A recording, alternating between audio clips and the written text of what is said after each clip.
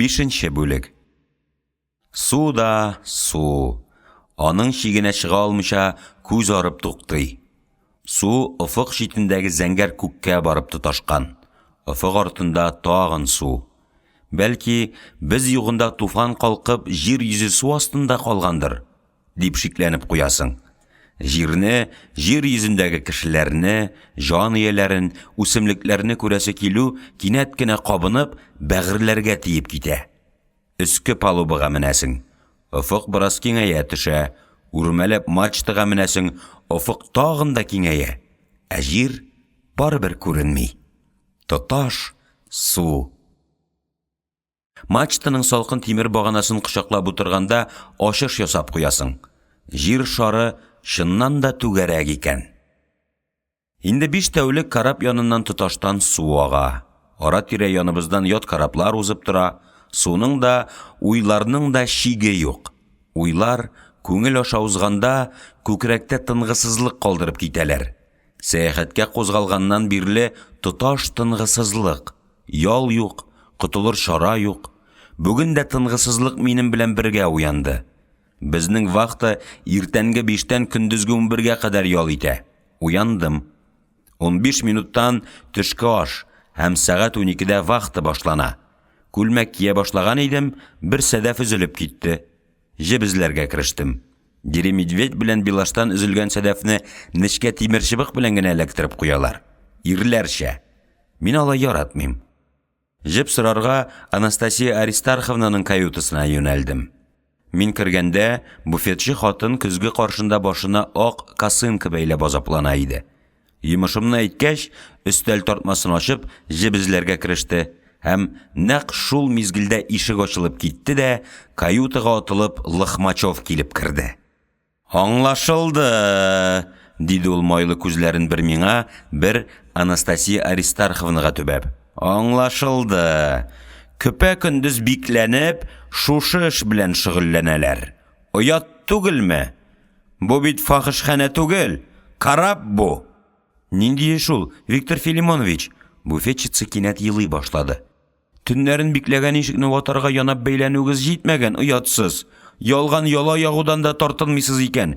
Каясың сездә кешелек дигән нәрсә? Мин әле дә каютыгызны дубликат ачкыч белән ачып кирдем. Каюта эштән бикли иде, диде Лохмачев чыгып китәр алдыннан. Анастасия Аристарховна зарланырга тотынды. Белдем мин аның кабахәт эшләрен. Алдан белеп тордым. Әгәр төн кунарга кертмәсәң, визыңны яптырам ди. Яный, куркыта, мразь. Кабахәтнең кабахәте. Помполит кайтырга кирәк, дидем мин, хатынны юатырга тырышып. Булай калдырырга ярамый. Хәзер мин үзем әйтәм. Ул әле мондый провокация белән генә шикләнеп калмас. Тагын әллә ниләр эшләр.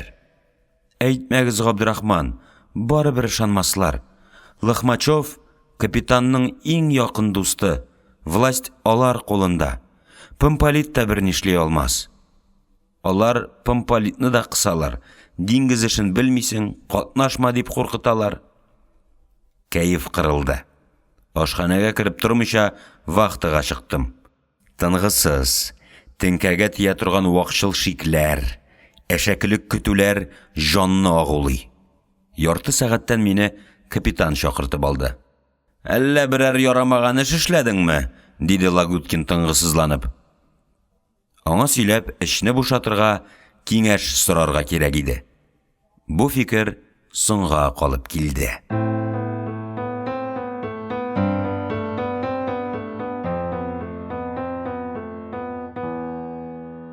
6-нчы бүлек. Мөмкинме? Дидем мин, капитанның ишеген шакып. Мөмкин. Авырайып киткән аякларымны бусага аша күчердем. Таныш өстәл, гирокомпас репетеры, барометр, урындыклар. Курбатов каютысы. Экипажның нәсел айгыры шушымыни инде? Диде Деркач, янәшәсендә утырган Лохмачевка таба борылып. Юк, Григорий Григорьевич, Шылман пароходының комсомол секретары иптәш Рахманкулов бу, диде Лохмачев кет-кет күлеп. Помполит Чаламбичкада мында иде. Ул дәшмәде. Күтәрелеп карарга базмыйча күзен яшерде. Мин аның кем икәнлеген Босфорны үткәндә үк аңлап алдым, диде капитан. Рульда торуын онытып, гел Истанбулны күзәтте. Гел шуңа карап барды. Төрек шәһәре сиңа нигә кирәк иде? Анда синең нәрсәң калган, ә? Мин ул каланы беренче күрүем иде, дидем мин, гаепнең асылын аңлый алмыйча. Ишеттеңме? Диде Деркач Помполитка таба борылып. Ул менә нинди теләк белән Шылманга килгән. Күзәтер өчен, кызыксыныр өчен. Башта кызыксына, аннан соң өйрәнә, соңрак Босфорны үткән чакта, фют, суга сикерә дә yüзеп ярга чыга. Менә кемне пароходка утыртып йөрибез без, Афанасий Иваныч. Мин сезгә фикеремне әйттем, Григорий Григорьевич. Ашыкмыйк дидем. Буфетчы каютасында андый эш барганын белгәч, Лохмачев кемне дә булса шаһид итеп алып кирергә тиеш иде. Бер өлкән штурмын сүзеннән чыгып кына без юридик яктан аларны җавапка тарттыра алмыйбыз, диде Помполит. Шул ук хәл, диде капитан, ачуыннан дер калтырап. Син, Помполит, диңгез спецификасын белмисең, белергә дә теләмисең. Синең йомшаклыгың аркасында экипажда тәрбия эше җимерелеп бара. Бардакка әйләнәчәк экипаж тормышы, әгәр чара күрмәсәк. Кисәтеп куям. Тикшерә башласалар, сине эшеңнән алачаклар, күрерсең. Бу турыда аерым сөйләшербез, диде Челамбичка. Без Рахманкулов мәсьәләсен хәл итәргә җыелдык. Шуны карыйк. Эшемә җылы йөгерде. Помполит Деркачның кем икәнлеген аңлаган күрәсең. Ул мине якларга тели, дип куанып куйдым. Рахманкулов, сез буфетчица янына нигә кергән идегез? Диде Челамбичка. Җеп сорарга. Каютага кирип бикләнмичә генә сорап булмый идемени? Диде Лохмачев, зәңгәр күзләрен миңа төбәп. Минем Виктор Филимонович, сезнең шикелле янап, куркытып, төн уртасында буфетчы каютасына һөҗүм иткәнем юк әле, дидем мин. Һәм шундук телемне тыя алмавыма үкенә башладым. Ишеттегезме? Диде Лохмачев урыныннан сикереп торып. Шулай әйтер дип мин сезне алдан кисәтеп куйдым. Йодрыгымны кысып юмарладым. Тырнаклар уч төбенә батып кирделәр. Беренче тапкыр строгий выговор белән шикләнәм, диде капитан. Әгәр тагын каюталарга кирип айгырланып йөрүеңне белсәм, Африкадан җәяү кайтарып җибәрәм. Мин рөхсәт сорап чыгып киттем. Киңәшмә дәвам итеп калды. Тирә-юньдә су һәм зәңгәр күк. Рәхәт тынычлык һәм пак зәңгәрлек. Минем күкрәк эчендә исә мәңге төзәлмәс җәрәхәт. Нигә шушы кадәр борчылам мин? Лохмачев сүзенә кем ышаныр, дип үз-үземне юатмакчы булам. Барсуков ышанмас, Лагуткин белән Емельянов та бу ялага ышанмаска тиешләр. Партия оешма секретары Черногорский белән сөйләшергә, аңа аңлатырга кирәк. Борчылырга ярамый, юанырга тырышам. Булмый. Тынычлык бетте. Ничек кеше күзенә күренермен? Гайбәтне кем тикшереп тора? Карл тун урланганмы? Әллә аның үзенең тунын урлаганнармы? Мескен Карл пычранган, ди немец мәкале. Мин дә хәзер шундый хәлдә. Экипажга бары тик 5 кенә кеше өстәлде. Капитан булып Деркач эшли башлагач, әйтерсең экипажны тулысынча алыштырдылар. Юмор юкка чыкты. Рейска чыкканнан бирле елмайган, рәхәтләнеп көлгән кеше юк. Кызыл пышмакка җыелып сөйләшеп утырулар бетте. Көндез эш, кичке аштан соң диңгезчеләр әрлән шикелле ояларына кирип пысалар. Халкымның бер әйтеме исемә төште. Күгәрчен көтүенә кызгын баш булса, алар да үләксәгә күнегә.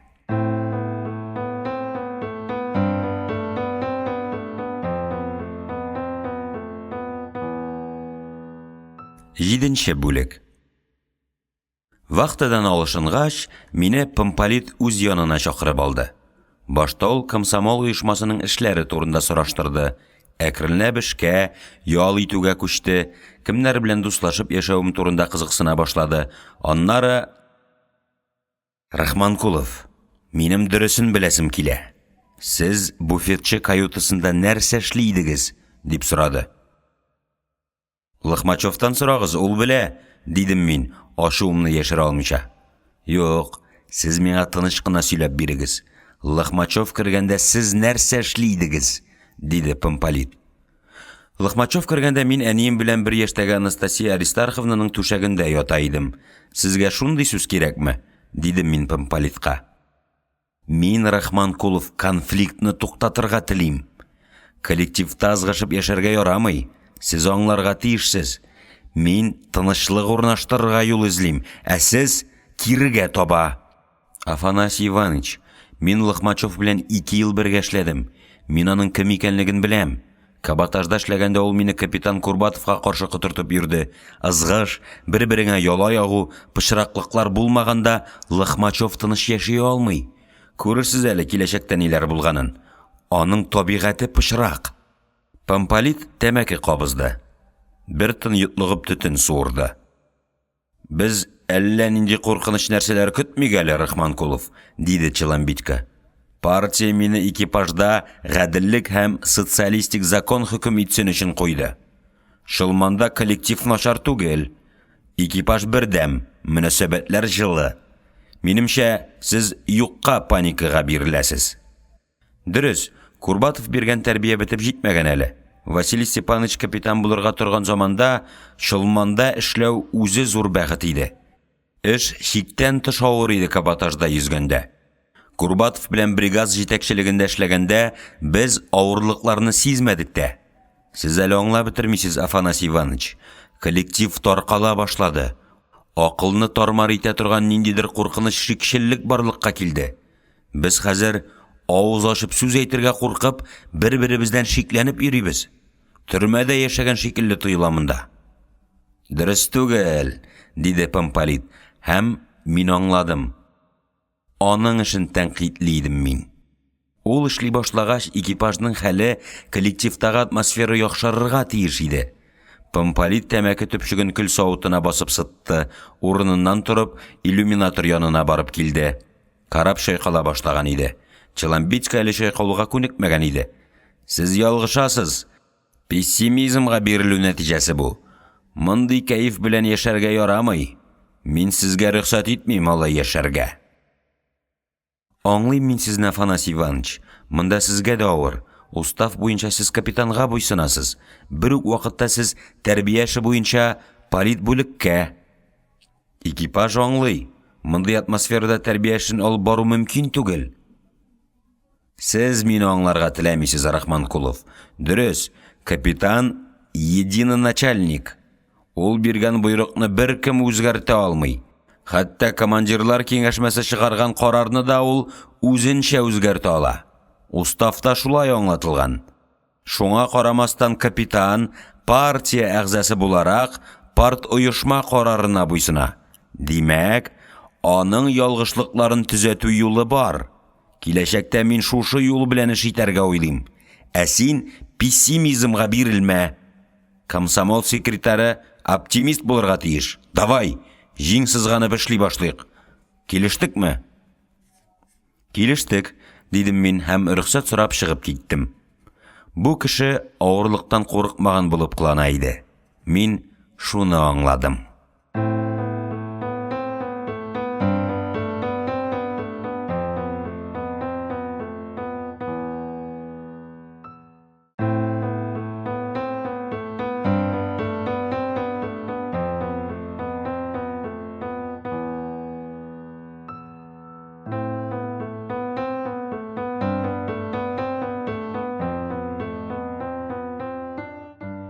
Сигезенче бүлек. Гомеремдә беренче тапкыр Африка ярларын күрәм.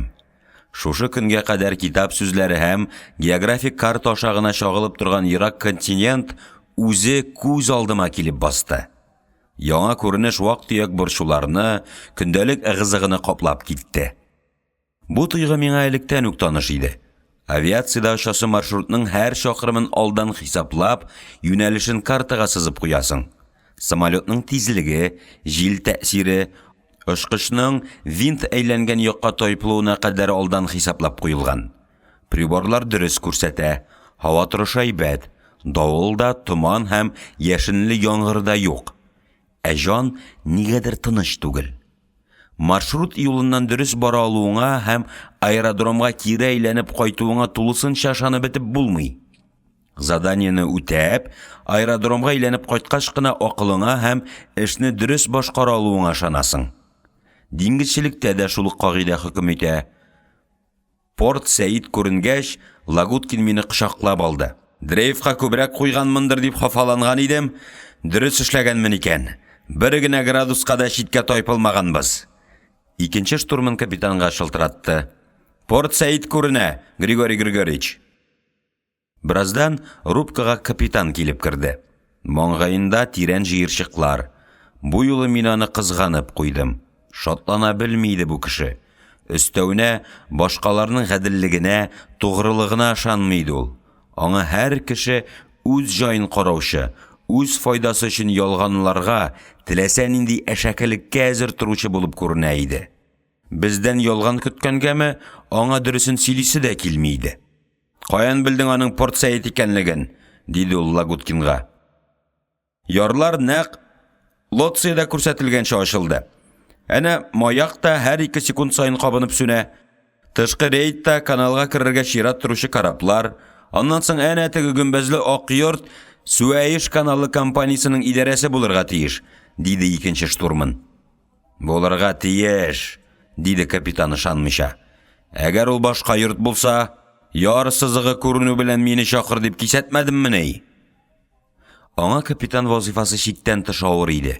Табигать аңа зирәклек бирергә оныткан. Акыл бит ул кыенлыкларны урап үтәргә юл күрсәтә, катлаулы мәсьәләләрне гадиләштерә, кулдашларың белән уртак тел табарга ярдәм итә. Капитан Деркачның күз аллавы һәр вакыт кыенлыкка килеп төртелә дә, ул куркып катып кала. Мәсьәлә аңа 100 тапкыр катлаулырак булып күренә. Үзенең ярдәмчеләренә ышанмаганлыктан алар да капитанга ярдәм итә алмыйлар. Ул ялгыз.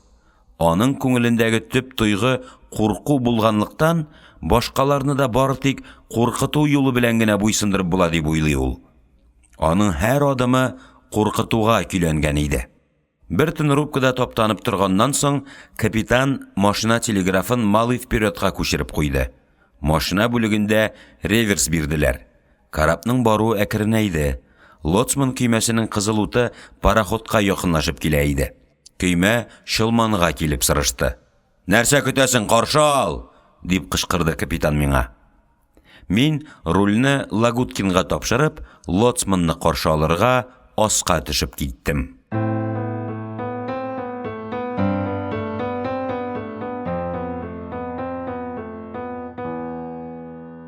9-нчы бүлек. Лоцманның өстендә диңгезчеләр киеме. Кыска ак шалбар, погонлы ак күлмәк, диңгезчеләр фуражкасы. Үзе бер тамчы да гарәпкә охшамаган. Башкаларның сөйләве буенча, мин гарәпләрне төскә биткә ямсыз халыктыр дип уйлап йөри идем. Ә бу искиткеч шибәр. Безнең кара яр зәвыгы буенча ирләрнең иң асылы шушы лоцманга охшашлы булырга тиеш. Мин карапны эшкә рейд калып керәм, диде лоцман инглизчә. Асадкасы ничә метр, тизлеге күпме? Нәрсә әйтә ул? Диде капитан Лагуткинга карап. Карапны эшкә рейд калып керәм дип тәрҗемә итте икенче штурман. Асадканы һәм тизлекне сорый. Эшкә рейдка мин лоцмансыз да кера алам. Ә каналдан кем алып барыр? Диде капитан шикләнеп. Каналга керер алдыннан линейный лоцман утырырга тиеш, Григорий Григорьевич. Кулланмада шулай аңлатылган, диде Лагуткин. Эшкә рейдка кереп якорь ташладык. Карапка канал идарәсенең вәкилләре ябырылды. Аларга канал аша узганда түләнәчәк салымның күләмен билгеләү өчен карапның буе, киңлеге, йөк күләме һәм башка мәгълүматлар кирәк иде. Агент карап журналын актарып карагач, аны портфеленә тыгып куйды. Григорий Григорьевич, агент журналны алды, дип кычкырды Лохмачев куркып. Ничек алды? Кире бирсен. Эй, мистер, ишетәсеңме? Ярамый журналны алырга. Ишетәсеңме, ярамый? Дип сөйләнергә тотынды капитан, русчалатып. Кулланмада карап журналын текшерергә алалар дип әйтелгән, диде Лагуткин. Алар карап Израиль портларында булганмы юкмы икән дип кызыксыналар. Нигә аны алдан әйтмәдең? Диде капитан. Штурман бит син, твою мать! Сез бит сорамадыгыз, диде икенче штурман. Аннан соң мин кулланманы өлкән штурманда укыгандыр дип уйлаган идем. Лохмачевның да инглизчәсе юк икән ачылды.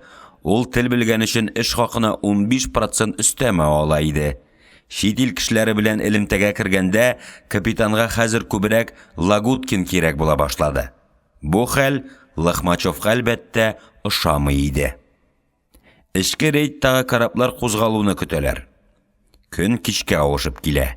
Гарәп кимәчеләре трюм капкачы өстенә намазлыкларын җәеп, намаз укый башладылар. Мин безнең татар картларына охшаш бер кимәчене күзәтәм.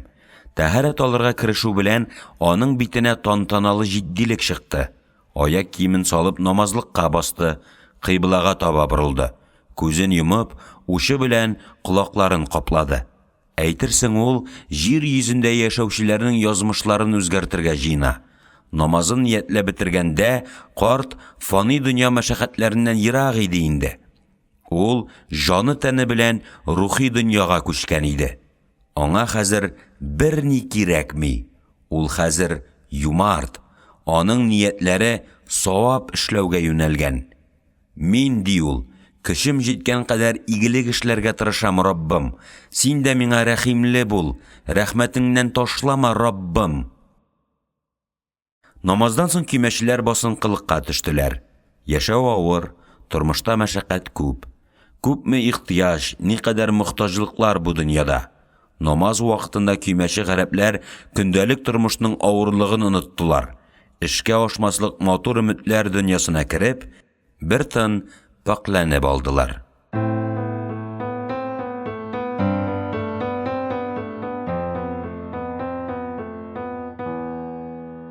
10-нчы бүлек. Суэйш каналына керергә әзерләнү безнең капитанны тәмам аяктан йыкты. Курку, һәр эшләнгән эштән шикләнеп тору газаплы киеренкелек тудыра иде. Диркачның ияге асылынып төште. Аның сүгенер хәле дә калмаган иде. Минем ял итәсем килә. Мөһим эш булмаса, уятып маташмагыз, диде ул өлкән штурманга. Лохмачев смирно басты. Ял итегез, Григорий Григорьевич. Аргансыздыр. Тыныч йокы сезгә, Григорий Григорьевич. Ял итегез.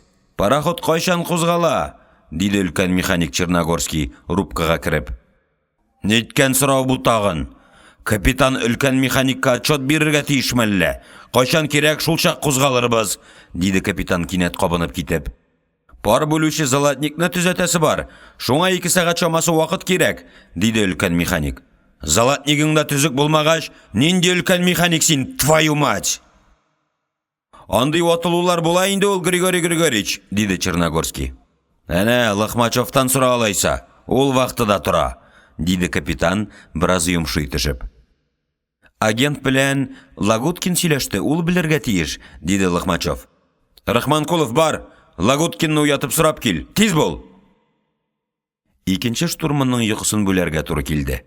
Караван төнге сәгать 1дә кузгалачак. Ширатның иң соңына куелганга күрә, Шылман сәгать 2ләр тирәсендә генә каналга керәчәк иде. Мин капитанга шуны тапшырдым. Алай булгач өлгерәбез икән, диде Черногорский шатланып. Сүтә башларга рөхсәт итегез, Григорий Григорьевич. Кара аны, әгәр каналда барганда золотнигың кабат эштән чыкса, мин сине өлкән механиклыктан төшереп, качыгар итеп куячакмын, аңладыңмы? Аңладым. Тик бер нәрсәне искәртергә рөхсәт итегез.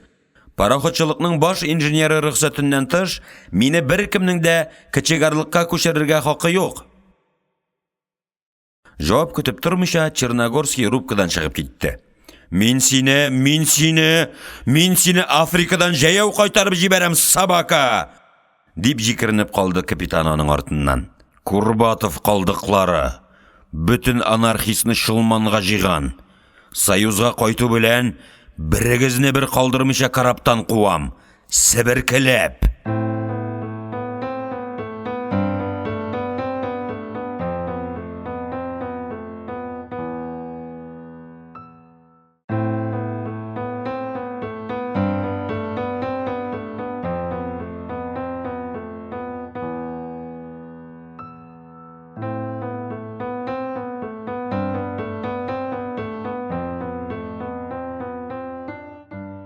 11 бүлек.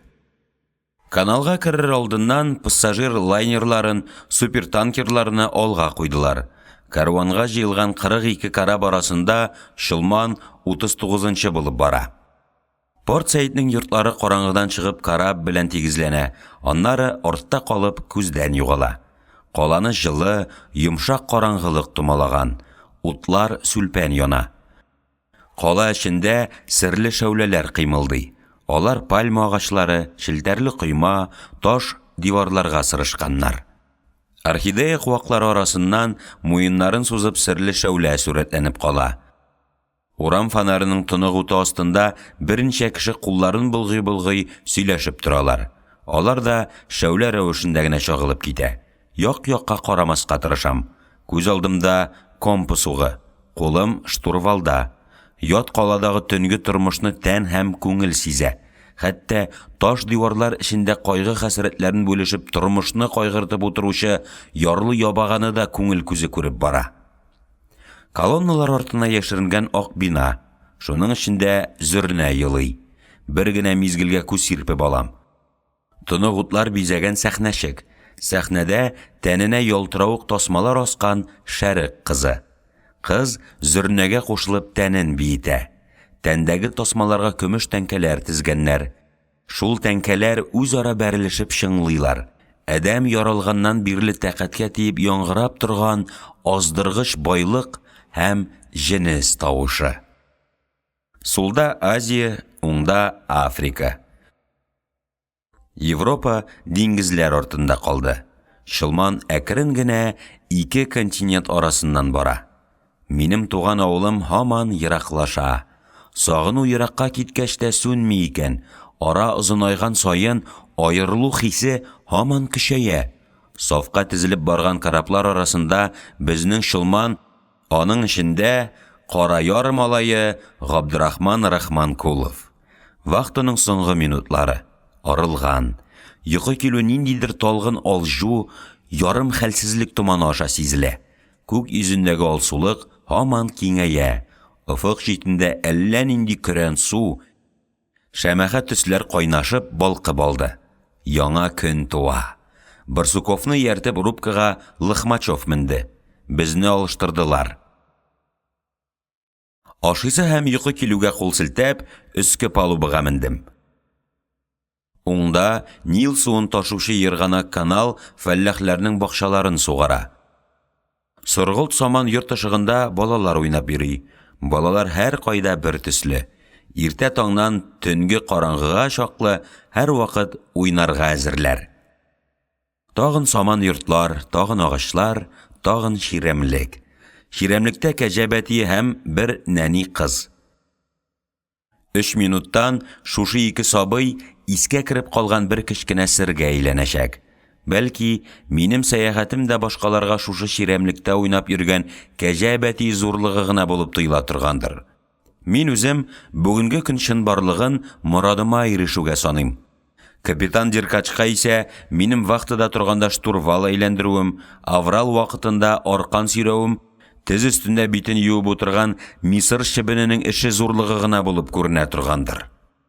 Мин нигә үземнең һәр эшемне, уемны капитан карашы аша үткәрә башладым әле?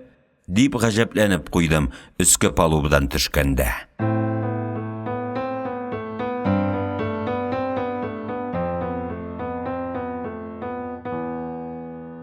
12 бүлек. Африка ягындагы көрән таулар Синай шүленең саргылт җәһәннәме дә артта калып югалды. Көндезге вахтыга чыкканда без Суаиш култыгыннан ачык диңгезгә чыгып килә идек инде. Диңгезләрнең дә үзләренә генә хас холыклары, үзләренә генә хас йөзләре, бәхетле һәм кайгылы чаклары була. Кызыл диңгез тәүлектән артык безнең пароходта барган гарәп көймәчләрен хәтерләтә. Кинәт ялгышлык ычкынганын сизеп алдым. Диңгезне бер нинди кагыйдәгә сыйдырып булмый. Су сахрасында галәмдәге һәр төс, һәр сыйфат һәм һәр рәвеш бар. Мин күргән билгеләр диңгез кыяфәтенең миллионнан бер өлеше генә. Диңгезнең иң зур сере синең язмышыңны тартып ала белүендә. Аның сире син күрмәгән офыклар артында. Ул сине чакыра һәм синең гомереңне бөтенләйгә үзенә ала. Диңгез ваклашырга яратмый. Ниһаять, кояш зенитка менде. Диңгез эрегән ак металлга охшап ялтырый башлады. Карапны тыштан кояш, эчке яктан пар казаны кыздыра. Палубада кайнарлыктан табаннар пешә. Күлмәк шалбар суга манып алган шикелле юеш, тәннән туктаусыз тир ага. Шылманны Шпицберген атавыннан Мурманскига күмер ташу өчен ясаганнар. Кышкы салкыннарда аның эчендә жылы була. Эсселектән котылу өчен ясалма климатта, вентиляторларда юк. Бигрәк тә төн үткәрү газаплы. Вахтадан алышынгач, җиләс урын эзләп таң атканчы диярлек күчеп йөрисең. Яту белән матрас лышмасу була. Өскә җәймә ябынасың. Ул да сыгарлык хәлгә җитеп шылана. Тәҗрибәле диңгезчеләр безне кисәтеп куйдылар. Өстеңә ябынмый ятсаң, бер төн эчендә үпкә авыруына юлыгуың мөмкин. Төннәр йокысыз үтә. Вахтадан алышынгач, Лагуткин белән йолдызлар сузган алтын җепләргә карап, көндәлек тормышыбыз турында гәп сатабыз. Соңгы вакытта Володяның түзәр хәле калмады. Ул капитанның холыксызлыгыннан зарлана. Аның иң зур теләге тизрәк Шылманнан китеп, Деркач белән Лыхмачевтан котылу. Мин күбрәк авылым турында уйлыйм. Авылда каласы калган икән дип үкенәм. Йортны яңартырга кирәк иде. Тәрәзә капкачларын зәңгәргә буяп җибәрсәң, 3 бала, сыер, бер көтү сарык, арып эштән кайтасың, хатының сиңа баздан салкын катык алып чыга. Кичке ашны бакчада ашыйсың, алмагачлар төбендәге җиләс салкынлыкта. Их, күләгә җир. Синең кадерең тропик эсселегенә эләккәч кенә аңлашыла икән.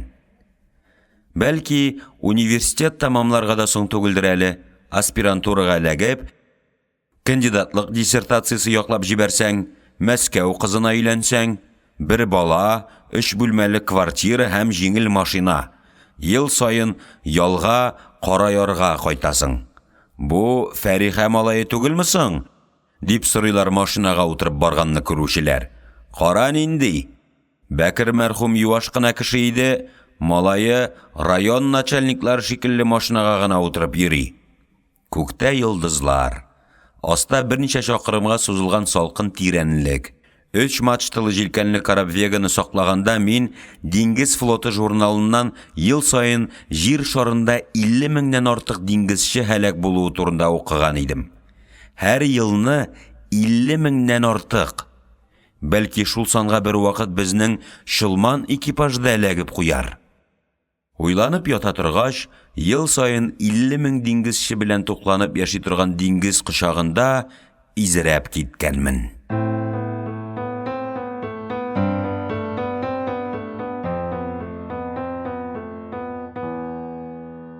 13-нче бүлек. Комсомол оешмасының айлык планын помполитка күрсәттем. Чыламбитка мине мактады. Җыелыш җыеп, планны расларга кирәк иде. Соңгы очрашу ничектер сүлпән узды. Алдан әзерләнгәнчә чыгып сөйләделәр. Алдан язып куйган карарны укып кабул иттек. Бу җыелышны кызыграк уздырасы, яшьләрне бәхәсләштерәсе, фикер алышу аша карап тормышына тәэсир ясыйсы килә. Шушы турыда комсомол агзалары белән алдан сөйләшеп куясы иде. Барсуковка юнәлдем. Ул шлюпка астындагы күләгәдә ял итеп утыра иде. «Витя, хәлләр ничек? Ниләр турында баш ватасың?» дидем мин дустымның янына утырып. «Оча торган балыкларны күзәтәм. Аларны очарга кем өйрәткән икән?» дим. Оча торган балыклар судан атылып чыгалар да 1 минут чамасы су өстеннән очып баралар. Түшләре тигән җирдә эзләре сызылып кала. «Яшисе килү өйрәткән булырга тиеш», дидем мин Барсуковның кәефенә бирелеп. «Дөрес», диде ул. «Бу дөньяда кая карама йырткыч. Алар сине сагалап кына тора. Йырткычлардан котылу өчен я канат, я булмаса көч кирәк. Соңгы вакытта Шылманда яшәү өчен көчтән тыш теш тырнак та кирәк була башлады. Джунгли законы. Кем кемне тизрәк тотып ашый? Чыннан да, Витя, нәрсә булды безнең экипажга? Күрмисеңме ни? Лохмачев безнең һәр адымыбызны, һәр әйткән сүзебезне түкми-чәчми капитанга эләкләп тора. Вакытыда торганда 4 сәгать миннән кемнең нәрсә әйткәнен, кемнең нәрсә уйлаганын сорап, җанымны алды. Инде түзәр хәл калмады. Барсуков як-ягына каранып алды. Черногорскийны караптан кумакчы булалар. Туры әйтү ошамаган. Кичә Черногорскийны тәнкыйтьләп кадрлар бүлегенә имзасыз хат язарга кыстадылар. Яздыңмы соң? Үзең яз дидем. Ул сволочь Дири Медведь белән Билаштанны да кыстап караган.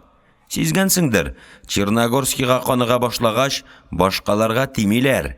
Лохмачев сине дә үз ягына аудармакчы була. Кинәт киләчәк җыелышта шул ук дежур сүзләр, шул ук тешсез һәм юнәлешсез дежур фикерләр булачагын аңлап алдым. Капитанның кысуы, Лохмачевның капитанны котыртуы, боцман Бальменконың эләкләп торуы экипажның сулышын томалады. Коллектив әкренләп бердәмлеген югалта башлады.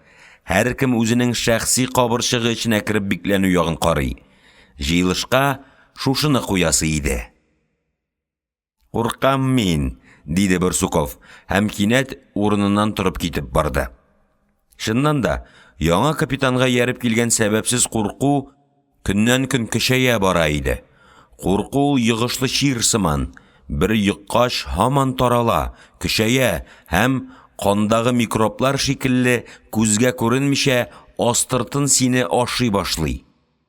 Җитмәсә, безнең экипажны биләп алган куркуга дөнья күләм курку, сугыш чыгудан, атом бомбасы шартлаудан курку тәэсир итеп тора.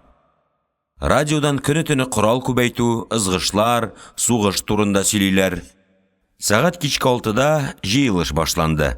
Мин экипажның социалистик ярышында яшьләрнең авангард рольләре турында доклад ясадым. Тыңлаган булып кыландылар. Фикер алышулар булды. Алдан әзерләгән җансыз сүзләрне чыгып сөйләделәр. Калганнар капитанга таба әледән әле күз төшереп, мыштым гына утыра бирделәр.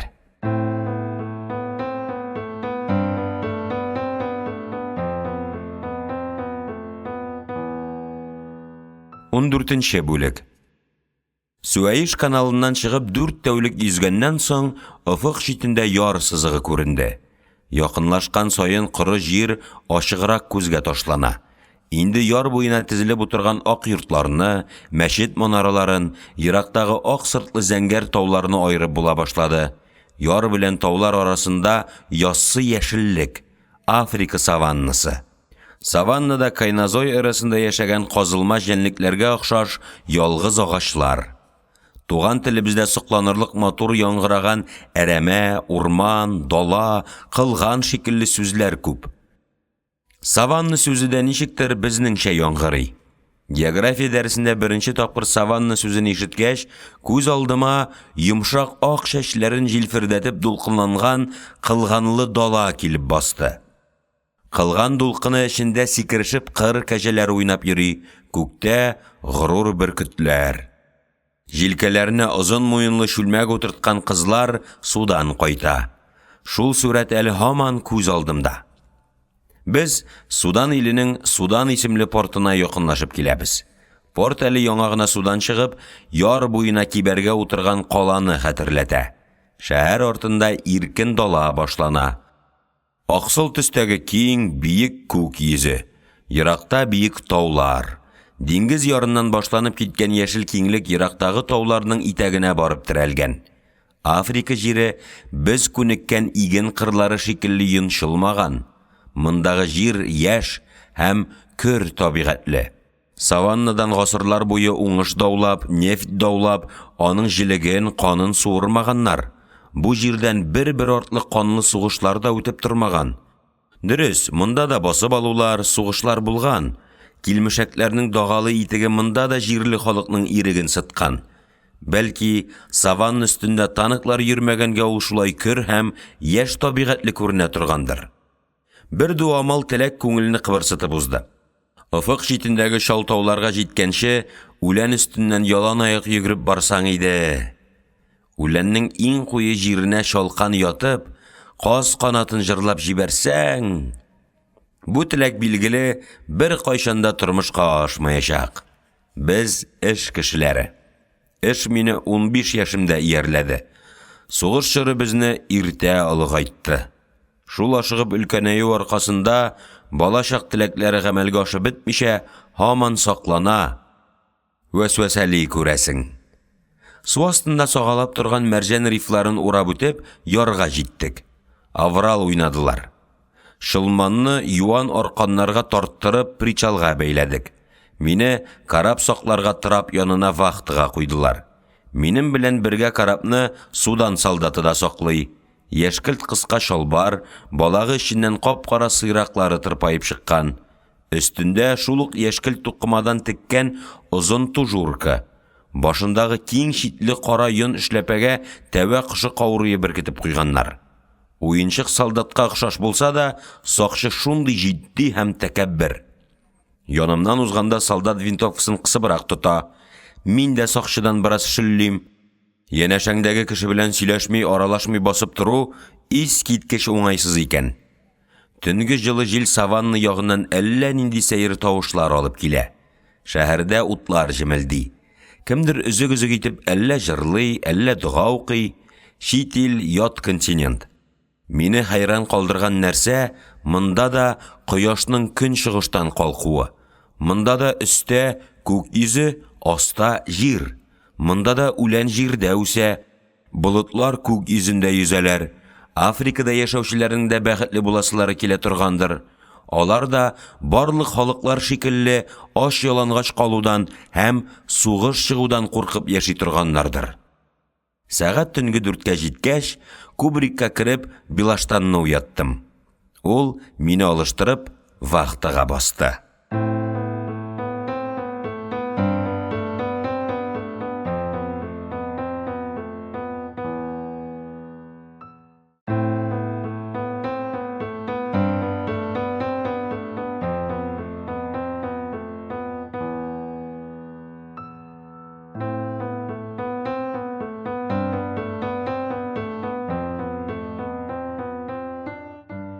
Он бишенче бүлек. Кичтән башланган йөк бушату караңгы төшкәчтә туктамады. Төн рәхимлерәк. Бөркү һава парлы мунчадагыдай булса да, төнлә кояш тәнне көйдерми. Дөбердәп шыгыры әйләнә. Мачтага беркетелгән йөк уклары трюм эченнән капчыклары бәйләмен сөйрәп өскә чыгаралар һәм причалга бушаталар. Мин трюм авызына килеп аска карадым. Будай өстендә ярым ялангач кешеләр кайнаша. Берничә кеше будайны капчыкка тутырып тора, икенчеләре капчык авызын тегә, өченчеләре тулы капчыкларны парашют өстенә ташып ияләр. Парашют тулу белән кран угы электреп алып, капчыкларны причалга төшерә. Ярдагы йөкчеләр капчыкларны машиналарга төяп торалар. Кубрикта ятканда ишеткән идем мин бу тавышны. Мәҗүсилек чорында юла башкарыр алдыннан айрыша тәэсирле сүзләрне шушындый матәмле тавыш белән укый торган булганнар. Йөк бушатучыларның Африка континенты эченнән килгән кыргый кабилә вәкилләре икәнен икенче штурманга агент сөйләде. Алар Европа кешеләренә һич охшамаган иделәр. Кара агачтан кырып ясалган сын шикелле чандыр, җыйнак гәүдә, тән шома, щотка белән ышкып ялтыраткан кыйммәтле күн шикелле йылкылдап тора. Тәндә бер шеметем май юк. Мускул, сеңер, сөяк. Битләре бизәкле. Һәр яңакка үткен пычак белән кулак астыннан авыз турына кадәр 3 сызык сызганнар. Яра төзелгәч, шекрәйеп торган 3 җый калган. Шәш куе, бөдрә, тыгыз. Кара мирин сарыкның язгы йоны шундый була. Куе калын шәш башны ис киткеч зур итеп күрсәтә. Муен нечкә, озын. Йөк бушатучыларның башлары казыкка утыртып куйган түгәрәк шүмәләне хәтерләтә. Мондый шәшкә билгеле тарак керми. Бәйләм энәсенә охшатып бамбуктан ясалган безне йөк бушатучылар шәшләренә кадап йөртәләр. Төшлектә исселек күләгә җирдә 53 градуска җитте. Тәмух кайнарлыгы. Тәнеңнән шарлап тир агып торганда, баткак будай өстеннән 70 килограммлы капчыкны күтәреп парашютка ташып кара әле.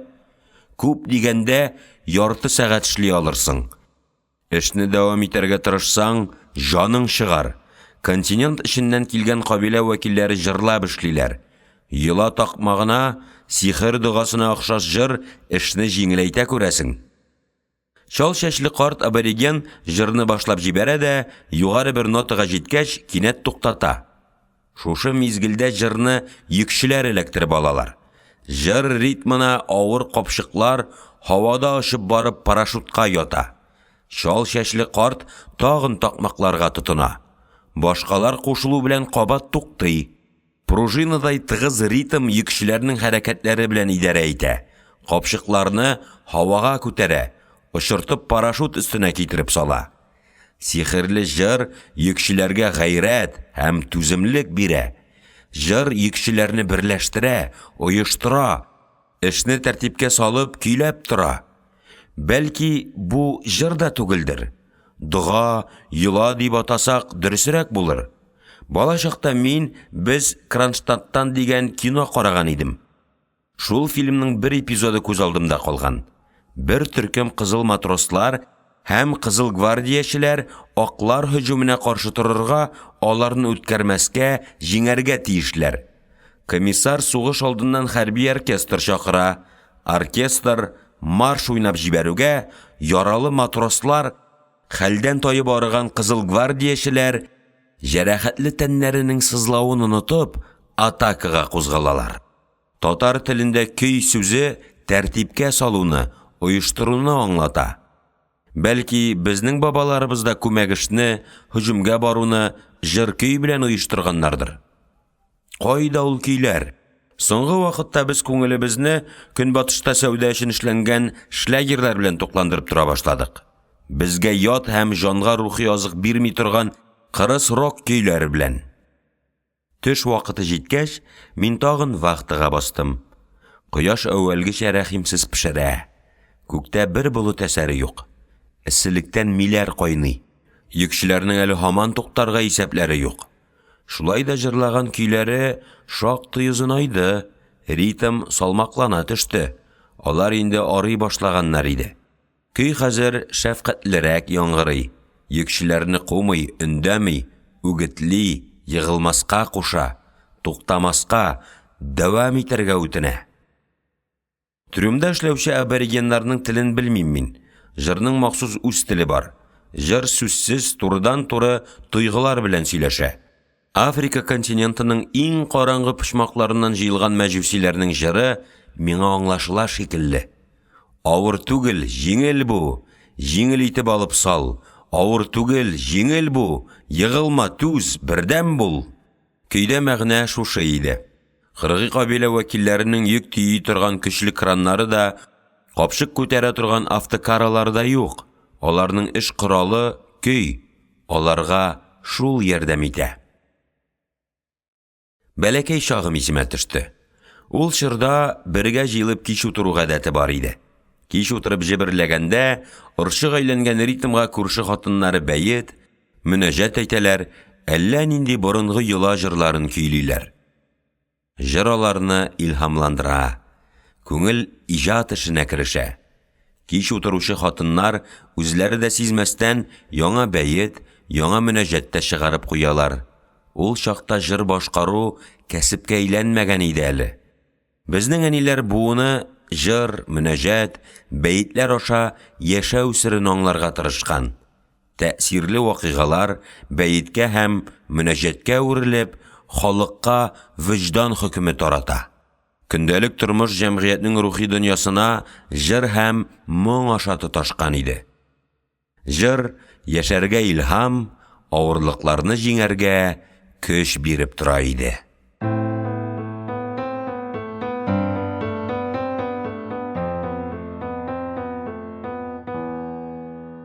16-нчы бүлек.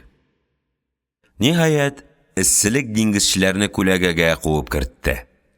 Алар башларын кояшлы якка борып карарга да куркып тик утыралар. Минем шәһәргә чыгасым килә. Әллә ничә егетне кытыртып карадым. Кул гына селтиләр. Үгетли торгач, ниһаять, Борсуковны күндердем. Рөхсәт сорарга Памполитка юнәлдем. Шәһәрдә синең нәрсәң калган? Дип сорады Чаламбичка, үтенешемне әйткәч. Беренче тапкыр чит илдә, Суданга да беренче килүем, чит ил кешеләрен, аларның ничек яшәүләрен үз күзем белән күрәсем килә, дидем мин. Беркем тыймый, рәхим итегез, диде Помполит. Өске палубага менегез дә, күзегез талганчы бинокльдән карагыз. Шушы шилләдә акыллы кеше үзе теләп табада кыздырылган сызыкка әйләнергә тели микәнни? Минем Афанасий Иваныч чит континент туфрагына басып йөрисем килә. Ну, ярга чыктың ди. Чит континент туфрагына басып йөрдең ди. Шуннан соң мин Судан каласының нинди икәнлеген, анда нинди кешеләр яшәвен, кыскасы Африка континентының ниндилеген беләм, дидем бирешмәскә тырышып. Тагын кемнәр кыбырсына? Барсуков. Юк, хәтерегез калмасын. Икегезне генә җибәрә алмыйм. Төркем белән командир җитәкчелек итәргә тиеш. Инструкциядә шулай язылган. Мин тизрәк Лагуткин янына йөгердем. Аның да шушындый эсседә какланасы килми иде. Ныклап үтенгәч, Володя риза булды. Без өчәүләп Помполит янына кердек. Мин капитаннан рөхсәт алырга тиешмен, диде Чаламбичка, һәм каютысыннан чыгып китте. Бераздан ул әйләнеп керде. Рахманкулов, сине капитан чакыра. Миңа синең каядыр барып килергә җыенганыңны әйттеләр, диде Диркач төксегенә әйтеп. Син бу карапка эшләргә килдеңме? Әллә турист булып йөрергәме? Эшләргә килдем, дидем мин эчемдә кайнап торган ачуымны чыгармаска тырышып. Нигә соң кыткы таратып йөрисең? Белмим, нинди кыткы турында сөйлисездер. Минем беркемне дә кытыртканым юк. Барсуков белән Лагуткинны ярга чыгарга кем кытырта? Нәрсә эшләмәкче буласың капиталистик журналышка чыгып, Минем Судан шәһәрен күрәсем килә. Чит илдә ялгыз йөрергә ярамый. Шуңа күрә Барсуков белән Лагуткинны бергәләп чыгарга кыстадым, дидем мин. Моннан ары мондый үтенеч белән яныма керәсе булма, диде капитан. Юкса семафорың мәңгегә ябып куелыр. Барсуков белән Лагуткин мине коридорда көтеп торалар иде. Без әзер, диде Барсуков мине күрү белән. Гафу итегез, мин бара алмыйм, дидем мин. Ничек инде? Үзең безне кыстап күндердең, хәзер баш тартасың? Диде Лагуткин гаҗәпләнеп. Капитан мине кыткы таратуда гаепли. Сабыр итегез, диде Лагуткин һәм капитан каютысының ишеген шакыды. Бераздан ул коридорга чыкты. Әйдә, киттек. Ул ничек сиңа рөхсәт итте? Дидем мин гаҗәпләнеп. Ул бит һәр вакыт үз сүзен сүз итәргә ярата. Мин аңа Чаламбичка шәһәргә чыкмаска куша. Нишлек икән? Дидем. Экипажга кем хуҗа, улмы, минме? Дип кенә кычкырды. 5 минуттан без Африка җирендә басып тора идек инде.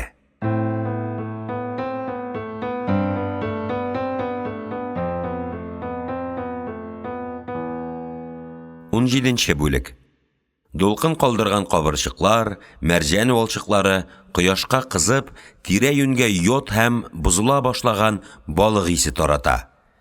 Ис шундый куе, шундый авыр су, түзеп булмый башлагач, ушың белән борыныңны каплыйсың.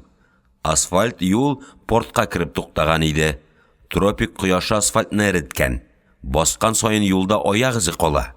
Порттан чыккач, кабырчык исенә кояшка кызган җылы үлән исе кушылды. Бинокльдән караганда яр буенда каплап куйган шүлмәккә охшаш сәер корылмалар күренә иде. Шул сәер корылмалар янына килеп туктадык. Кызыл балчыктан катырып ясалган сөт шүлмәкләре диярсең. Үрмәләп кенә кирерлек тәбәнәк ишек, тәрәзәләр юк. Яктылык түбә очындагы түгәрәк тишектән керә. Йортның төп вазифасы җан иясен исселектән саклау. Шуңа күрә баш сыймаслык тишектән кергән яктылыкта җиткән. Әдәм баласы нинди генә корылмалар төземи. Балалар бакчасы һәм төрмә, алачык һәм патша сарае, вигвам һәм көяз коттедж, шүлмәк йортлардан соң Кырымга күчеп килгән русларның йортларына охшаш соры шифер түбәле кирпеч йортлар башланды. нәқ шушы күренеште терәндерде мине. Мин 50-нче еллар тәрбиясендә күзалларга өйрәнгән кеше. Чит илләр тоташ эшсезлек, забастовка һәм кризислардан укмашы буйышкан булып күз алдына баса. Башка илләрдә бездәге кебек берни булмаска тиеш дип шул кадәр тирән инанган булганмын. Соргылт кирпечтән салган җәлпәк йортларның безнең ил йортларына охшаш булуы мине тамам хайран калдырды. Судан каласындагы тамух эсселеге хәтта Урта Азия чүлләрендә дә юктыр. Төкерек җиргә төшкәнче парга әйләнеп өлгерә.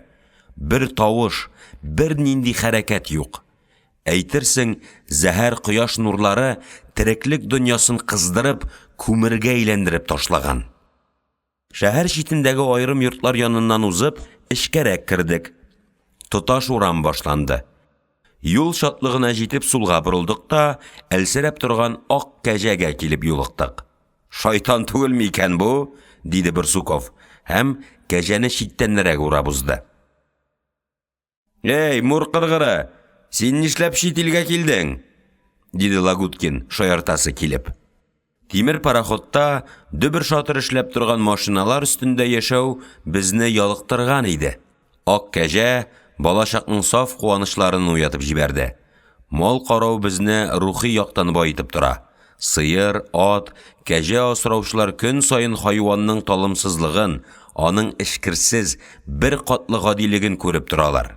Бәлки, шуңа күрә хайван асраучылар йомшак мөнәсәбәтле, талымсыз, сабыйларча мөлаем була торганнардыр. Кәҗә күздән югалды. Каршыбызга баштан аяк ак тукымага төренгән бер хатын килеп чыкты. Озын куллар канат рәвешендә як-якка җәелгән. Гәүдә төз, нәфис, хәрәкәтләр төгәл, салмак. Хатынның баш өстендә яшелгә ал чәчәкләр төшкән бизәкле сандык. Егетләр, ул ничек сандыкны баш өстендә тотала икән? Диде Барсуков. Туктап күзәтә башлады. Әйтерсең кадаклап куйганнар, дидем мин, соклануымны яшерә алмыйча. Йөрүенә генә карагыз, аяклары җиргә дә тими шикелле. Әйтерсең һавада ашып бара, диде Лагуткин. Без хайран калып карап торабыз. Хатын да безгә таба борылып карады, елмайды. Ә сандык кадаклап куйган шикелле, һаман баш түбәсендә утыра. Судан хатыны шатка җитеп күздән югалгач та, аның сүрәте, канат шикелле асылынган куллары, җиңел сыны, байрак шикелле җилфердәп барган ак бөркәнчеге бик озак күз алдында торды. Үзәккә якынлашкан сайын йортлар биегәя, ешая. Инде йортлар бер-берсенә терәлеп утыралар. Һәр бинаның беренче катында кибет. Сатыласы товарларны урамга чыгарып, тышкы як стенага ишеккә элгәннәр. Шактыйын тротуарга тезеп куйганнар. Товар аша атлап узабыз. Сәүдәгәрләр ашыкмыйча гына күләгәдә тәсбих тартып утыралар. Ирексездән Тукайлар заманындагы Казанның печән базары искә төшә. Тик шунысы гаҗәп.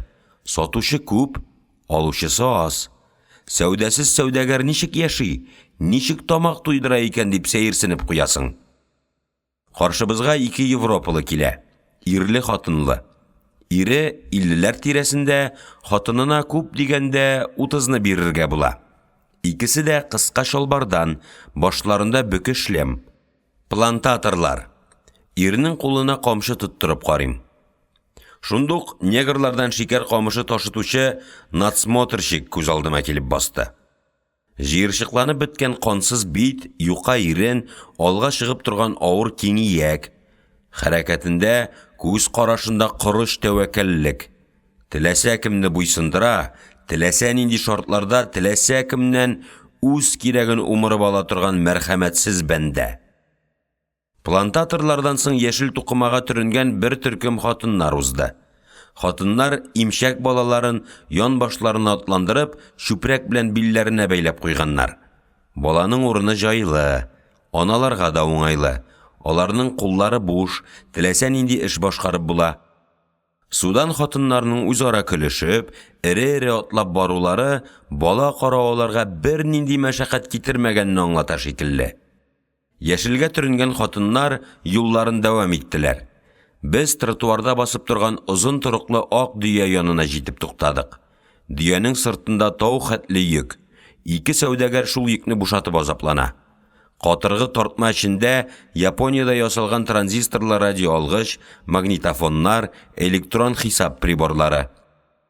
Нух пәйгамбәре чоры хайваны сыртына төяп, 20-нче гасыр товарларын ташыйлар. Дөя үзе дә дөнья хәлләренә тулысынча битараф. Ул күзен йома төшеп, әкрен генә күши. Йөк бушатучылар да ашыкмыйлар, вакыт аларны артларыннан кумый. Алда да, артта да шиксезлек. Кая ашыгырга? Шәһәр үзәге дә артта калды. Тагын бер катлы тәбәнәк йортлары башланды. Киң бер мәйданга җиткәч, кая юл тотарга белмичә туктап калдык. Мәйданнан шаткы рәвешендә 9 урам башланып китә. Мәйдан уртасында ялгыз һәйкәл. Ак мәрмәрдән ясалган озын буйлы шандыр бәдәви ерактагы тауларга карап уйга чумган. Постамент ташына гарәп хәрефләре белән нәрсәдер язганнар. Безнең надан бабаларыбыз бу язуны шартлатып укырлар иде. Без гарәп телен өйрәнүдән дә, әлифбасын белүдән дә йөз чиердек. Шул без оныткан гарәп әлифбасы эчендә ничәмә гасырлар тупланып килгән күпме ата-баба мирасы күмелеп калды. Без ул мирасны белмибез, белергә дә тырышмыйбыз. Юк бар белән азапланырга вакыт юк безнең. Без үзебезнең татарлыгыбызга каршы көрәшәбез, урыска әверелү өчен. Безне шуңа өндиләр. Белмим, сезгә ничектер, миңа һәр һәйкәл нигәдер кызганыч тоела, диде Володя Лагуткин мәрмәр бәдәвигә ишарәләп. Һәйкәлгә әйләнгән кешенең берсе дә исән чакта рәхәт күрми шикелле. Юкны сөйлисең син, диде Барсуков. Тере чакта дөнья җимертеп яшәгәннәргә дә һәйкәлләр аз түгел. Хакыйкать кем ягында булуын әйтүе авыр иде. Миңа аларның икесе дә хаклы булып тоелды. Без 2 манаралы мәчет каршында басып торабыз. Шилтәрле ак койма эчендә яшел ширәм, ачык капкадан эчкә кердек. Тәбәнәк кенә итеп мәрмәр таштан салынган тәһарәт урыны. Шылтырап су ага. Тропик җәһәннәмендә газап кичермәгән кешегә су кадерен, аның бөеклеген, изгелеген аңлатуы кыен. Суның чын кадерен эссе якларда яшәүче халыклар гына белә. Туфлиләрне салып, мәчеткә кердек. Нигезе тирәнгә урнашкан калын таш бина эчендә генә була торган рәхәт тынычлык. Идәндә калын йон келәм. Диварларда орнамент рәвешендә язылган Коръән аятләре. Дөнья мәшәкатьләре тышта эсселектә калды. Жан теләкләре, рух уянуын сизеп алдык. Кем белә, бәлки борынгылар тәһарәтнәмәдә аккан салкын суга һәм мәчет эчендәге шушы тыныч хозурлыкка да бераз табынганнардыр. Әнә, мәчет түрендәге михраб каршында башларын идәнгә орып ала, дистәдән артык гарәп карты гыйбадәт кыла. Гыйбадәт кылган кешегә озак карап турып булмый. Шын күңелдән инанып намаз укыган кешегә бер төн карап торганнан соң кинәт гынахлы булуыны туя башлыйсың. Сүз дини гынахлар турында түгел, үзеңнең кимчелекләреңне, эшләгән нашарлыкларыңны аңлау турында бара. Безгә бөек идеал кирәк, шуңа омтылу кирәк. Ансыз милләт юкка чыгачак. Әйдә, чыгыйк, диде Володя Лагуткин. Минем әтиәнием дә дингә шана. Үзем ширкәүне ерактанрак урап үтәм. Ул мине куркыта. Урамга чыктык. Юш күлмәк аша тәнгә ашыттырып кояш нурлары килеп бәрелде. Без мәчеттә торган арада эсселек тагын да көчәйгән иде. Ерактагы тауларга карап барабыз. Йортлар сирәгәя башлады. Кояштан әлсерәп утырган тәбәнәк, ярлы кыяфәтле йортлар. Ниһаять, алда ашык саванна күренде. Мондый үләнне минем Кырымдагы патша резиденциясе булган Ливади бакчасында күргәнем бар иде. Саваннаның үләне кылганнан ире, камыштан ваграк. Таулар ягыннан искән кайнар җил үләнне кыштырдата. Шундый шомлы, тешкә тия торган тавыш. Киң офык, биек, чиста күк йөзе. Таушалмыйча сакланган яшь дөнья. Адашкан юлчы авазына охшаш сәер тавыш яңгырап куя. Кошмы, жәнлекме кышкыра. Бу җирне әле машиналар таптап өлгермәгән. Ялгыз жәнлек тавышы назлап узган тыныч иркенлектә әле уяна алмый җир куйнында йоклап яткан яшьлек кеше барын тоясың. Ерактагы күксел моңсу таулар арасында ниләр генә юктыр. Тапталмаган, тауша алмаган биеклекләр. Саваннада югалып калган сирәк авылларда колонизаторларга тез чүгеп яшәүче кабиләләр торып, аякларына басачаклар. Бугаулар өзелер. Җирле халыкның канын суыручылар ни кадәр көчле булмасыннар, хөкем котылгысыз. Аклану юк аларга. Аларны җәза көтә. Мин шуңа ышанам. Безнең дә иреккә чыга алуыбызга ышанам. Басып алучыларны җир һәм байлык кына канәгатьләндермәй. Яулап алганда алар халыкның канын койганнар. Буйсындыру дәврендә тагын кан, тагын агзар, тагын күз яше. Хакыйкать хөкеменнән котылу өчен алар җирле халыкны юкка чыгарып, канлы эзләрен яшерергә тиешләр. Шушы ният белән җирле халыктан сатлык җаннар табып, шуларны яллап, көрәшчеләрне юкка чыгаралар. Көрәшчесез калган, буйсынып яшәүче халыкның тарихы пычракка таптала. Мәдәнияте, гореф-гадәтләре, теле бетерелә. Басып алучылар буйсынучыларга үз телләрен, үз гореф-гадәтләрен көчләп тагалар. Бу процесс рәсми телдә җирле халыкны культурага ирештерү дип атала. Нәрсә ул уфык читендә? Күрәсезме? Диде Барсуков горизонтка күрсәтеп. Ниндидер озын, йыланга охшаш сыргылт җәнлек әкрен генә тауларга таба шуыша иде.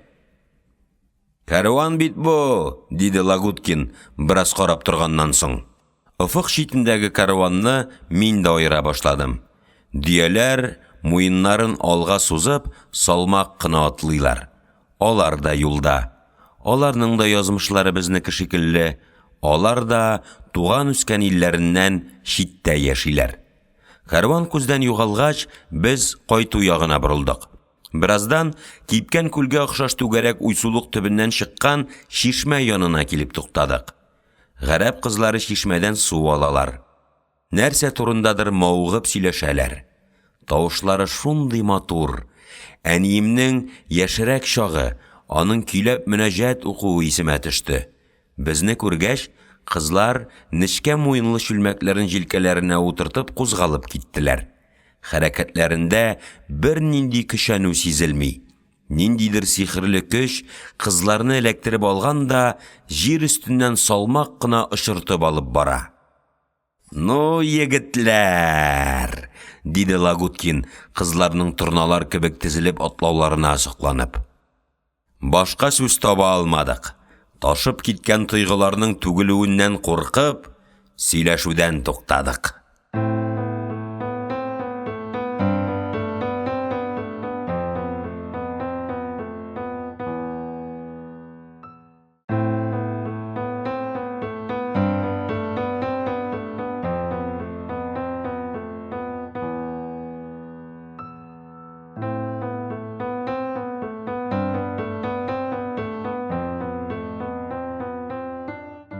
18-нче бүлек. Кичке 7-ләр тирәсендә йөк бушатылып бетәргә тиеш. Алда Хәбәшстанның Масау исемле порты. Масаудан без җилдәгә сарык төя билтергә тиешбез. Җилдә Сугуд Гарабстаныныкы. Ул Мәккә каласыннан 40 кына чакрымда. Бер атнадан хаҗ кылу тантанасы башлана. Хаҗ кылучылар без алып килгән сарыкларны корбанга шалырга тиешләр. Кызык тоелып китте. Без дин тотучыларга ярдәм итәбез. Шушы турыда авыл картларына сөйлисе иде. Безнең караяр картлары чит илләр турында тыңларга үлеп яраталар. Сарыкның иңе һәм буе күпме була? Володя Лагуткин карапның 4 трюмына күпме сарык сиясын хисаплап йөрийде. Йөк тияү турындагы кулланмада юкмыни? Юк шул. Түзүчеләр карапка сарык тияп йөрербез дип уйламаганнар. Сарыкның төрлесе була. Нинди токым, Аларга ничә яшь икәнен күрсәтмәгәннәрме Массау агентыннан килгән радиограммада? Юк, бу турыда бер сүз юк. Сез килүгә 12 мең сарык әзерләп куябыз диелгән. Бар информация шул. Икенче иң зур трюмга 4 мең, беренче һәм өченче трюмнарга 3 мең сыйса, калганнарын 4нчегә һәм палубага урнаштырырга туры киләчәк. Шул турыда баш ватуым. Палубада кояшка чыдый алмаслар. Шторм башланса, аларны минут эчендә дулкын юып алып китәчәк, дидем мин. Лагуткин шәһәр егете иде. Юлда ашатырга сарыкларга пешән, эшерергә су кирәк буласын, пешән салганда барысы бер юлы азыкка ташланып, бер-берсен таптамасыннар өчен пешәнне берничә җирдән ыргытырга кирәклеген белми иде ул. 12 мең сарыкка ким дигәндә 80 улак кирәк иде.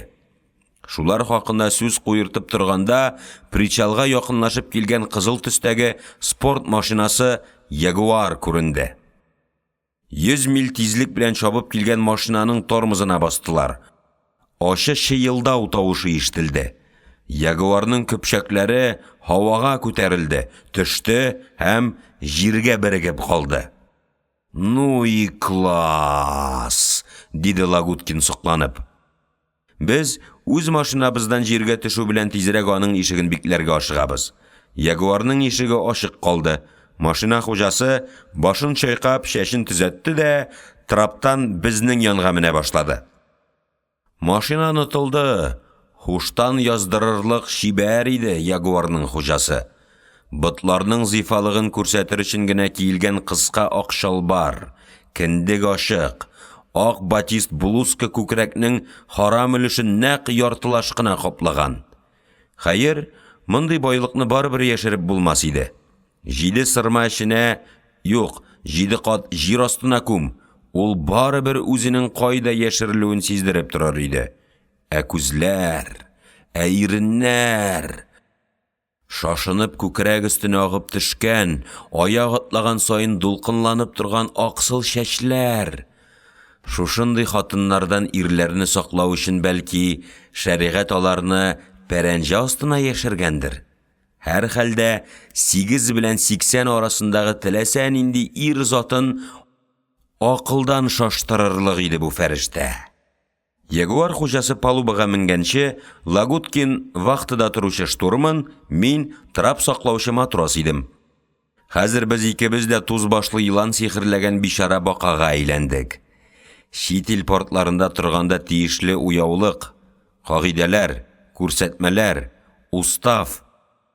Табигать нигесләренә сары брезент камзул киеп, тимер юлдаш палларга чөй кагып йөрүче җенессез хатыннарны гына яратмады икән. How do you do? Диде штурман Володя Ягуар хуҗасының сәламенә каршы һәм кабаланып миннән сорады. Син ишеттеңме? Нәрсә диде ул? Әле Ягуар хуҗасы бер сүз дә әйтмәгән иде. Ул бары тик елмайды гына. Немец теле грамматикасы ятлауга киткән зая вакытларымны кызганып куйдым. Перфект плюс квам, перфектлар белән генә ботка пешереп булырлык түгел иде бу хатын янында. Ягуар хуҗасы телгә килде. Нәрсәдер әйтте. Исәнләште булса кирәк. Дипломымда имтиханда алган 4 билгесе. Инглиз телен һаман өйрәнәм. Ләкин никадәр чукынсам да, шушы хатынга әйтү өчен хәтеремнән бер сүз дә сөйрәп чыгара алмадым. Их, тел! Аны интегеп ятлаулар, грамматика кагыйдәләре. Әгәр инглиз теле дәресенә менә шушы шибәрне кертеп утыртып, туйганчы сөйләшегез дисәләр, студентлар бер айдан бер хатасыз сөйләшә башларлар иде. Бер тын елмайып торганнан соң, Ягуар хуҗасы тагын нәрсәдер әйтте. Авызына бүтән бәрәңге капкан диярсең. Шуны йотып җибәрә алмыйча, теле белән әвәләп, әйләндереп йөртә. Рус аракысын авыз итеп карыйсым килә ди, диде Лагуткин, хуштан язарга җитешеп. Булмас, ялгыш аңлагансыңдыр.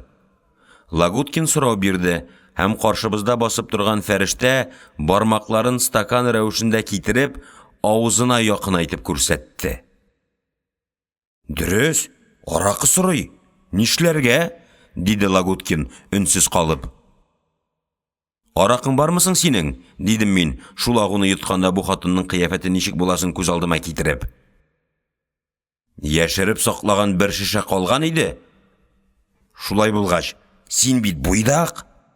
Беренче чиратта мин, совет кешесе, бәхетсезлеккә помполитта юк бит ичмасам. Нәкъ шушы мизгелдә фәрештәбез тагын телгә килде. Я вас понимать, диде ул шактый бузык рус телендә. Я полька, Варшава понимать? Husband, муж мой, English businessman, поехал совершать вояж. Икебез бер юлы әйтерсең тораташка әверелдек. Бер тын хушка килә алмый торганнан соң мин. Соң бит интернациональ дуслык эшен оештыру турында узган җыелышта гына карар чыгардык, дидем. Әгәр шул карарга таянып эшләсәк, ялгышлык чыкмас бәлки. Әйдә, чакырыйк ледины карап эшенә. Их, биткән баш биткән.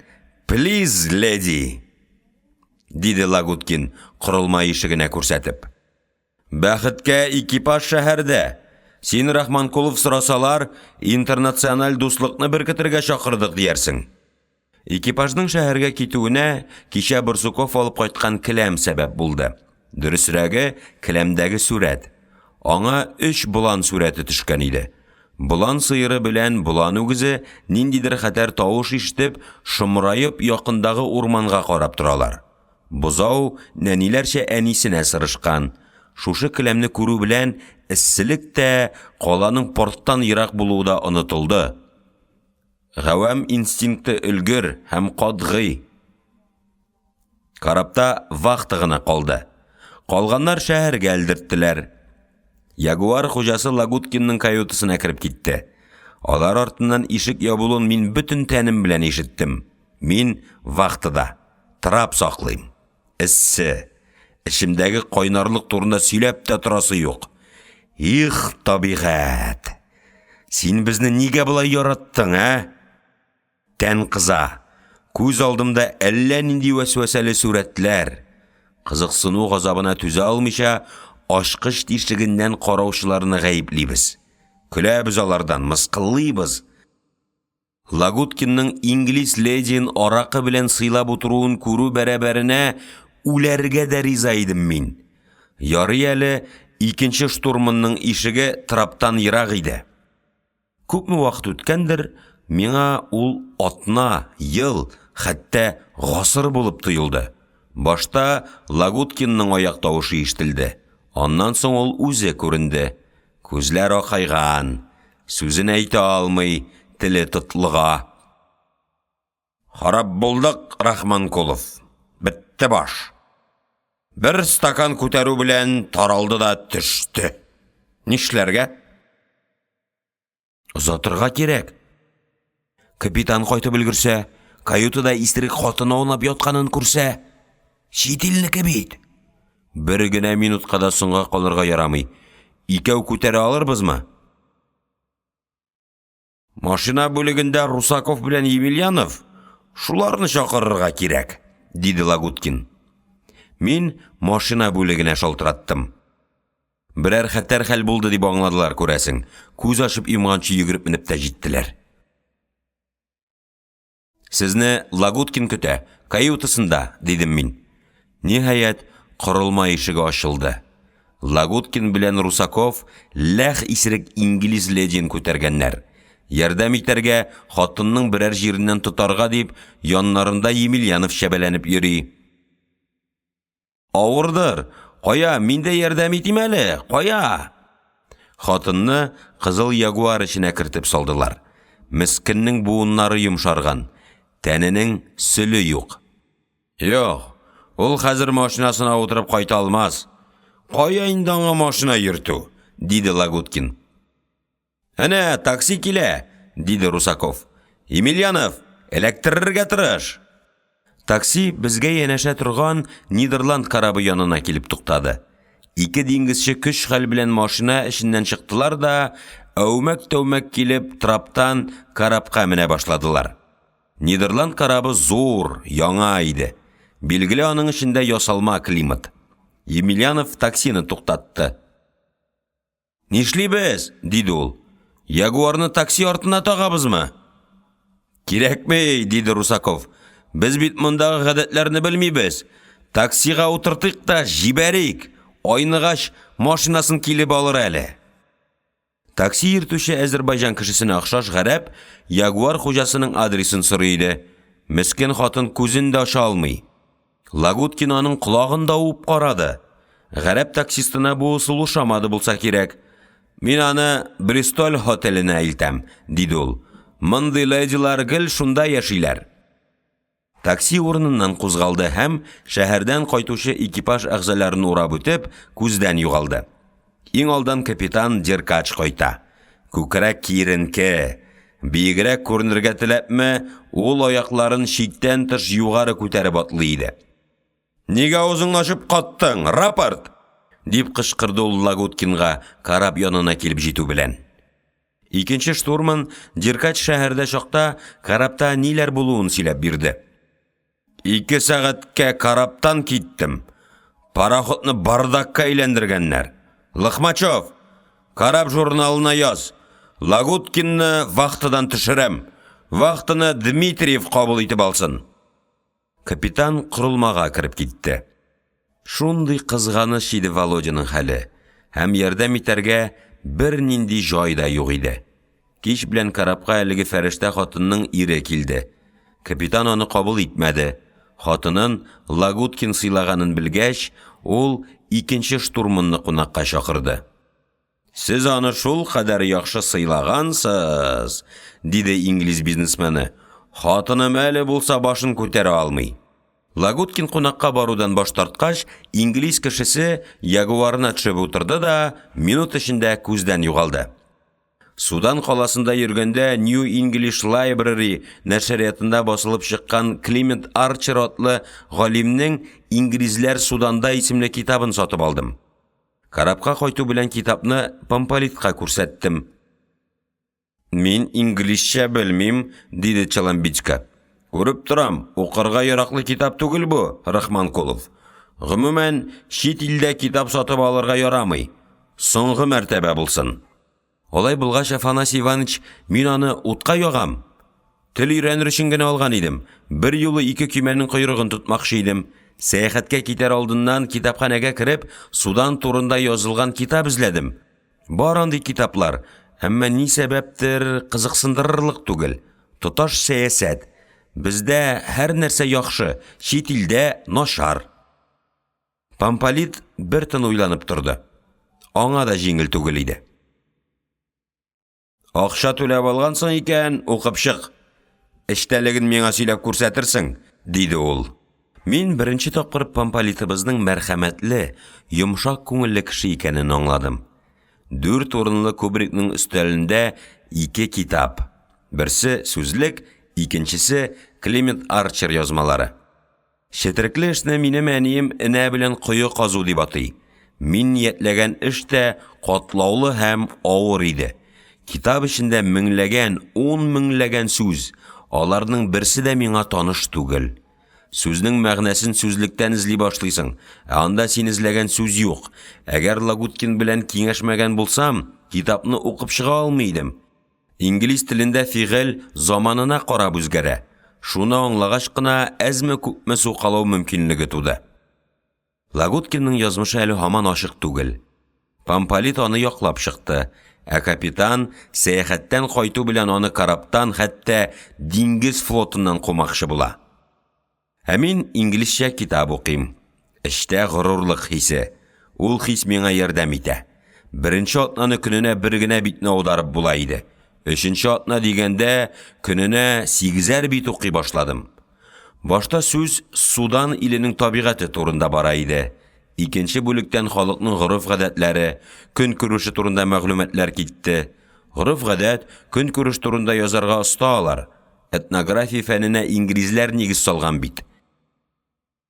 Чит халыкларның тормыш көн күреш, горыф-гадәтләрен белү аларга җирле халык өстеннән идарә итү өчен кирәк булган. Колонизаторлар камчы һәм мылтыктан тыш фән белән дә коралланган булганнар. Мин инглиз гаскәрләренең Суданга килүләре турында укыйм. Алар билгеле бу илгә азатлык алып килгәннәр. Инглизләр килгәнче кыргый, надан халык, алар идарә итә башлагач байган, аң белемгә, культурага ирешкән. Һәр фикер, һәр әйткән сүз статистика белән дәлилләнә. Ышанмаслыкта түгел.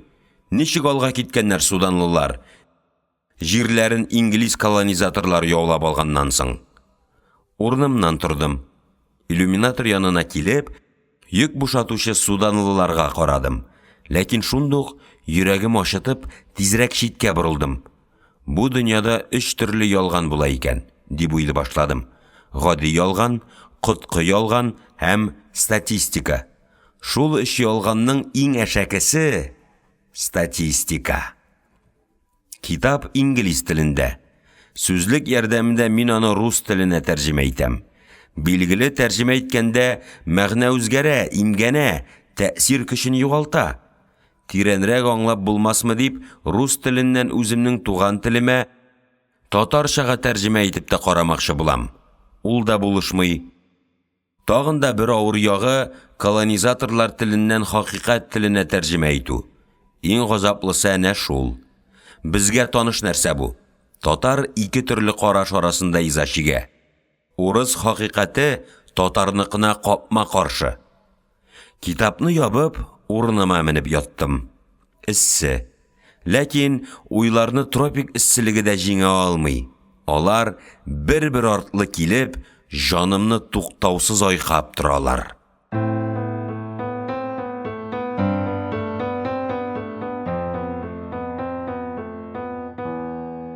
19-нчы бүлек. Империал таны астына эләккән халыкларның язмышлары уртак. Тираннарның иң куркыныч дошманы шәхеслек. Башта шәхесләрнең жаны кыйыла, үтерүләр, кан кыюлар халык йөрәгенә курку сала. Канун аяусыз, буйсынмасаң үләсең. Үз халкыңа хезмәт итәргә теләсәң дә үләсең, азатлык теләсәң, сиңа гомумән бу дөньяда урын юк. Яшәү өмете шундый көчле. Якты дөньядан кемнең китәсе килсен? Сугышта батырлык күрсәтеп үлү төшенчәсе колонизаторлар уйлап чыгарган уйдырма. Әдәм баласы бу дөньяга яшәр өчен килгән. Буны һаман яңара тора. Һәм колонизаторлар олтан астына эләккән халыкларның иманлы шәхесләре һаман сирәгәя, һаман азая. Идарә итүгә, фәнгә, культурага колонизаторлар җирле халыкның сатлык җаннарын сайлап утырталар. Халыкның ихтыяҗы белән исәпләшмәү, хуштанлык, икейөзлелек максатчыл бер зарурилыкка әйләнә. Тора-бара җирле халыкта имансызлыкның начар сыйфат икәнлеген аңламый торган буын барлыкка килә. Колонизаторлар максатларына ирештеләр. Бу буынга хәзер ата-баба васыяте дә, гырыф-гадәтләр дә, туган тел дә кирәксезгә әйләнә. Тагын берничә буыннан җирле халыкның тамыры корый. Аны оныталар. Климент Арчер язган китапны тотып, Помполитка юнәлдем. Коридорда барганда сөйнеп куйдым. Ярый әле Судан Англиягә янәшә урнашмаган. Әгәр алар янәшә булсалар, без җир йөзендә Судан исемле ил булуын инде күптән оныткан булыр идек. Помполит политзаданиягә әзерләнеп утыра иде. Якты йөз белән каршы алды, түрдән урын күрсәтте. Я, укып чыктыңмы, Рахманкулов? Иң соңгы битенә кадәр, дидем мин, эчемне җылытып җибәргән горурлык хисен тоеп. Давай, сөйлә.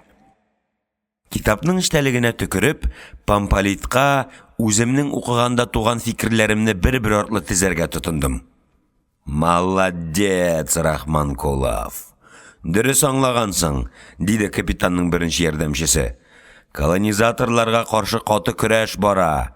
Хәтереңдәдер, сугышка кадәр җир шарының яртысыннан күбесе яшелгә буялган иде. Яшелгә буялган җирләр инглиз колонизаторларының олтан астына эләккән илләр. Хәтерлисеңдер? Хәзер Британияның нәрсәсе калды? Сингапурда энә күзе зурлыгы Гибралтар, Озакламыяларыннан да колак кагачаклар.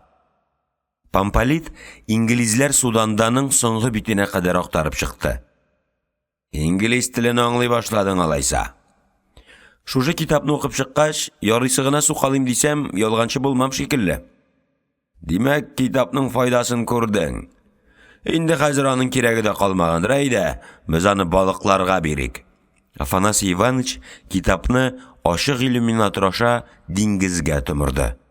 Китапның 230 канаты кыштырда бер юлы хәрәкәткә килде. Барыбер эчә алмады китап. Андагы ялган аны таш шикелле аска сирийде.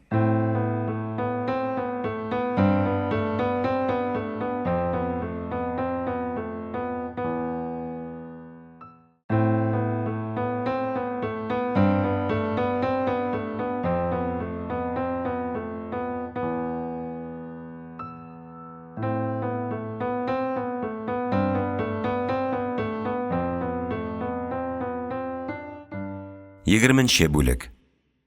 Иртәгә йөкне бушатып бетерергә тиешләр. Бары бер көн калды. Һәм соңгы көнне тагын бер куанычны югалттык. Порт эчендә су кыйна торган бассейн бар иде.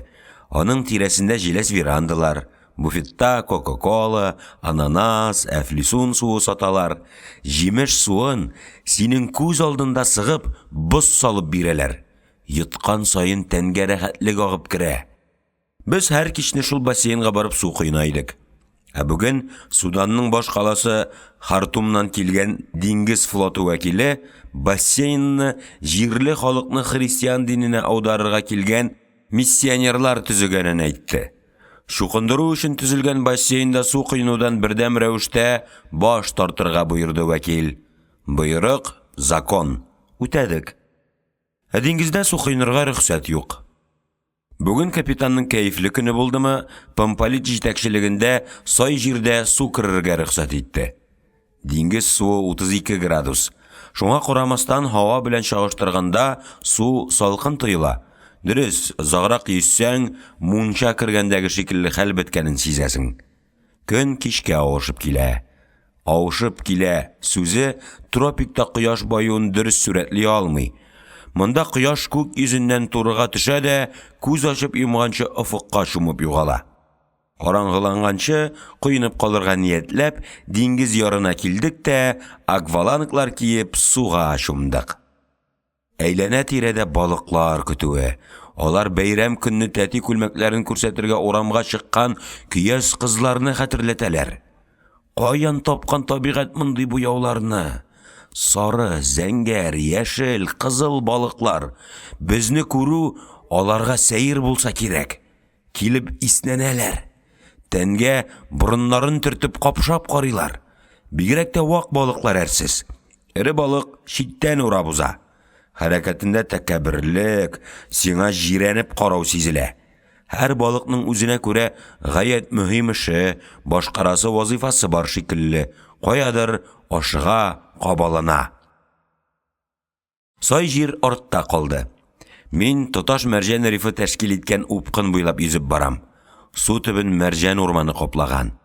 Кайназой арасында калып юкка чыккан эре яфраклы абагалар, кәкре ботаклы сәер агачлар, әкияти җәнлекләргә, җин-пәриләргә һәм ниндидер куркыныч зур кошларга охшаш мәрҗәннәр. Нәрсәдер аягымнан эләктереп алды. Акулым әллә? Лагуткин икән. Ярга таба ымлый. Ярып киттем. Киң маңгайлы яшел балык ашыкмыйча гына мәрҗән ботакларын кимереп йөри. Әнә йылан балык, Мурена, су төбеннән шуышып бара. Кәнәфер чәчәгенә охшаш шибәр актиния салмак кына агымда селкенә. Үтешли бер ахмак балык чәчәккә борынын тигерде дә кинәт тыпыршына башлады. Мискенкәйне күзән җыера. Ышанма турлыкка. Янымда попугай балыклар кыбырсынып йөри. Килеп, тәнемә борыннарын төртеп карыйлар. Китегез, нәрсә кирәк сезгә? Дип кычкырасым килә. Әллә минем монда йөзеп йөрүем турында акулага барып беләкләргә җыйна инде? Эләкчеләрдән куркам мин. Курбатов чорында безнең экипажда андый затлар юк иде. Диркачка ияреп, эләкчелек килде. Әнә диңгез төбендә пышмаклы шәлгә охшаш скат йөзеп бара. Ләмдә ятканда ул соргылт көрән төстә, комда ятканда саргылт. Электр тогы җибәрә торган камчы сыман озын койрык. Кыя ташларга диңгез кирпеләре ябышкан. Иксез-шиксез балык көтүе. Бу җанияләрнең күбесен мин беренче тапкыр күрәм. Әнә, каләм бәйләме сыман сәер нәрсә кыяга ябышып тора. Ул да бит җаниясе. Нәрсә ул? Янымнан диңгез шуртаны барракуда очып узды. Аның юлына очраган бер кечерәк балык юкка чыкты. Әйе, берәүнең тереклеге бәрабәренә кемдер үләргә, юкка чыгарга тиеш. Безнең тормышта да бит Актиниягә охшаш шундый матур ялган чәчәк куаклары бар. Андый чәчәк безнең үзебезне чакмаса, аның матурлыгына сокланып йөрибез. Кабыргама төрттеләр. Бурылып карадым. Лагуткин һаман ярга чыгарга ишарә ясый. Тирәнлектән соргылт шәүлә калкып чыкты да, кечерәя барган түгәрәк ясап, безгә якынлаша башлады.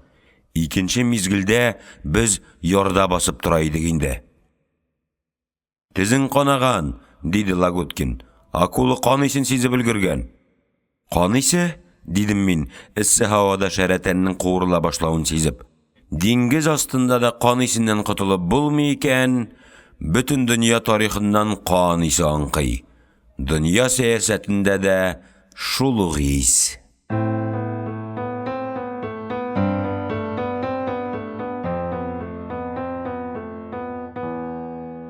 21-нче бүлек. Башта ерактагы зәңгәр су таулар, аннан соң аларның ак сыртлары офык артына кереп берде. Тагын су, тагын аксыл зәңгәр күк йөзе, хәрәкәт, карап борыны су өстен актарып бара. Трюмнарда сарык. Куркудан үзара укмашып, алар тоташ сыргылт массага әйләнгәннәр. Карапны абзар исе томалап алган. Авыл кешесе өчен тансык тәмле ис. Помполит Челамбитска безгә лекция укый. Эссе, һава юк. Кызыл пышмакның түшәменнән тамчы тама. Күлмәкне салып сыгасы, арка буйлап агып төшкән җылымса тирдән котыласы килә. Лекция Сугуд Гарәбстанының артта калганлыгы турында. Сугуд гарәбләре дин кушканча яшәп артта калганнар, дип аңлата безнең помполит. Мин бу турыда күптән беләм дә, белмим дә. Помполитның динне тәнкыйтьләвенә кушылмаска тырышам. Әниемнең дингә ышануын тәнкыйтьләргә көчем җитми. Аның намаз укулары, ашап туйгач озак итеп дуга кылулары, балачакның башка хатирәләренә кушылып, изге истәлеккә әйләнгән. Әниемнең һәр эше, хәтта аның дингә ышануы, намаз укуы гына түгел, идән юуына кадәр изге тоела миңа. Акыл шул изгелекне җиңә алмый. Инануым фәннән һәм логикадан көчлерәк. Төнге вакытта тропик күгенең эре, ялкау йолдызлары астыннан суның тынычлыгын җимереп йөзеп барганда, күп вакыт шул инану турында баш ватасың. Алла юк. Безгә моны мәктәпнең 1-нче классыннан ук шулай өйрәттеләр. Безнең буын дуга белми, намаз укымый. Без динсезләр. Безнең буынны Аллага ышанудан биздереп, газетада басылган мәкаләләргә ышанырга өйрәттеләр. Дәһрилек чорында Аллага да, шайтанга да ышанмый торган кешеләр барлыкка килде. Андый бәндә безнең карапта да бар. Лохмачев бер нәрсәгә дә ышанмый. Аның өчен бу дөньяда бер изгелек, үз файдасы. Башка изгелек юк. Хаҗ кылучыларга курбан чалу өчен трюмнарга төялгән сарыклар язмышы да тетрәндерә мине. Аларның соңгы көннәре. Трюм эчендә тынчу, һава юк. Сарыкларның эчәселәре килә. Сарык караучылар шлюпка астына кереп урнаштылар. Тәүлегенә 2 тапкыр сарыкларны эчерәләр дә, калган вакытларын шул шлюпка астында тәсбих тартып дуга укып утыралар. Аллага инану каян килеп чыккан? Наданлыктан, табигать законнарын белмәүдән генәме? Гади халыкны гасырлар буе ханнарга, патшаларга, түрәләргә ышанырга, аларга баш ияргә мәҗбүр иткәннәр. Тәхеттә утырушы никадәр бөек, гадел кебек тоелмасын, бер заман аның да кимчелекләре, гаделсезлекләре фаш ителә. Шундый ачы һәм үкенечле була ул инанган нәрсәңнең гөнаһларын күрү. Бәлки, Аллага инануны да патшаларга, түрәләргә ышанудан гарык булгач, шуннан котылу өчен уйлап тапканнардыр. Алай гына түгел. Дөньяда бер бөек, эталон изгелек булырга тиеш. Аллаһы Тәгалә шул ул. Ышанасы, инанасы килү безнең канда. Инанусыз яшәп булмый. Ансыз яшәү киләчәккә өмет калдырмый. Киләчәккә өмет булмау исә мәгънәсез яшәү ул. Йөрәгендә инану булмаган, киләчәктә өмете өзелгән кеше үз юлында очраган һәр нәрсәне таптап, җимереп бара. Без төнге вакытта Лагуткин белән шушы хакта гәп курып барабыз.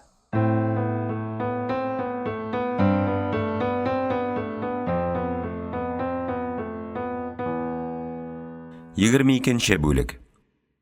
Без төнге йокы вакытында шулай вакытта торабыз. Көндез йоклыйбыз. Көндезләрен күбрәктә кеше өзелми. Кирип, синең йоклап ятканыңны онытып сөйләшә башлыйлар. Уянып китәсең. Йокы каша, һәм төш җиткәнчә кире йокыга китә алмыйча интегеп бетәсең. Үзең әңгәмәгә катнашмыйча читтән тыңлап ятканда сүзләрнең мәгънәсе бүтәнчә кабул ителә. Сөйләнгән сүзнең күбесе кирәксез, эч пошканны басу өчен генә кебек. Күбрәктә без дүртәү. Бишенчебез Галочкинның эте Тобик. Дмитрий Афанасьевич атналар буе сөйләшмичә йөри ала. Тобик телсез. Ул сөйләшә белми. Шуңа карамастан хуҗа белән эт бер-берсен аңлыйлар. Дири медведь белән Билаштан исә сөйләшмичә һич тора алмыйлар. Әйтерсең аларның авыз эченә магнитофон куеп калдырганнар. Бабина әйләнеп-мәйләнә һәм тирә-юньгә туктаусыз сүзләр чәчелеп тора. Менә бүген дә алар сәгать 7-дә йокыдан уяндылар. Күзләре ачылу белән телләре хәрәкәткә килде. Гриша, минем туфлине син кидеңме әллә? Диде Билаштан. Юк, мин үземнекен кидем, ди Дири медведь. Ая күрсәт әле. Мә кара, ди Дири медведь аягын күтәреп дустына таба суза. Бу синең потида сатып алган туфлиеңме? Без бит синең белән бергә алдык, оныттыңмы ни? Ди Дири медведь һәм кулы белән ымлап минем якка күрсәтә. Әкренрәк сөйләш, йоклый. Йокласын, мин аңа комашаулыйммы ни? Әйт инде, синең аягыңда шул потида торган чакта сатып алган туфлиеңме? Ну, уйла, хәтерләргә тырыш, ди Дири медведь. Уйлап баш ватырган мин бит начальник түгел. Аларга уйлаган өчен акча түлиләр. Безнең эш буйрык үтәү. Фриштейнзи. Юк, буйрык үтәү генә түгел. Получка алган көндә котелокта бераз эшләп алырга тиеш. Бер тын сөйләшми торалар. Чыгып китәргә җыеналар, дип шатланып уйлыйм. Юк, ашыкканмын. Кайтып җитәргә күпме калды әле? Ди Дири медведь. Одессагамы? Әйе. Бар, Лохмачевтан сора, ди Билаштан.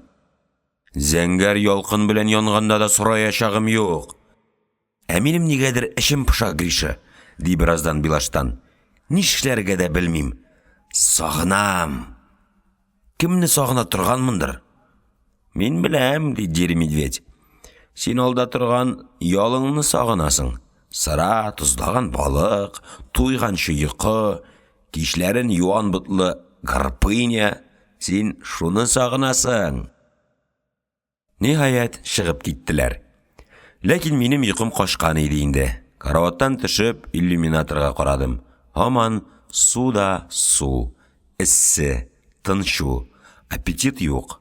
Аптырагач тагын урыныма барып яттым. Озак санап ятсаң, әкренләп йокыга китәсең диләр.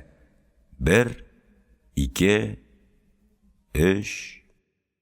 170-кә җиткәндә Кубрика яңадан Билаштан килеп керде. Әйберен оныткан булса кирәк. Нәрсәдер эзли. Рундукны ачып карады, өстәл тартмасын тартып чыгарып актарынды. Янымнан узганда туктап, бер тын миңа текәлеп торды. Өстәлдә яткан пәкемне алып, аны өстәл белән стена арасындагы ярыкка кыстырып кайрырга тотынды. Сындыра бит мөртәт. Әллә торып түбәсенә берне кундырырга инде. Пәке Билаштанның кулыннан ышкынып китте дә идәнгә кадалды. Әгәр миңа кадалган булса, пәкене суырып алганда, мине идәндә аунап яткан шалбарымны күрде. Аны да сыпырып төшерергә өлгергән икән. Билаштанның күзенә күренгән һәр нәрсәне капшап карый торган гадәте бар. Узган атнаны гына быргалый торгач, Дмитрий Афанасьевичның сәгатенең пружинкасын сындырды. Билаштан, чыгып кит. Син кыбырсып йөргәндә йокыга китә алмыйм, дип әйтергә кирәк. Әйе, әйтергә кирәк. Башкача ул һаман минем теңкәмә тиячәк. Юк, әйтә алмадым. Куркудан түгел, тәвәккәллек җитмәде. Шушы икеләнүләр. Кая вакыт хәйлә белән мине төп башына утыртырга җай эзли башлыйлар. Мин аларның хәйләсен шундук сизеп алам. Булар тагын ни эшләрләр икән дип көтә башлыйм. Алар һаман кара эшләрен дәвам итәләр. Ә минем аларга каршы чыгарга тәвәккәллегем җитми. Бер мәлне мине төп башына утыртып куялар. Ә мин күзләремне милт-милт йомып дәшми калам. Бу аңгыра безнең хәйләне сизмәде, дип шатланалар булса кирәк. Минем тагын кәефем кырыла. Нигә ирек бирдем? Нигә үз-үземне якламадым? Дип үкенәм. Гомер буе шулай. Гомер буе үземә кумачау итүчеләргә каршы торырга җөрьәтем җитми. Билаштанны күбректән күптән куып чыгарга кирәк иде инде. Юк, булмый. Тәвәккәллек җитмәүдән генә дә түгел. Бу егет үзе дә, аның шуклыклары да кайсы ягы беләндер миңа ошый. Ул башкалар төсле түгел. Аның үз йөзе, үзенә хас кыланышлары бар. Шуңа күрәме Билаштанның әдәпсезлеге артык нәфрәт уятмый иде. Караб эчендә кеше бер-берсенә берегә язып яши. Сулышлар үзара кушылып беткән. Мөнәсәбәтләр талга уралган кылмак шикелле. Бу караптан китсәм, шушы йокларга ирек бирмичә кумаушаулап интектергән дусларымны үлеп сагынырмын шикелле. Билаштан эшкә кия торган бияләен эзләп йөргән икән. Ул аны карават астыннан тапты. Куанып елмайды. Көзге каршына барып, иягендәге сыткысын сытты да, көзгедәге сүрәтен капшап карагач, чыгып китте. Мине әбәткә уяттылар. Ярты сәгатьтән вакыты башланды. 4 сәгать вакытыда торган арада туган илем 48 мильгә якынайды.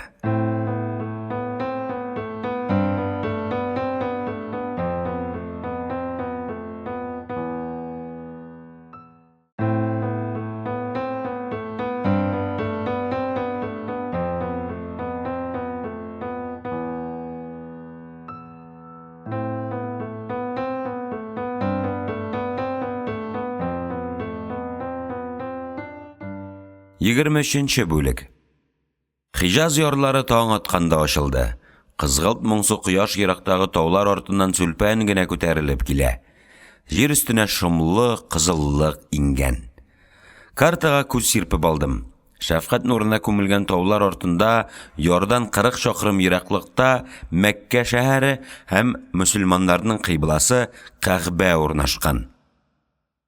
Җир шарында яшәүче 500 миллион мөселман өммәтенең йөзләре тәүлегенә 5 тапкыр шушы таулар артындагы калага таба борыла.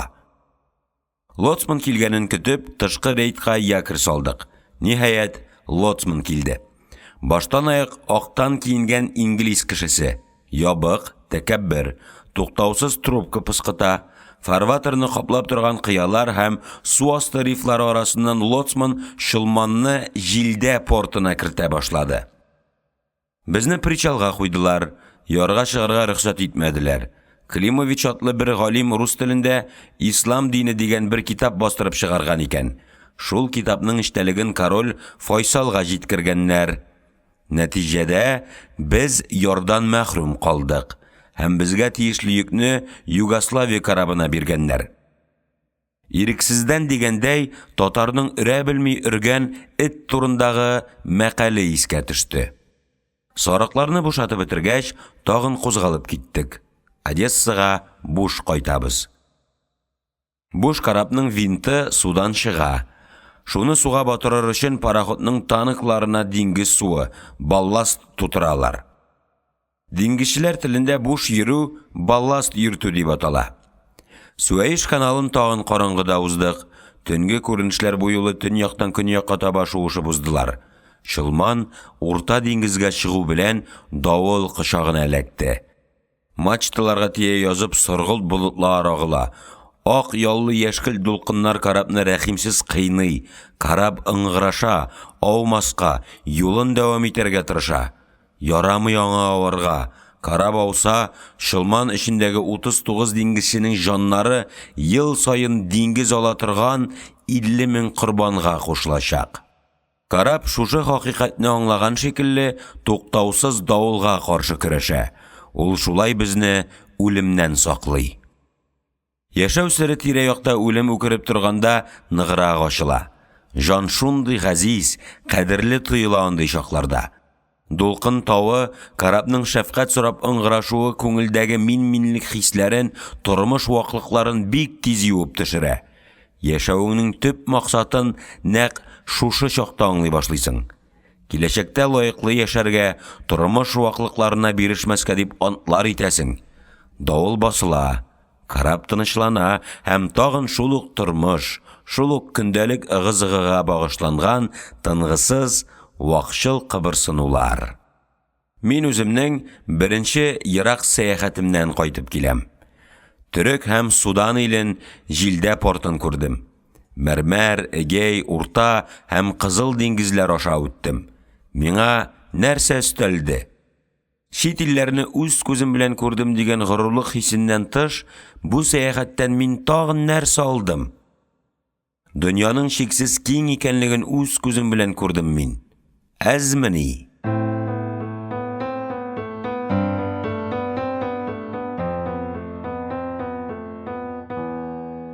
24-нче бүлек.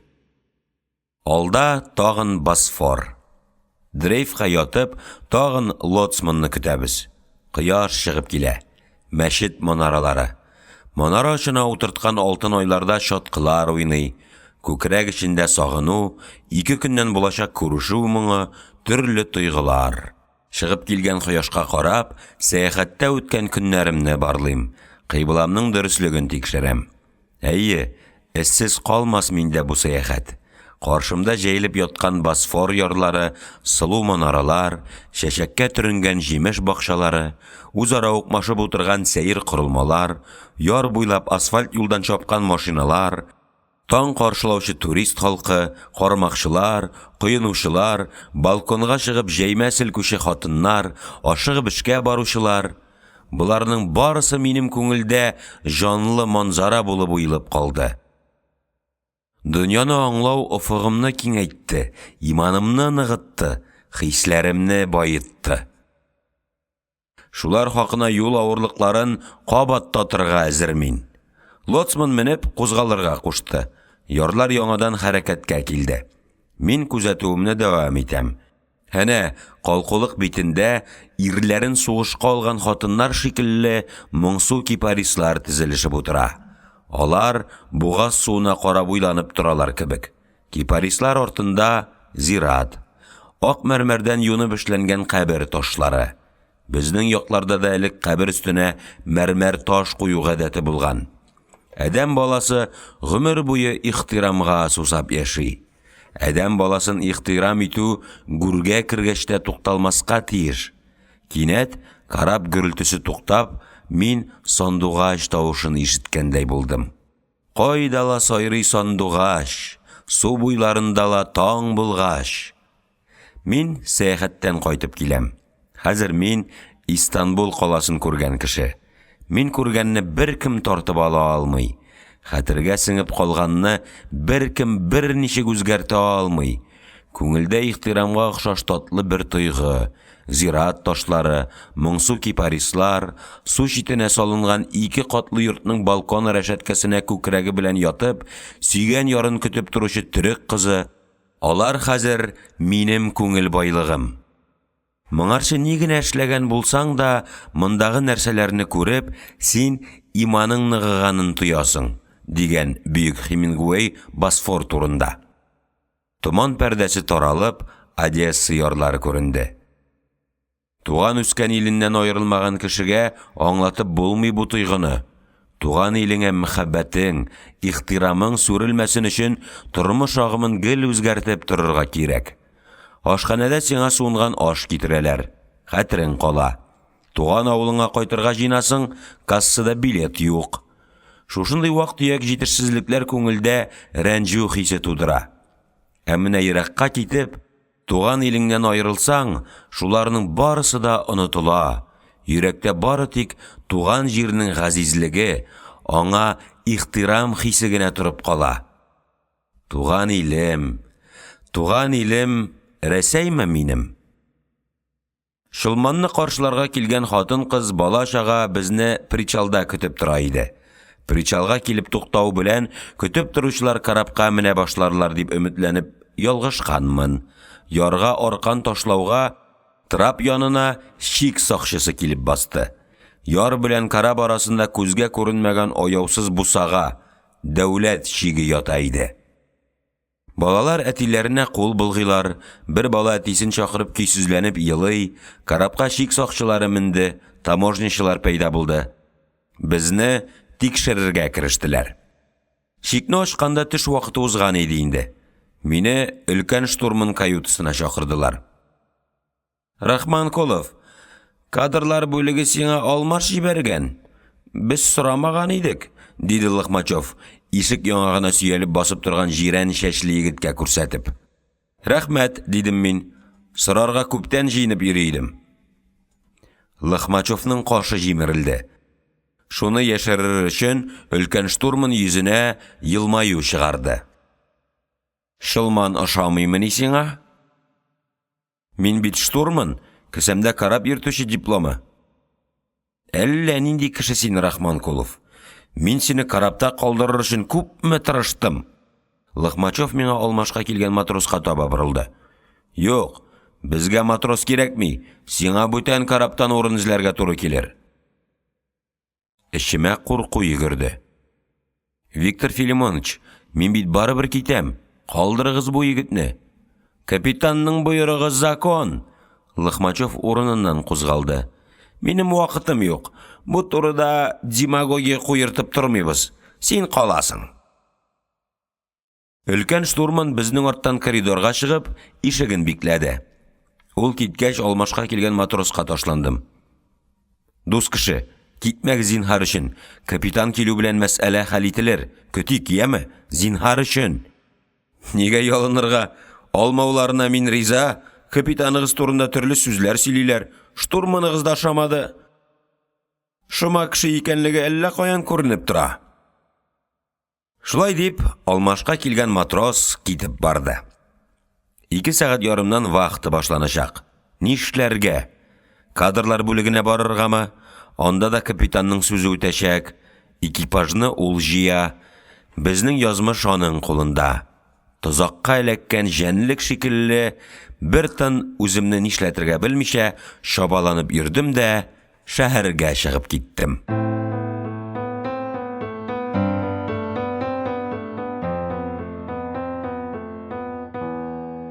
Егерме 25-нче бүлек. Бульварда тормыш кайный. Яшәү без сәяхәттә чакта да тукта алмаган. Һәр очраган кеше гаҗәп матур күренә.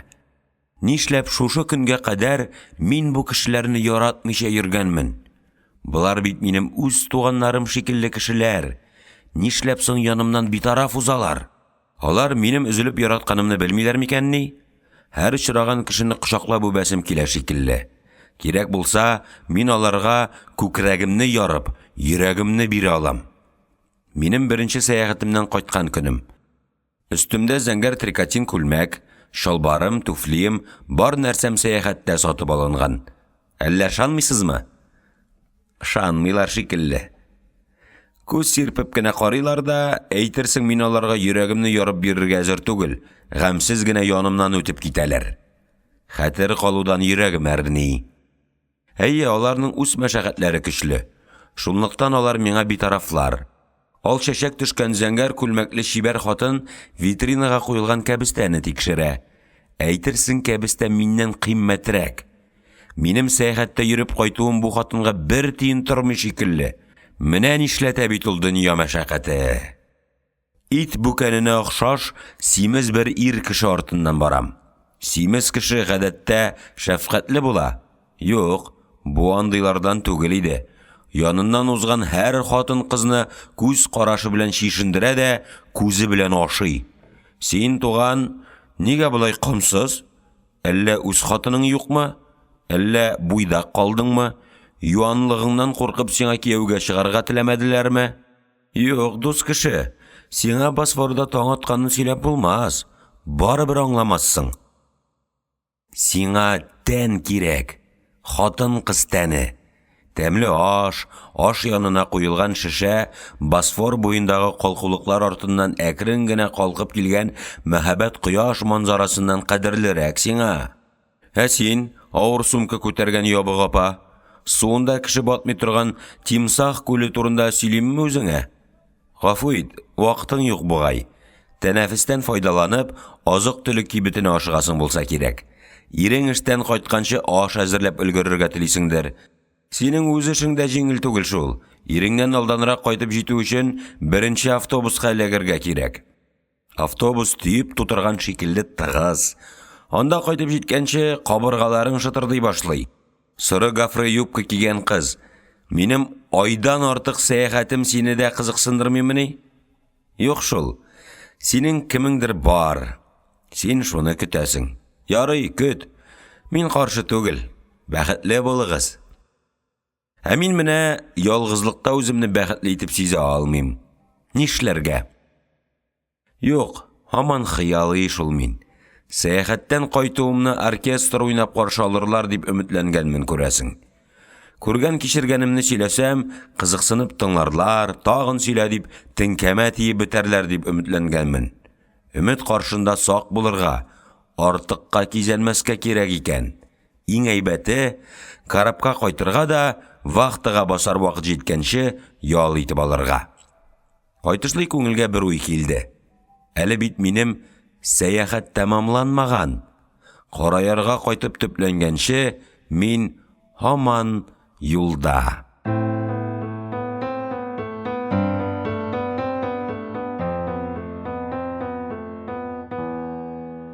26-нчы бүлек. Карапка яңа йөк төйләр. Иртәгә тагын юл. Бу юлы Италия портлары: Венеция, Равенна, Триест, Осоле, Мия.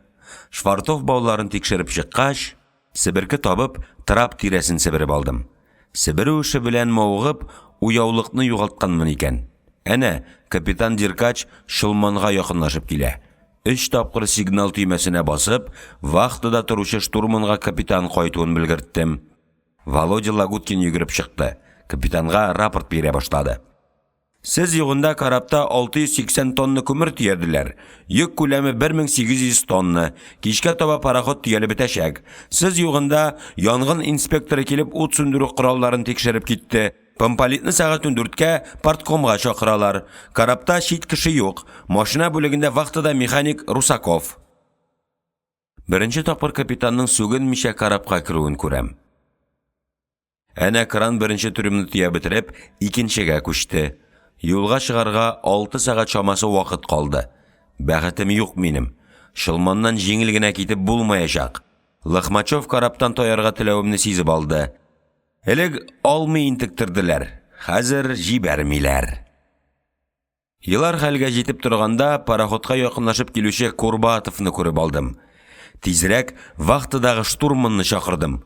Василий Степанович траптан менә башлаганда, корылма ишегеннән атылып Диркач килеп чыкты да Курбатовка рапорт бирергә тотынды. Мин сезнең эшегезне тикшерергә килдем, Григорий Григорьевич, диде Курбатов. Вахта журналын, рейста кулланган карталарны, комсостав утырышының протоколларын җыеп китергез. Шул чак Василий Степанович мине күрде. Син лашынмыннан китмәскә уйладыңмыни? Юкка. Сиңа бит алмаш җибәрелгән иде. Алмашка килгән матросны кире заттылар, дидем мин, тамагыма кайнар төер тыгылганын сизеп. Ничек инде заттылар? Курбатов капитанга таба борылды. Тоткарлык юк, Василий Степанович, диде Деркач. Теләсә бүген үк, хәзер үк җибәрә алабыз. Менә хәзер Италиягә барабыз. Әйбәт рейс бит. Без аны шуңа күрә генә калдырган идек. Әдәм актыгы икәнсең, дип уйлап куйдым мин. Әле кичә генә топтарга, сытып ташларга әзер идең. Капитан наставникны күрү белән ничек юхалана башладың? Ну, эшләр ничек бара лашын? Диде Курбатов икенче штурманга. Деркачка таба борылып өстәде. Тырышалармы минем егетләр? Тырышалар, Василий Степанович, берсеннән берсе әйбәт, һәр кайсы. Черногорскида әйбәт эшлиме? Капитан наставник сәйр итеп елмайды. Деркач күзләрен шилт-милт йомып, тотлыгып калды. Уңайсыз иде аңа. Сәяхәткә ул Курбатовның капитан наставник итеп билгеләнүен белмичә киткән иде. Ничек әйтергә инде, Василий Степанович? Начар дисәм, ялганчы булудан куркам. Яхшы дисәм, соңгы вакытта аның бик күп тәртип бозулары, миңа капитанга буйсынмаска теләүләре, ничек әйтергә инде? Ярый, Григорий Григорьевич, матрос тыңлап торганда өлкән командирны шишендермик әле. Мин бит сезнең эшегез белән танышырга килдем. Башлыйк. Алар шәүләп, капитан наставник, Лагуткин һәм Деркач бакка таба юнәлделәр. Мин шамалап алдым. Өлкән механик Черногорский экипажның партуешма секретаре чакырган капитан наставникны. Гомере озын булгыра. Әнә капитан Деркач безне ничек мактый. Суданнан чыгуга ул Лагуткинны караптан куарга, аның визасын ябарга җыена иде. Мине, кулында штурман дипломы булган кешене, башка карапка җибәрмичә, һаман матрослык тайыртып мыскылларга җыена иде. Курбатов палубага күтәрелү белән дөнья үзгәрде. Хакыйкать уянды. Һәм Деркач безне ярата башлады. Әнә карапка таба Лыхмачев йөгереп килә. Аның пароходчылыкта дуслары күп. Кемдер пароходка тикшерү килгәнен әйткән күрәсең. Янымнан узганда Лыхмачев сорарга өлгерде. Ничә кеше тикшерә? Кем җитәкчелегендә? Кайдалар? Василий Степанович Курбатов җитәкчелегендә, дидем мин шатлыгымны яшерә алмыйча. Вакытыдан алышынуга миңа расчет әзер иде инде. Карапта бер кем юк. Курбатов эшен бетереп, караптан китеп барган. Экипаж агзалары яңа сәяхәт алдыннан өйдә, хатыннары, балалары янында. Диңгез йоласы отходную оештырырга кирәк иде. Деремедвед белән Билаштан шәһәрдә, Барсуков трап саклый, Лагуткин вахтыда. Причалга төшкәч, бер тынчылманга карап тордым. 2 елдан артык гомерем шушы караб эченә сеңеп калды. Кайда ул 2 ел гомерем? Нигә күзгә күренми? Хәзер нәрсәгә әйләнде? Тырышулар, түзүләр, өметләр, кайгы шатлыклар, аларның хәзер берсе дә юк. Алар караб артыннан калган кильватор агымы шикелле, вакыт дулкыннары арасына кирип югалды.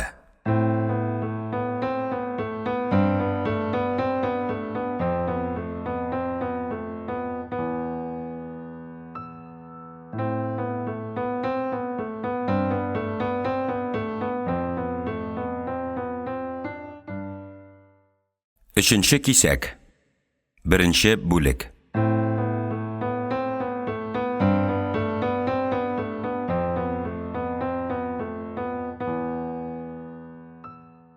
Син нишләп аңгыра сарык шикелле ваемсызланып йөрисең?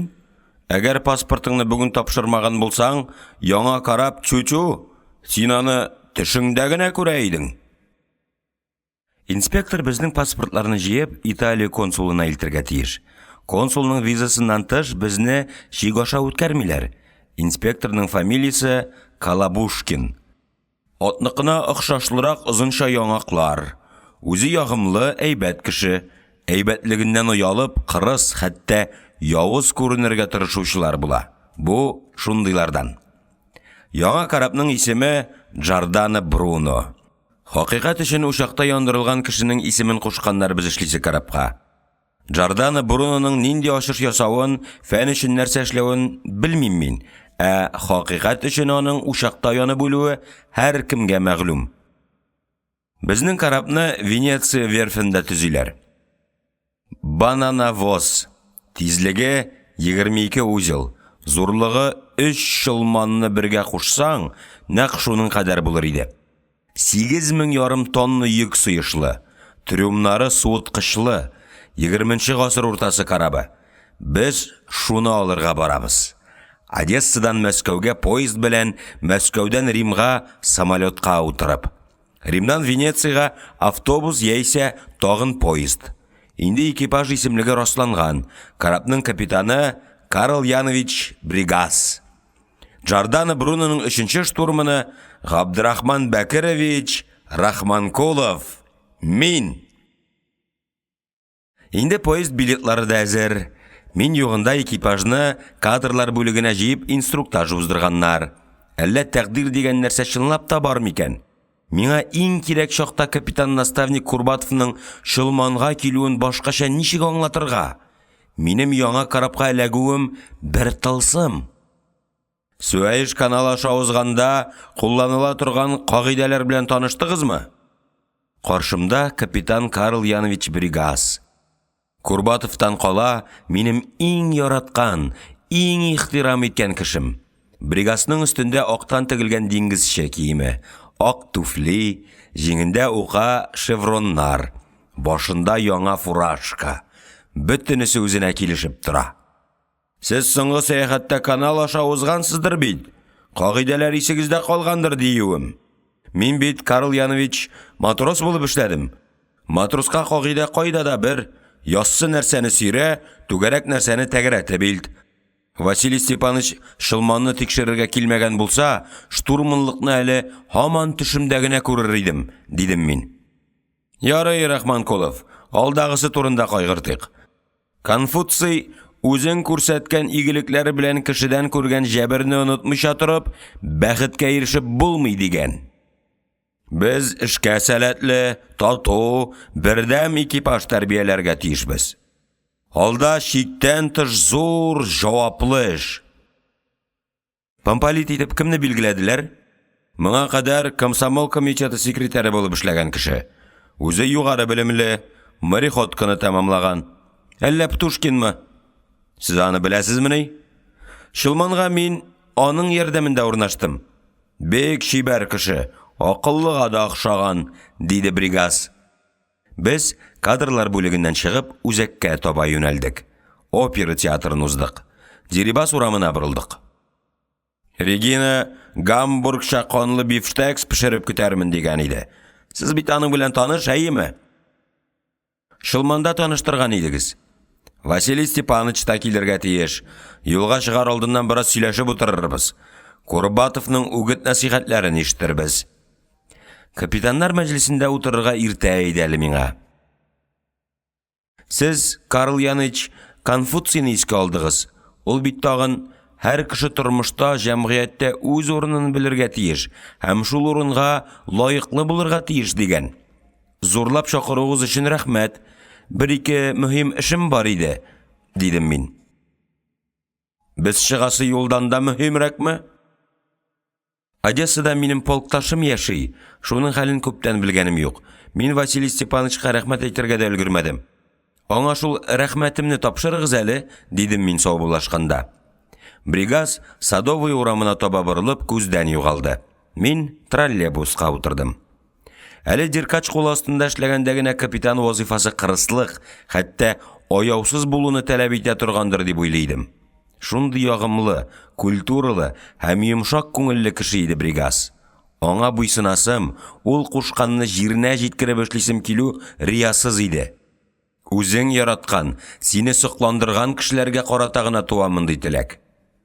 Адәм баласы машина түгел, аның кәефе гел үзгәреп тора.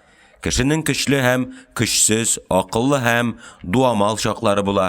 Карап шартларында экипаж әгъзаларының үзара мөнәсәбәтләре шактый катлаулы. Җирдән аерылып, диңгезгә чыгып киткәч, карап тормышында үзеңнең кимчелекләреңне яшерә алмый интегәсең. Бигрәк тә капитан вазифасы авыр. Соңгы рейста мин Деркачка ничек кыен булуын күзәттем. Аның күп ялгышлыклары, хәтта гаделсезлекләре дә җитәкче булырга көче җитмәгәннән килә иде. Бригас исә бер кашан бер кемне үзенә буйсындырырга тырышмый, уйламый да ул буйсыну һәм буйсындыру турында. Ул эшли, гаделлек белән тырышып эшли. Аның эш үрнәге сиңа буйрыктан да көчле тәэсир ясый. Колхозда эшләгәндә, армиядә, менә хәзер диңгез флотында мин җитәкче кешеләрнең эш ысулларын күңел салып күзәтеп йөрдем. Җитәкчелек эшендә ике ысул күрдем мин. Берәүләр көтүче сыман куып, куркытып эшләтәләр. Бу ысул кол биләүчелек һәм феодаллык шорыннан калган булса кирәк. Андыйлар каты тотмасаң, куркытмасаң, халык эштән баш тартыр, баш бирмәс дип курка. Икенче ысулдагы җитәкче синнән алда юл күрсәтеп, әйдәп бара. Буйсынуны таләп итми ул. Аңа эш нәтиҗәсе, сыйфат, вазифа үтәлү кирәк. Ул сиңа ышана, ә син аның ышанычын аклау өчен егылып үләргә әзер. Курбатов белән Бригас нәкъ шундыйлардан иде. Трамвай Олы Фонтанның 9-нчы станциясенә килеп туктады.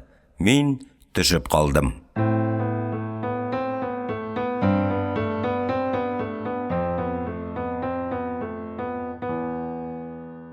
Икенче бүлек. Армиягә китүче авыл егетләре хәтерли торганнардыр. Китәргә 1-2 көн кала, синең бала чактан таныш авылың, аның урамнары, йортлары, колхоз идарәсе, авыл советы бинасы, мәктәбе, кибете һәм бигрәк тә кешеләре күзеңә бөтенләй икенче төрле күренә башлый. Син кинәт кенә бу авылның туган авыл. Синең балачагың узган, ата-бабаларың яшәгән, сиңа беренче сулыш биргән һава, беренче йотым су биргән чишмә урыны икәнлеген акыл белән генә түгел, йөрәк белән тоя башлыйсың. Сәяхәткә китәр алдыннан Одессада миңа шулай тоела иде. Матур һәм моңсу кала иде Одесса. Минем туган җирем, Кара Яр авылы. Мәскәү миңа белем бирде, уйланырга өйрәтте. Одесса мине аякка бастырды. Шуңа күрә ярата торганмындыр мин бу каланы. Таныш тыкрык, таныш капка, таныш ишек алды, беседка, чәчәкләр. Тар сукмактан бер катлы тәбәнәк таш йортка таба барам. Ишек ачык. Ишекнең ачык булуы мине шикләндереп җибәрде. Әллә гел бикле ишеккә килеп төртелергә өйрәнгәнгәме? Баскыч янына туктап сәлам бирдем. Тынлык. Бераз көткәч, ишеккә карган чыбылдыкны ачып, бусага аша атладым. Татьяна Константиновна Кырыва. Кызарып пешкән кулларын судан чыгарып, сабын күбеген ал япкычына сөртә. Битенә төшкән шал чәчләрен терсәге белән колагына таба шудырып куйды. Соңгы очрашуда аның чәчләре шем кара иде. Габдрахман, син икәнсең. Түрдән уз, диде ул, тәмам алҗыган зәгыйфләнгән тавыш белән. Йөзүдән кайттыңмыни? Кайттым, иртәгә тагын китәбез. Хәлегезне белергә кердем. Эдикның әнисе урындык куеп, каршыма килеп утырды. Әниең ни хәлдә? Сау сәламәт, 3 айлык кенә аның янында булып кайттым. Без әбиебезне җирләдек. Язны күрергә насыйп булмагандыр инде. Февральдә вафат булды. Карчыкның туган җирен, Кырымны сагынып сөйләве исемә төште. Ул гомере буе шулай туган җирен, яшьли тоткан татарлыгын юксынып, урыслашкан гаиләсендә кан елап яшәде. Аны аңлаучы юк диярлек иде монда.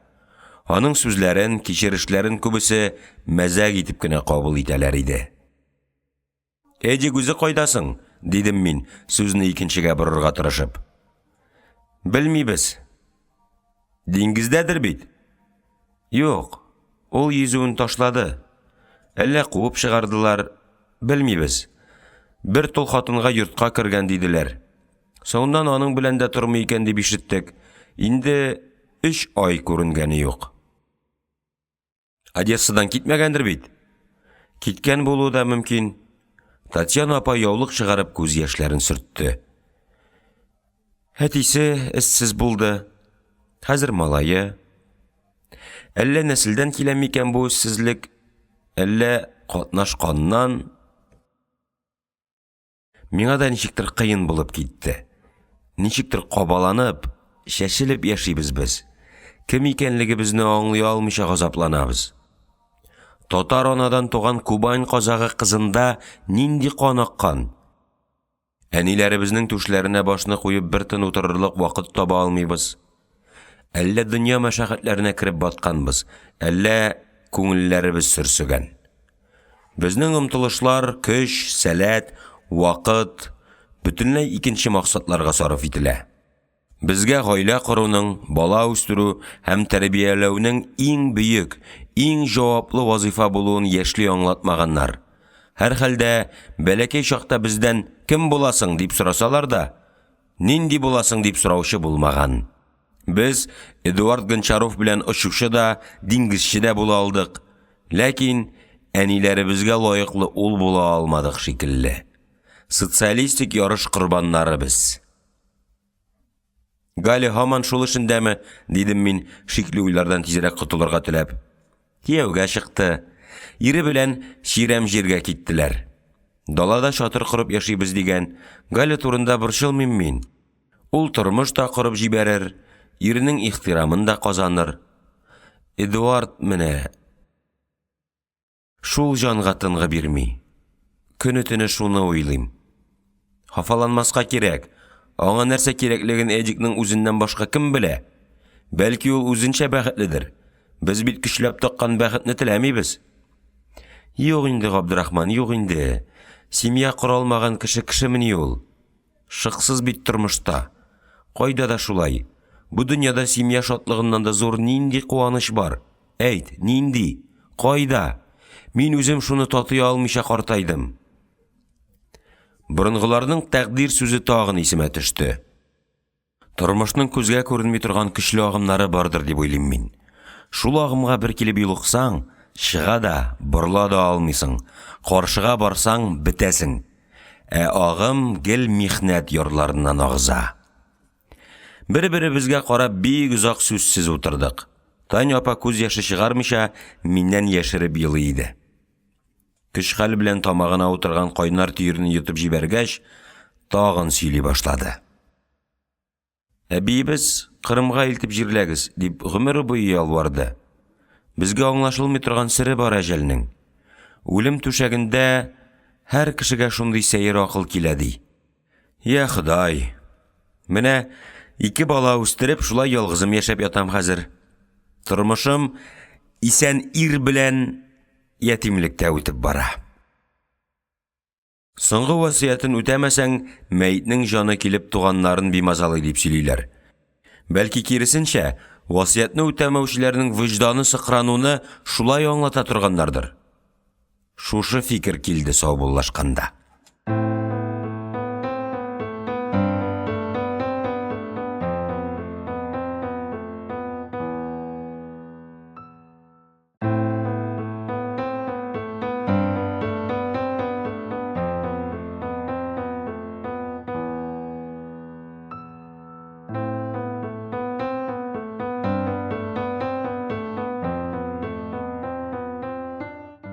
Өченче бүлек.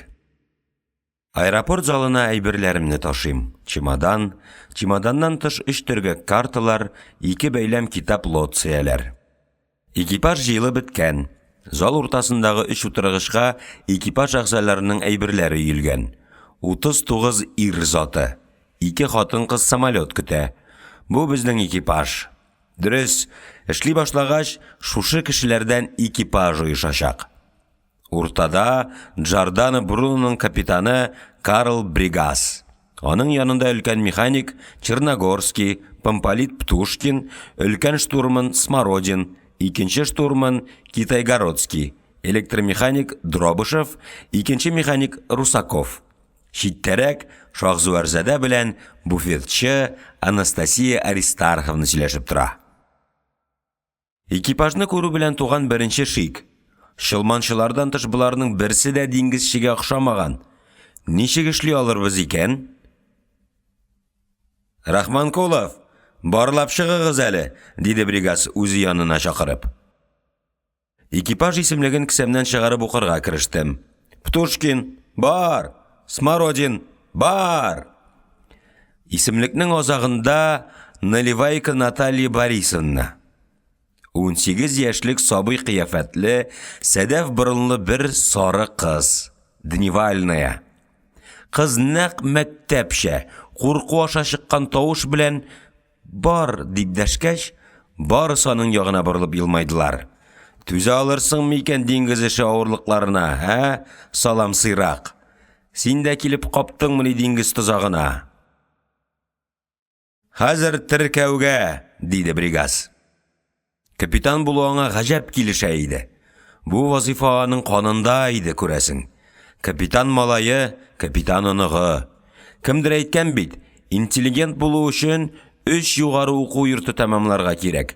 Берсен бабаң, икенчесен атаң, өченчесен үзең. Бәлки, шын капитан булу өчен дә 3 буын туплаган тәҗрибә кирәктер. Капитанга ияреп, теркәүче аэропорт кызларына таба юнәлдек.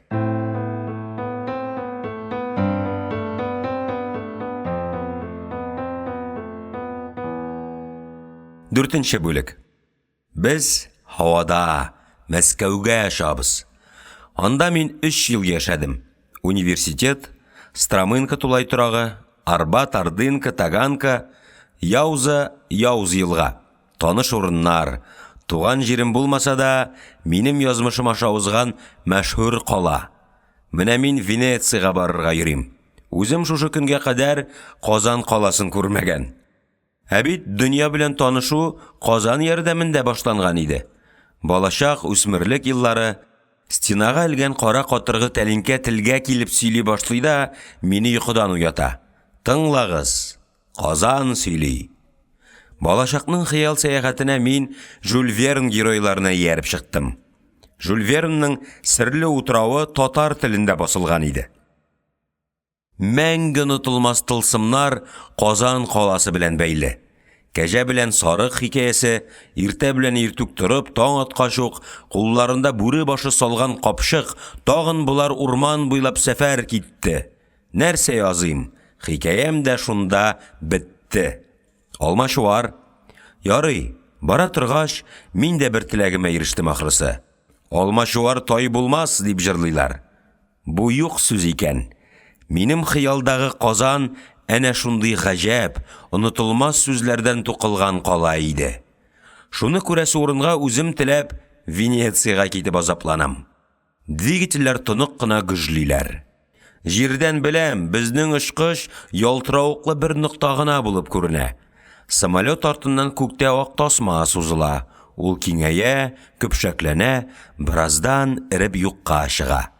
Әгәр шул самолет артыннан калган ак юллар җуелмыйча саклана торган булсалар, бәлки, мин үземнең күктә калган эзләремне очратыр идем. Очкыч кинәт калтырап алды. Автопилот көйлиләр дип уйладым. Һәм янәшә утыручы Геннадий Китайгородскийга радиомаякка турылап ушу турында сөйләргә керештем. Штурман янына кереп сөйләшергә рөхсәт итмәсләрме? Диде Геннадий. Габдыр, синең исемеңә күнегә алмыйм. Һич әйтеп булмый, шайтан. Ирәнерсең әле. Башкалар русча ничек дип каныма тоз салалар. Син исемнең тәрҗемә ителмәгәнлеген аңлыйсың шикелле, дидем мин. Исем бит ул радар экраны шикелле. Кешенең йөзен билгели. Начарлык эшләсәң, иңелек исемең, аннан соң йөзең пычрана. Син, Габдрахман, экипаж агзаларының кайсыларын беләсең? Капитанны, өлкән механикны, боцманны беләм. Шылманда бергә йөздек. Ниндирәк кешеләр? Мастер каты бәгъреле түгелме? Мастер искиткеч әйбәт кеше, дидем мин капитан турында. Өлкән механик белән боцман да яхшылар. Бергә эшләгәндә бригаз капитаны идеме? Юк, өлкән штурман иде, дидем мин. Алай булгач, ашыкмый әле. Мин диңгездә 7 ел эшлим. Күп тапкыр сынаганым бар. Менә дигән өлкән штурманнан барахлыгына капитан чыга. Власть ул дустым кешене җиремога әйләндерә. Капитанны мактарга ашыкмый әле. Башта бераз эшлик, аннан күз күрер. Китай-Городскийның сүзенә хәтерем калды. Ышанмыйдым мин бригасының бозыла алуына. Власть аны да боза алса, башкалардан ни көтәргә кирәк? Син кемнәрне беләсең, дидем мин Китай-Городскийга. Аш пешерүчене беләм. Кондей. Армиядә өйрәнгән. Әзерли алганы ботка. Күрерсең, 2-3 айдан экипажның яртысы гастрит белән интегә башлаячак. 3 матрос таныш. Әнә теге иллюминатор янында утырганының фамилиясе Сироткин. Аның белән Ленинград танкерында эшләдек. Җырчы. Гитарага кушылып җырлап җибәрсә, күздән яшь чыкмый калмый. Тәҗрибәле диңгезче. Эшли дә белә, кирәк чакта күз буярга да ифрат оста. Өлкән штурмынны ишетеп беләм. Катып калган уставник диләр. Яратмыйм мин андыйларны. Диңгезче тормышын уставка сыйдырып булмый ул. Тормыш уставтан катлаулырак. Гомумән, тормыш ул. Аны бер ничек тә аңлатып булмый. Без экипаж әгъзаларын берәмләп битәрләргә керештек. Сәяхәт вакытында иң кыен, иң газаплы нәрсә дошманлык хисе. Диңгездә чакта берәрсе белән дошманлашып китсәң, көн яктылыгы күрермен дип өметләнмә. Помполит безнең сөйләшкәнне ишетте булса кирәк. Безгә карап елмайды. Курыкканым ясалма елмаю. Птушкинның елмаю ихлас шикелләрәк күренә иде. Эй Раббым, киләчәктә елмаюлар ешрак очрап торсын иде. Ихлас, якты елмаюлар.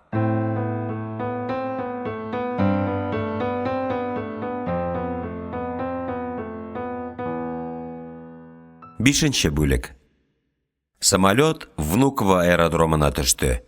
Аэропорт ыгызыгысы, самолет көтүчеләр, ұшу кырына чыгучылар, кайтучылар, багаж алучылар. Ярты сәгатьтән автобус-экспресс безне очыртып Ленин проспектыннан алып бара иде. Октябрь мәйданында автобустан чыгып метрога төштек. Сәер тойылды метроның кешеләрне туктаусыз йотып торуы. Башкалага беренче тапкыр килүчеләр эскалаторга басар алдыннан шактый гына икеләнеп торалар. Бигрәк тә авылдан килгәннәре. Һәр эшне 7 кат үлчәп эшләргә күнеккән авыл кешеләрен башкала ритмы шундук шыгырдан чыгара. Алар дзоттан аткан дошман пулеметын күкрәге белән капларга ашыккан мескен совет солдаты кебек эскалаторга ташланалар. Портфельләр, хуҗалык сумкасы күтәреп чиләнүчеләр, аркаларына ат күтәрә алмаслык рюкзак аскан бәхетле ахмаклар, буш куллы гамсезләр, кемнәр генә юк монда. Чиновниклар һәм сукбайлар каласы, сәясәт һәм хәрбилек мәркәзе. Метро поезды безне Маркс проспекты станциясендә калдырып, җир тишегенә чумып югалды. Урамга чыктык. Сораштыра торгач, детский мир каршындагы 7 катлы бина янына килеп туктадык.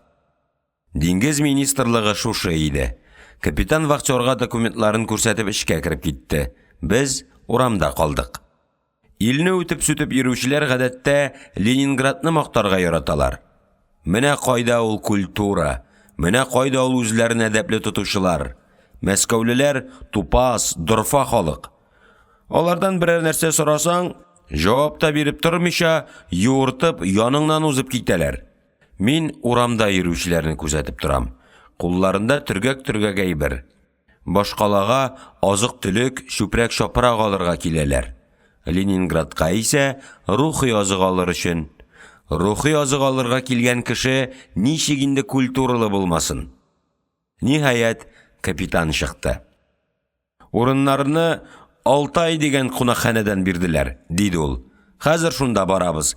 Иртәгә сәгать 10-да инструктаж. Соңга калырга ярамый, дип кисәтеп куйдылар. Карл Яныч, сезнең рөхсәт белән чемоданнарны кунакханәгә илтәбез дә Ленин музеена киләбез, диде помполит Птушкин. Минем дусларымны күрәсем килә иде. Шулар янына барып килергә рөхсәт итмәссезме? Диде мин помполитка. Ленин музейында булганың бармысың? Диде ул. Булганым бар, дидем мин. Алай булгач, иртәгә 10 туларга 20 минут кала шушында очрашабыз. Шалбар үтүкләнгән, туфли чистартылган булсын. Айныклык турында әйтеп тә тормыйм. Аңлашылдымы? Чемоданымны Китайгородскийга тапшырып, Маркс проспектына чыктым. Горький урамына җиткәч туктап калдым. Урамны аркылы үтү өчен җир астына төшәргә кирәк икән. Аяк атлаган сайын үзгәреш. Университет бинасы каршында басып торам. Шул ук фасад, шул ук колонналар, шул ук таш Герцен белән таш Огарев. Эскамияләрдә шул ук. Эскамияләрдә утыручы яшь кызлар да мин киткәннән бирле урыннарыннан купмыйча һаман гәпләшкәннәр шикелле.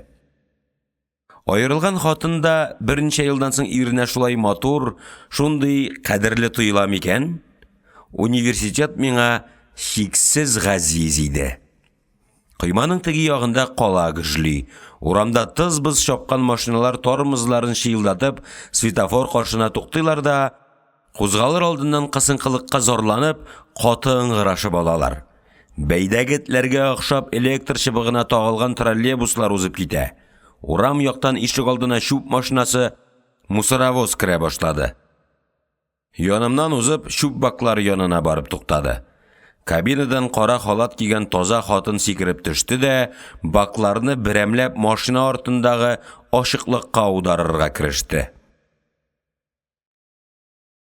Жора, бусында конспектлар, диде ул кабинада утырган иргә.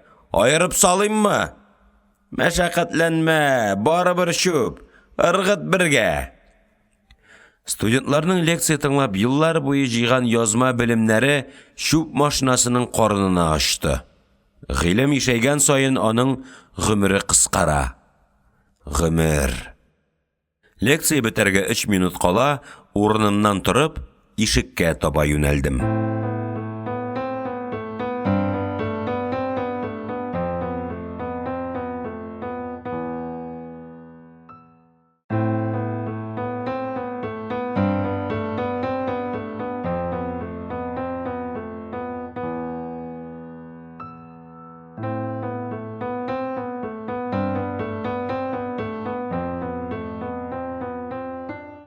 Алтынчы бүлек. Кыңгырау шылтырады. Уку еллары искә төште. Кыңгырау тавышы миләрне сүндереп урыныбыздан күтәрә иде дә, без мисез калып, яшь, дәртле кентаврларга әйләнә идек. Аудиториядан коридорга, коридордан баскычка канатлар очыртып чыгарамыни. Шундый куанычлы иде лекциядан соң ашханәгә юыртып бару. Әле дә шул хәл. 1 минут эчендә коридор дәртле тавышларга күмелде. Шак-шок, дөп-дөп, келт-келт. Михаил Лермонтов, Антон Чехов, Муса Жәлил һәм Габдурахман Рахманкулов таптаган баскычларга студентларның үкшәләре бәрелә. Баскычтан әйтерсең яшь тайлар көтүе төшә. Борынгы инстинктлар уянып интеллектны сүндергән. Студентларны күз алдымнан уздырып торам. Сергей Евсеев беренче курстан бирле язучылык карьерасына тушы белән пластунча шуышып баручы тәти егет. Өстендә күн пиджак, димәк, башка әсәрләрдән йолкып суырып, әдәбият шулпасыннан китап бастырып өлгергән. Ә мин юләр китапны бары тик язмышың аша узганда бәгыреңә сеңеп калган тетрәндергеч вакыйгалардан гына язып була торгандыр дип ышанып йөрим. Әнә Павел Лещенко киләчәктә фәнне һәм фән арбасына төялгән соры кортларны сөйрәргә әзерләнүче йөк аты. Курстагы бар кара эш, бар йөкләмә Павел җилкәсендә иде. Әле дә шулайдыр. Әнә Вика, Люда, Липа курсыбызның 3 грациясе. Кайсы Вика, кайсы Люда һәм кайсы Липа. 3 ел эчендә мин аларны бер-берсеннән аерырга өйрәнә алмадым. Башкалар да аера алмыйлар иде, чөнки аларның зәвыклары, акыллары, теләкләре, хәтта иманнары да өчесенә бер генә иде. Ниһаять, дипломат кызы Валерия. Йөрәгемдә җый калдырган студентка. Яшкел джерси күлмәк, билендә алтын чылбыр һәм һәр колагында бармак башы зурлыгы шын. Күз яшедәй чиста зәңгәр су бриллиант алка. Рахманкулов, капитан Дрейк, флибустьер Кит, пират Роджерс, танырлык та түгел. Валерия жансыз салкын ак бармакларын ушыма салды. Господи, Рахманкульчик! Муйныма Люся Румянцева килеп асылынды. Супермен! Менә кем укыган безнең белән? Кызлар, күрәсезме? Люсяның шатлыгы табигый иде. Менә кемне сөясем калган икән, дигән үкенү соңга калып булса да килде. Валерия үзенең иң затлы елмаюын балкытып сабыр гына карап тора. Мин һаман дусларымны, Өметгали белән Багратны, бөек коллекционер Маштаковны көтәм. Алар күренмиләр. Маугып көтәм булса кирәк. Башка сабакташларым белән юлнәп сөйләшә дә алмыйм. Валерия каядыр ашыга. Аристократ кеше тойгыларын яшерә белә. Ул миңа елмаеп карый. Электә нәкъ шулай елмая иде. Аның елмаюы косметикага өстәлгән бер кыйпылчык икәнлеген авызым пешкәч кенә аңладым. На уровне мировых стандартов безнең Абдик. Нинди җилләр университетка китерде? Бусын Валерия публика өчен әйтте. Күтеп кенә барышлый, Валерия Владимировна. 2 генә көнгә, дидем мин, шундый сабыр, шундый оста ясалма битарафлык белән. Кайсы якларга үтеп барышлый, Абдурахманчик? Люся Румянцеваның күзләреннән нур шәшелә иде. Кара, ничек кояшта янган. Ковбой, Джеймс Бонд, диделәр Вика, Люда, Липа, өчесе бер тавыштан. Кая үтешли? Ленинградка мени? Римга, дидем мин. Рим сүзенә бернинди басым ясамыйча. Ул сүзне мин Италияның баш каласына атна сайын барып йөрүчеләр шикелле табигый итеп әйттем. Шапырынмыйча. Римга? Италия баш каласына? Курсташларым, кызлар, егетләр барысы бергә тораташ булып каттылар. Хәтта Сергей Есеев, киләчәктә язучылар әзерли торган институтның ректоры, китеп барган җиреннән кире борылып килде. Римга? Дип кабатладылар студентлар сорауны. Мәңгелек калага, дип кабатладым Юрий, һәм өстәдем. Николай Васильевич Гоголь, Александр Иванов, Карл Брюллов яшәгән калага. Нәкъ шушы мизгелдә Габдрахман, аркадашым! Өметгалинең тәһарәтле тәне миңа сырышты. Аның иманлы йөрәге лып-лып тибә иде. Мин дә дустымны кочакладым. Өметгалинең кочагыннан чыкканда, яныбызда Люся Румянцева гына калган иде инде. Симит Рахманкулов джаз ярата идең. Мин онытмадым, хәтерлим. Тыңлыйсың килсә, минем артык билетым бар. Джордж Гершвин, Порги һәм Бес, Беверли Хиллз артистлары башкара. Хәтер дигән нәрсә гаҗәп бит ул. Бергә укыганда Люся Румянцева мине күрми дә иде. Минем 3 тәүлек аш йөрү моңа берни түгел иде. Ә хәзер аңа нинди музыка яратуыма кадәр билгеле. Син Багратның банкетына бармыйсыңмыни? Диде Өметгали Румянцевага. Юк, бармыйм. Принципиально. Люсяның кашы бер генә минутка җимерелеп алды. Кыз миңа таба борылып елмайды. Тиз генә китми торгансыңдыр бит әле. Безнең янга да кирип чык, шәй эчәрбез. Теләсәң, шәйдән көчлерәге дә бар. Һәм Люся үзенең бергә укыганда чит илдән килгән студентлар гына тота ала торган нәзек бармакларын миңа сузды. Румянцева китте. Люсяның туфли үкшәләре асфальтка тигәндә шак-шок иткән тавыш ни сәбәптер минем күкрәгемдә яңгырап калды. Румянцеваның сиңа кияүгә чыгасы килә, диде Өметгали кызга таба ымлап. Чит ил студентлары белән шуалмый башлады. Әйбәт кияү эзли. Порги һәм Бес. Синең диңгезче булуың шулай итә. Валерия белән очраштыңмы соң? Ул сине күрдеме? Күрде. Ире дипломат. Шәше кыйлып беткән бер зур начальник. Валерияны университеттан Мерседеска утыртып алып китә. Тукта әле. Нигә ул безгә Валерия? Ә Маштаков ни хәлдә? Соңгы очрашуда әллә нинди эт тота дип сөйләгән идегез. Хәзер нәрсә белән мауга? Һаман да шундый фанатикмы? Маштаков укуын ташлады. Шул эте аркасында. Аның бит этен урладылар. Шул кайгыдан юләрләр йортына эләгеп, елга якын шунда ятып чыкты. Хәзер Нутрия дигән бер ят җәнлек асрый ди. Кемдер теге Таганкадагы кыш базарында очраткан. Танырлык та түгел ди. Мәскәү өлкәсендәге бер карт тол хатынга йортка кергән ди. Өмедгали туктап бер тын миңа карап торды. Әйдә, мин сине Наташа белән таныштырам. Кем ул Наташа? Мин куркып киттем. Әллә ничек итеп әйтте Өмедгали ул исемне. Белмисеңме ни? Наталья Никитична Сәфәргалиева, минем хәләл җефетем. Судан ярга ыргытылган балык хәлендә бер тын сулышсыз тордым. Айныгач, икәүләп Өмедгалинең квартирына юнәлдек.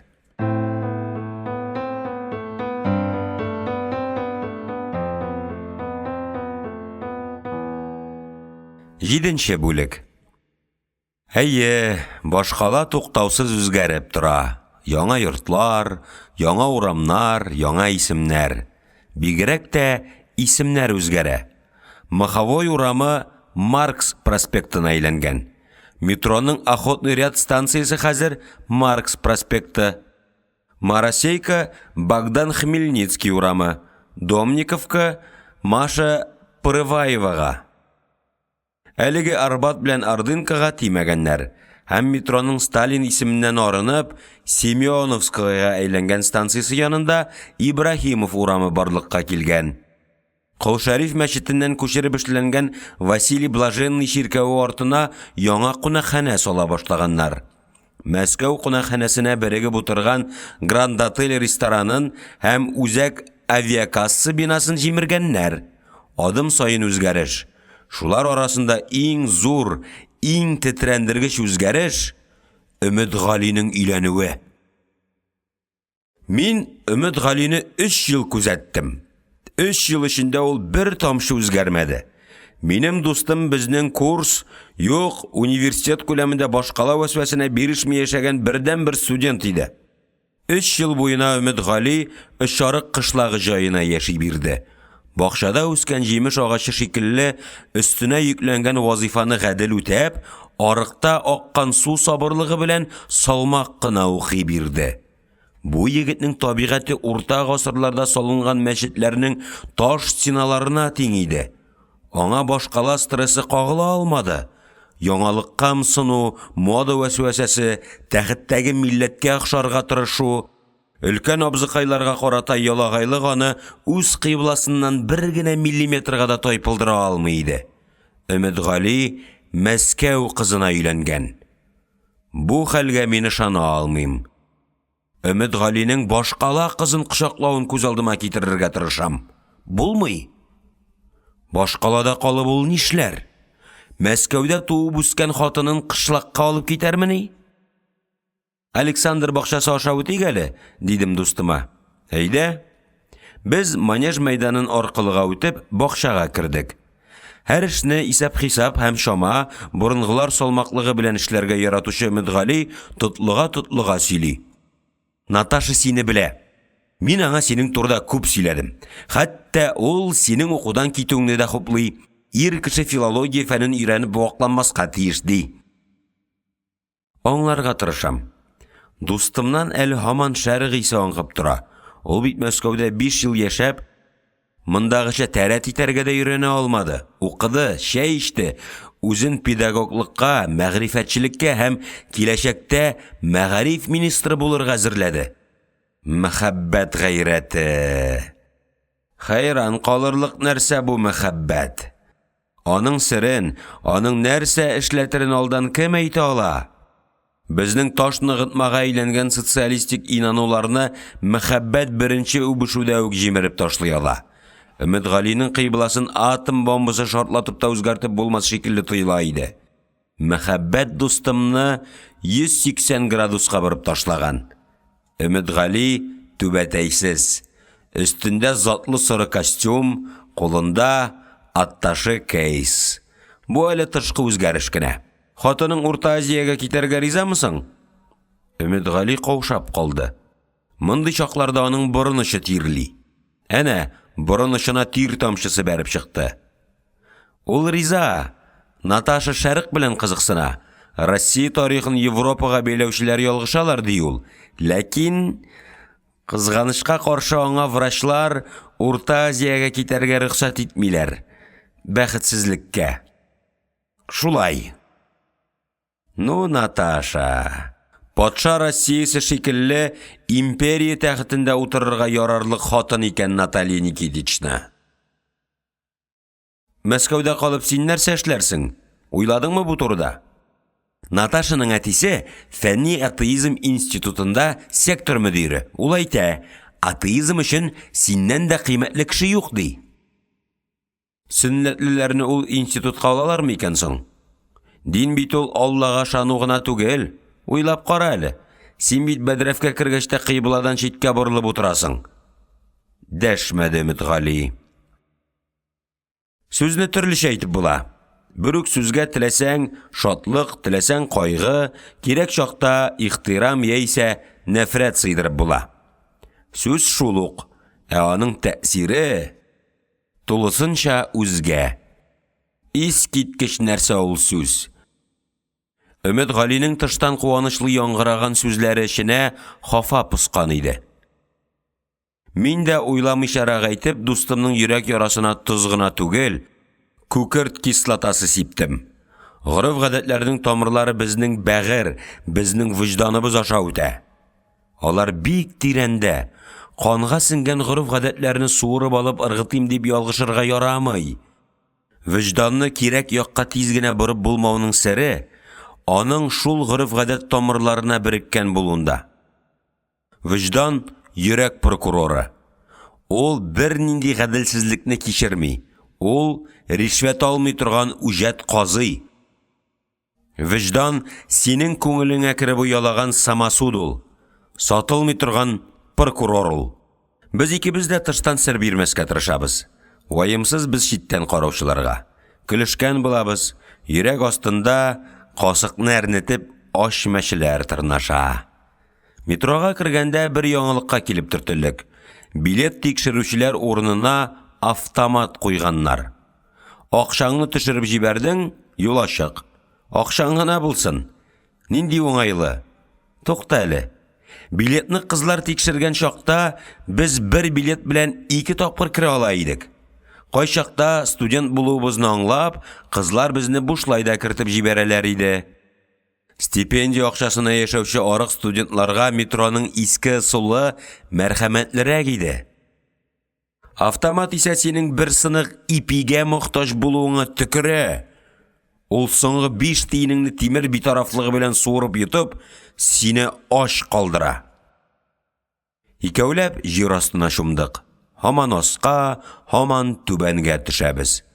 Эскалатор тәкъдиргә охшаган. Ул берәүләрне өскә, югарыга күтәрә, икенчеләрне түбәнгә, җир асты караңгылыгына иңдерә. Кешеләр 2 төркемгә, күтәрелүчеләргә һәм түбәнәючеләргә бүленгәннәр. Акыл ясе һәм шыр тиле, иманлы һәм имансыз, батыр һәм куркак, эшчән һәм ялкау эскалатор ярдәмендә күтәрелү юлына баса. Югарыга, яктылыкка ирешә. Әгәр эскалатор сине түбәнгә төшү ягына эләктереп алса, кем генә булуыңа карамастан, алда сине тынчу караңгылык көтә. Эскалатор борынгылар тәкъдирен бүгенге көндәге кадрлар бүлеген хәтерләтә. Аның карары аяусыз, катгый. Мөтгалигә ярып вагонга кирдем. Дөресе, этеп керттеләр. Ишек ябылды, поезд кузгалып китте. Аягым идәндә, уң кулым янәшә торучы 2 кеше арасына кирип кысылган. Поезддан чыкканчы ни сәбәптер үзәгемә төшеп кычыткан ушымны кашый алмадым. Поезд Измаил паркы дигән станциягә килеп туктагач, метродан чыктык. Чыгу белән уңга борылып, 20 минут чамасы бардык. Алда Поле народных игр дигән мәйданчык күренде. Якшәмбедә Мәскәү татарлары җыела торган урын иде бу. Авылны сагынып яшәүчеләр кагъбәсе. Аягым шул мәйданга тарта иде. Бу турыда Мөтгалигә әйтергә теләп, әллә ничә тапкыр авызымны ачтым. Кыюлыгым җитмәде. Яшь кәләшне күрергә барабыз бит. Җир йөзенең иң мөһим һәм иң хәтәр эше.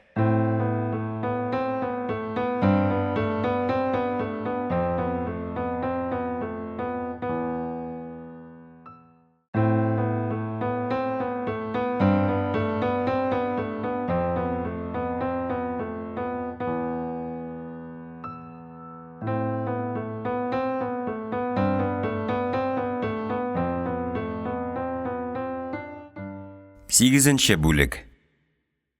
Мәскәүдә укыганда 3 ел буе якшәмбе сайын шушы паркка йөрдем мин.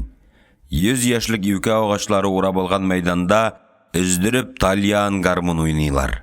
Яшь егетләр, яшь кызлар төркем-төркем җыелып гармунга кушылып җырлыйлар. Әйлән-бәйлән уйныйлар, бийләр. Авылда чакта әрәмәдә пешән җыйганда, утаудан кайтканда, кышларын аулак өйдә кич утырганда җырлаган җырларны еш тыңлаганым бар минем. Измаил паркындагы җырларның моңы икенче төрлерәк. Авыл җирендә күбрәк мәхәббәт, яшьлек турында, гомернең заяга китүе, бәхетнең кыска булуы турында җырлыйлар иде. Бу бакчада исә авылны сагыну, туганнарны, туып үскән җирләрне юксыну моңнары өстенлек итә. Югыйсә бит минем милләттәшләрем туган үскән җирләрен ташлап монда үзләре теләп килгәннәр. Әйе, мондагы тормыш авыл тормышыннан уңайрак. Җылы өй, өс бөтен, тамак тук, эш хезмәте дә җиңелрәк. Күңел ачу, буш вакытны уздыру өчен ни теләсәң, шул бар. 40-тан артык театр, меңләгән культура йорты, музейлар, данлыклы китапханәләр, концерт заллары. Тагын нәрсә кирәк кешегә? Шулай да милләттәшләрем атна сайын якшәмбе көн шушында кечкенә бер сабан туе оештыралар. Әнә, пышкы чүбе җәйгән кысынкы аренада яшь җегетләр мәйдан тота, көч сынашалар. Тамаша кылып торучылар арасында олы яшьтәгеләр, кортлар, карчыклар да күзгә чалына. Кайберләре оныкларын ярдәп килгән. Кайчандыр бу олы абзыйлар, апалар шушы бакчага йөреп бәхетләрен тапкан булганнар. Бәлки оныклары да шушы бакчада үз тиңнәрен табарлар. Бөтен өмет аларда. Чөнки уллары, кызлары югары белем алып, кеше булып, олы дөньяга чыккач, бу бакчага йөрми башлыйлар. Алар хәзер урыслашканнар. Милли шикләнгән тамашалар белән кызыксынмый башлаганнар. Төркемнәр гадәттә шивә үзенчәлегенә, чыгыш тумыш җирлегенә карап төзеләләр. Татар теленең, туган теленең нинди генә шивәләрен, диалектларын ишетмисең монда. Нижгарлар сөйләше, Пенза ягы сөйләше, Казан арты, Азнакай һәм Бөгелмә сөйләшләре, Тау ягы, Урман ягы, Нократ, Әстерхан, Оренбург, Барабат, Төмән, Урта Азия, Донбасс сөйләшләре, ниһаять, Типтәрләр сөйләше. Кечкенә генә аланда 10,000 чакрым киңлекләргә таралган этник-лингвистик география күз алдына килеп баса. Туган тел. Үзәкнең иң түренә кереп утырган әрнүле, татлы бер тылсым. Синең гармуның гырашуы аша колакка килеп бәрелгән сыңар бер сүзең яшәүнең мәгънәсен киңәйтеп җибәрә, күңелне пакландыра, хыял өметләрне тергезә, тормыштагы авырлыкларны, гаделсезлекләрне җиңеп чыгарга көч өсти. И туган тел, и матур тел. Әткәмән кемнең теле, дип юкка гына әйтмәгән синең турда бөек шагыйрь. Измаил бакчасында йөрүче Мәскәү татары атнаның 6 көнендә тигезләр арасында беренче булган олы милләт телендә бөек, гайрәтле, гадел һәм хөр телдә сөйләшә. Аңа бер уйласаң, ана теленең һич кирәге юк. Бөтенләй онытса да аны беркем тиргәмәячәк. Азмыни ана телен онытучылар. Тел үзе дә каршы килми, ул юаш, күндәм. Шулай да Измаил бакчасына сугылу белән татар кешесенең моңа кадәр күңеле төбендә йокымсырап яткан жан хәрәкәте кинәт уянып китә, тыпырчына, хәрәкәткә килә. Кичке 9-лар тирәсендә гармун тавышы сүлпәнләнә. Татарлар әкренләп тарала башлыйлар. Күпләр метрога җиткәнчә һаман кычаклашып, җырлап баралар. Аннары бертен туктап сөйләшеп торганнан соң суга чумган шикелле метрога кирип югалалар. Өмет Гали миннән нәрсәдер сорый икән. Уйларга батып, мин аны ишетми барганмын. Багратның банкетына барабызмы? Диде ул, соравын кабатлап. Нинди банкет? Ул әле һаман мәҗлесләр белән мавыгамыни? Баграт язган сценарий буенча кино куйдылар. Шул уңайдан дустыбыз банкет уздыра, диде Өмет Гали. Алай булгач, барырга кирәк, дидем мин, һәм сорадым. Синең татарлар җырлый торган җирне күргәнең бармы? Ул урын бездән уңдарак калды. Әнә теге һавага күтәрткеч көпшәк янында. Бер тапкыр Наташа белән паркта йөргәндә барып чыккан идек. Наташа, я бәйләнерләр дип, мине тизрәк читкә алып китте. Анда хулиганнар күп җыела ди. Ят җыр, чит телдә сөйләшү. Таныш булмаган нәрсә урысны шомландыра шул. Гомумән, урыс татар йолаларыннан шилли.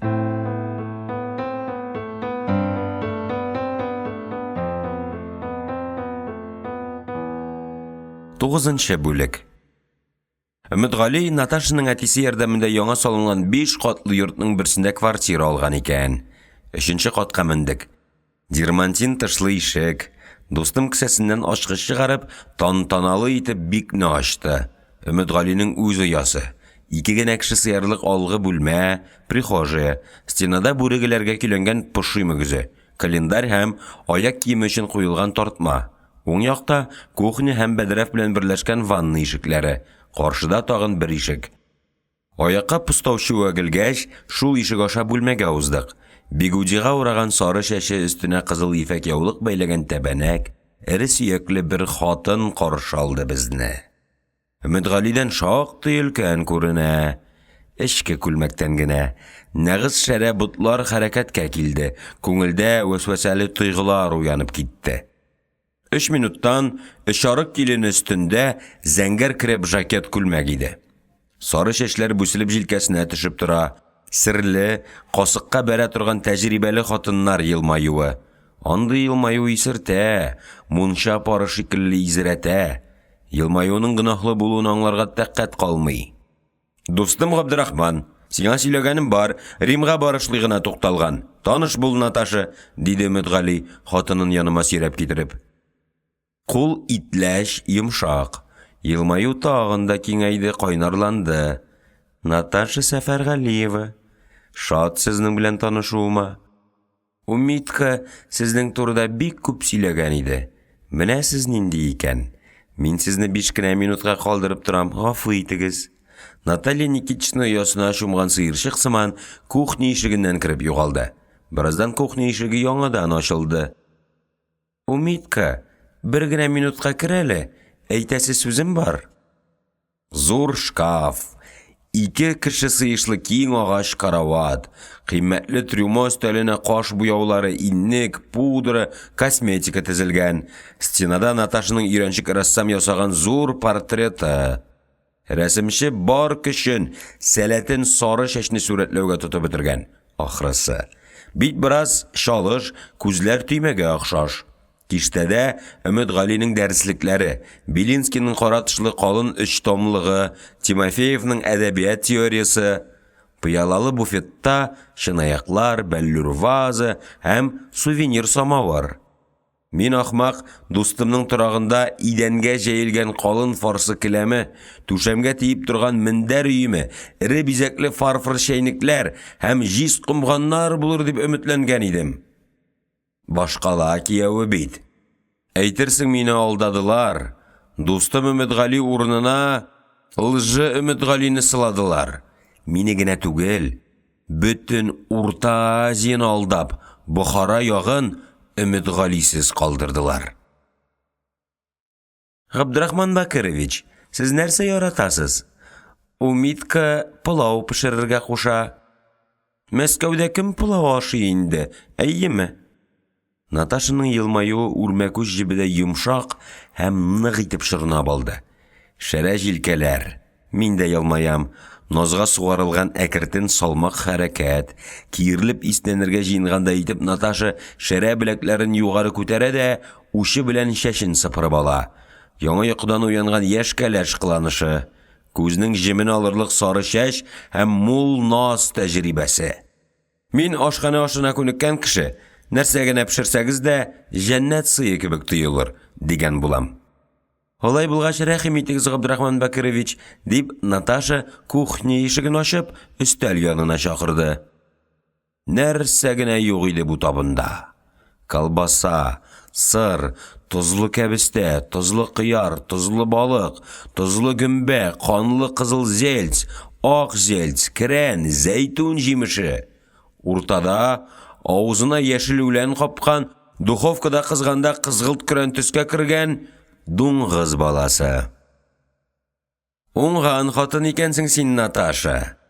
Ирләр йөрәгенә бары тик аш казан ашагына кіріп булади немец мәкале. Безгә патшалар сый әзерләгәнсең. 1000 яшә. Өметгалине умидка дип зәгыйфләндереп әйтүең җенемә бәрелмәгән булса, кул чабып тәбрикләр идем үзеңне. Сез нинди эчемлек яратасыз, Габдрахман Бакирович? Виски, Шотландиянекен, White Horse, я булмаса Балантин, дидем мин, кинәт караяр хулиганына әйләнеп. Наташаның битенә бер генә мускулда селкенмәде. Кызганычка каршы вискиның беткән чагы, безнең семьяда аны өнә бетермиләр, исен яратмыйлар. Киләсе очрашуда Габдрахман Бакирович сезне Шотландиянең иң кыйммәтле виские көтеп торачак, диде Наташа. Юлда очраган булса бу аждаһа һичшиксез мине дә үзенә өйләндерер иде. Без бит сары чәчкә каршы тора алмыйбыз. Күбрәк алар җиңә. Власть сары чәчлеләр кулында бит. Мин шаяртып кына әйттем. Сезнең белән танышу хөрмәтенә мин умидка белән чәй эчәргә дә риза. Русның бөек калын кырлы стаканы белән, дидем мин. Габдрахман безнең иң кадерле михманыбыз, дип башлады сары чәчле хатынның ире. Без аның белән 3 ел бер кабым икмәкне икегә бүлеп ашадык. Миңа башкалага килгәнче паровозда күрмәгән кышлак малайына очучы офицер белән дуслашу үзе бер бәхет иде. Кадерле аркадашым хөрмәтенә. Кухняда бәллүр тавышы яңгырады. Өметгали белән бу рәвештә беренче утыруым иде. Аркадаш сүзе әйтерсеңлә исертеп җибәрде мине. 13-нче гасыр. Без Өметгали белән бер-беребезгә арка терәп шәрә далада басып торабыз имеш. Кулда үткен кылыч, уклар атылып беткән, сөңге сынган, дошман явы безне урап алган. Өстебезгә ук ява, һәр һөҗүмне кире кагып каршыбызга килгән дошманны турап кына торганбыз. Хәзер алар якын килергә дә куркалар. Яралардан кан ага. Тәндә канның соңгы тамчылары. Без соңгы тамчы канга кадәр сугышырга, бер-беребезне якларга тиешбез. Без аркадашлар.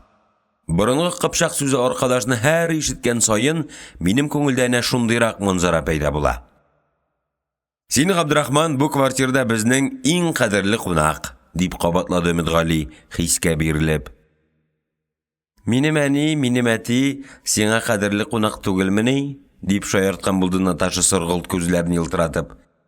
Сез менә, Габдрахман Бакирович, күреп торам, шын современный кеше. Шундый булмасагыз, сезне Римга җибәрмәсләр иде. Ә безнең умидка гел искелеккә, гел караңгылыкка тарта. Эчә, тарта дип, хатыннар артыннан чаба дип зарлана алмыйм. Ул яклары искиткеч әйбәт. Минең борчыганы, ул кеше белән аралашмый. Шакырган җиргә бармый, иптәшләрем арасында мин аңа Митя дип дәшәм. Хәтере кала. Башка әйтмә, мин Митя түгел дип кычкыра. Иреннән зарланганда шактый өлкән, шактый таушалган кебек күренде миңа Наталья Никитична. Ирексездән мин аны кызганып куйдым. Дөньяга карашлары, хыял максатлары, тормыш тәҗрибәләре һәм ниһаять күнегелгән гадәтләре белән бөтенләй икесе ике дөнья кешесе иде Наталья Никитична һәм Өметгали. Тормыш тәҗрибәсе читтән тыш кыйммәтле нәрсә, ләкин кызганычка каршы гаилә тормышында аны шул килеш кулланып булмый. Гаилә тормышының үз кануннары бар. Һәр гаилә аларны үзе чыгара, үзе шарлый. Билгеле безнең ише сала селәгәйләренең кылларына чиртә белә Наталья Никитична. Өметгалине җиңел эләктергән ул.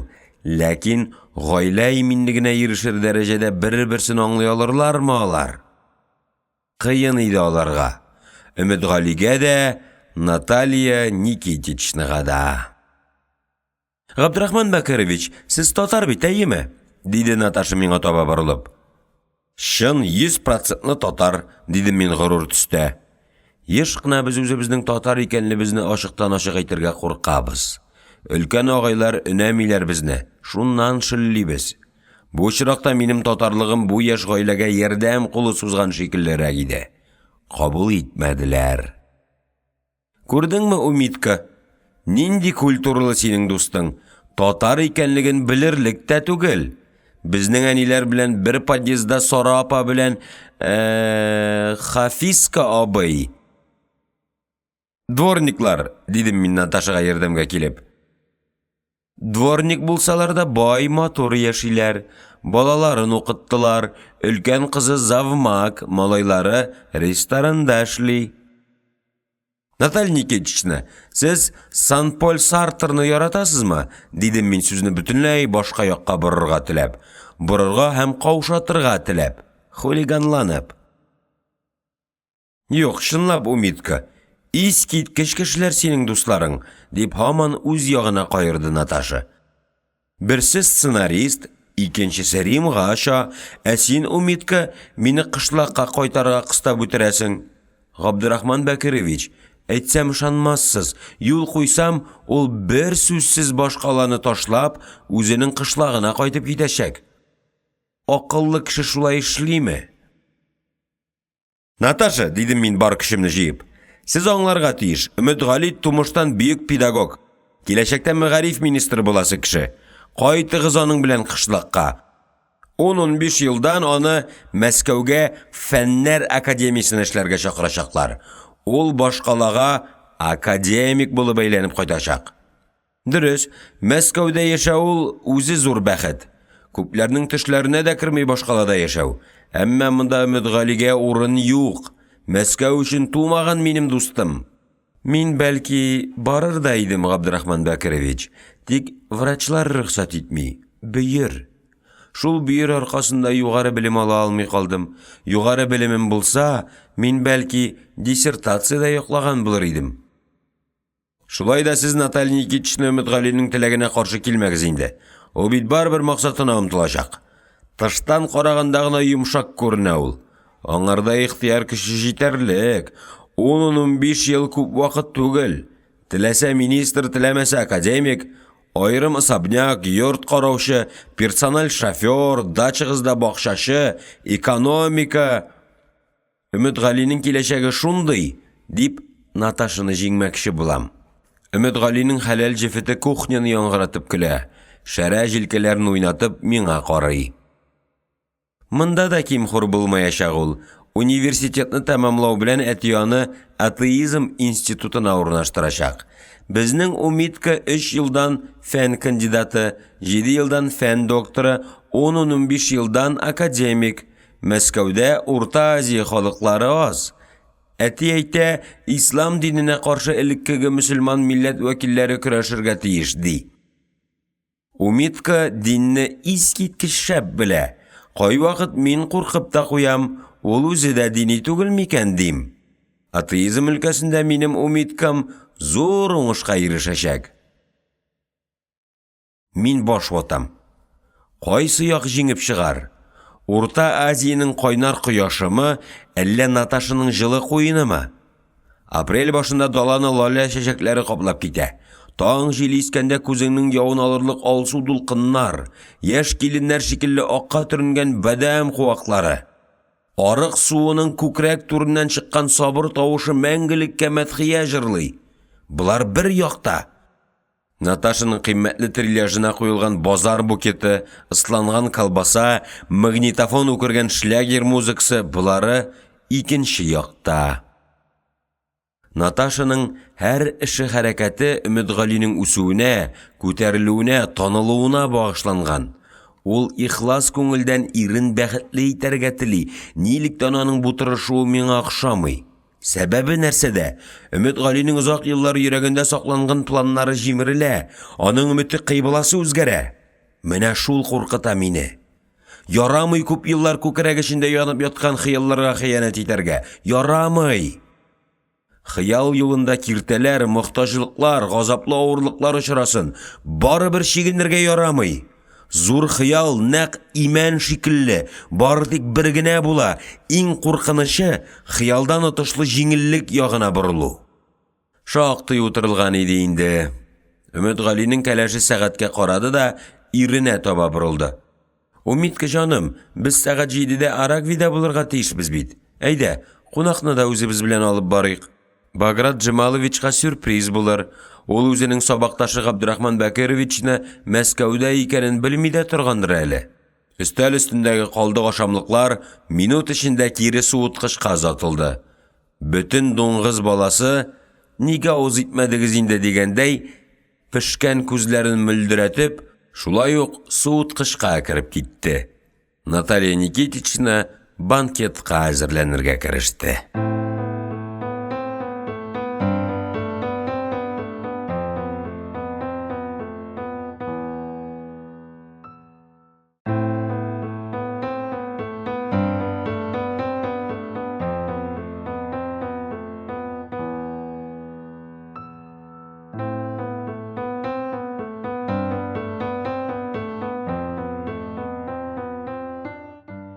Унынчы бүлек. Көмір жеп кушылган кара ефектен теккән күлмәк җиргә сөйрәлеп бара. Куллар, иң башлар, теге чын ирләрнең җанын ала торган ымсындыргыч калкулыклар, барысы да ачык. Кара, күр, сыклан. Ирләр психологиясен яхшы өйрәнгән тәҗрибәле хатыннар кулында күлмәк, бомбадан да көчле корал ул. Без Өметгали белән Наталья Никитичнаны ике яктан култыклап Арагвига барабыз. Метродагы халык безгә сокланып карап кала. Революция мәйданына җиткәч урамга чыктык.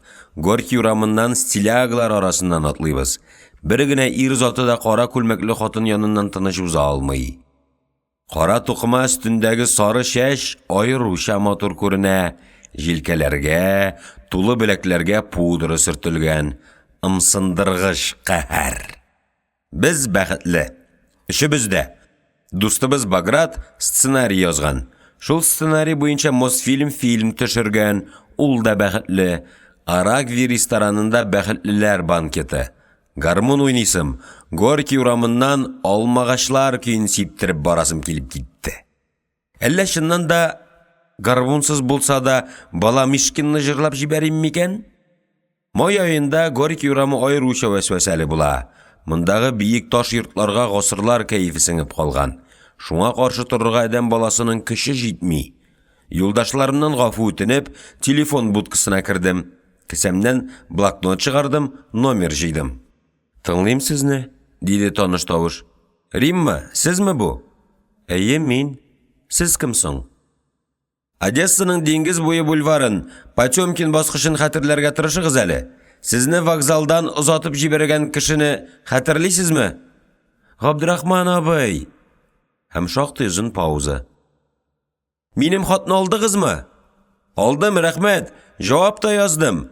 Сездән Горький урамына килергә күпме вакыт кирәк? Горький урамының кай тирәсенә?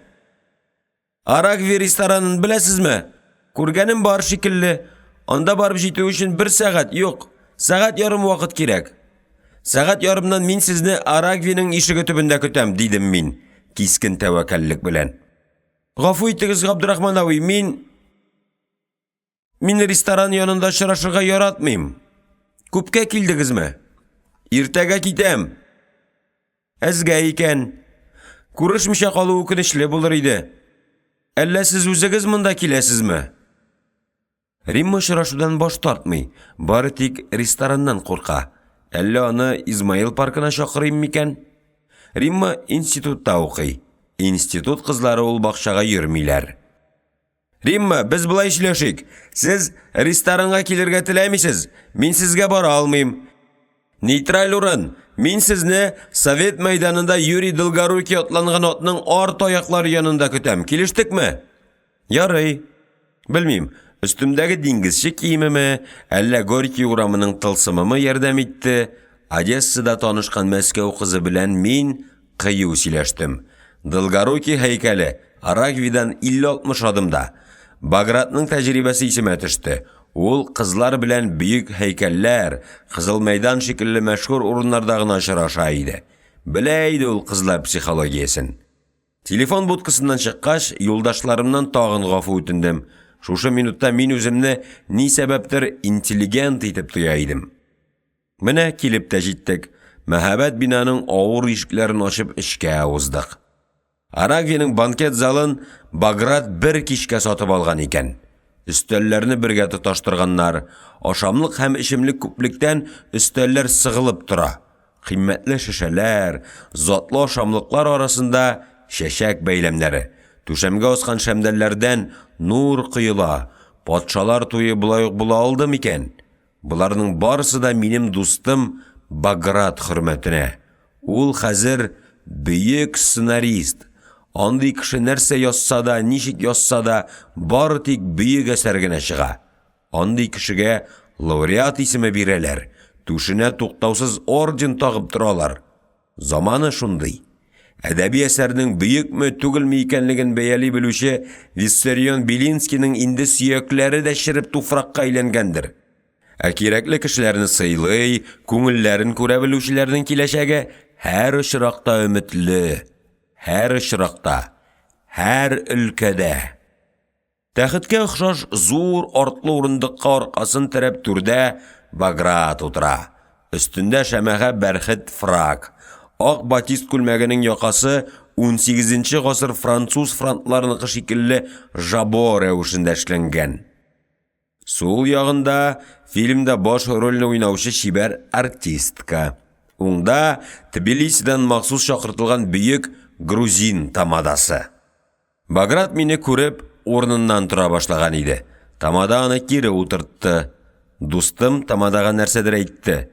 Багратның якын дусты капитан дальнего плавания Рахман Колов карабын Рио-де-Жанейрода калдырып банкетка махсус самолетта ашып килгән, диде тамада тантаналы тавыш белән. Халык минем якка борылды. Баграт тагын аягына басты. Минем дустым капитан гына түгел, ул флибустьер, Габдрахман пират. Кил яныма. Убыйм үзеңне, диде ул. Баграт белән тамада безне айырганчы кочаклашып тордык. Мине дустым янына 13-нче кеше итеп утырттылар. Айырылып яшәгән арада мин Баграттан 12 кешегә ерагайган идем. Тост әйтү башланды.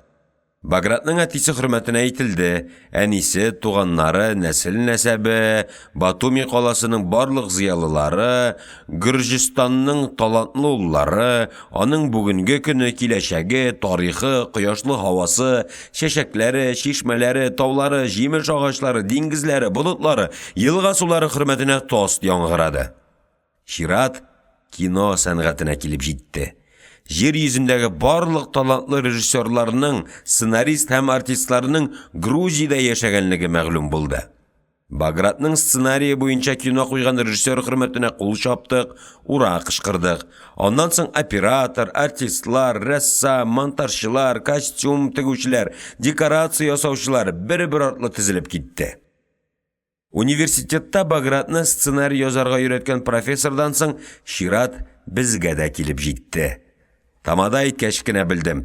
Татарстанның иң күркәм, иң күренекле семьясында туып үскәнмен икән.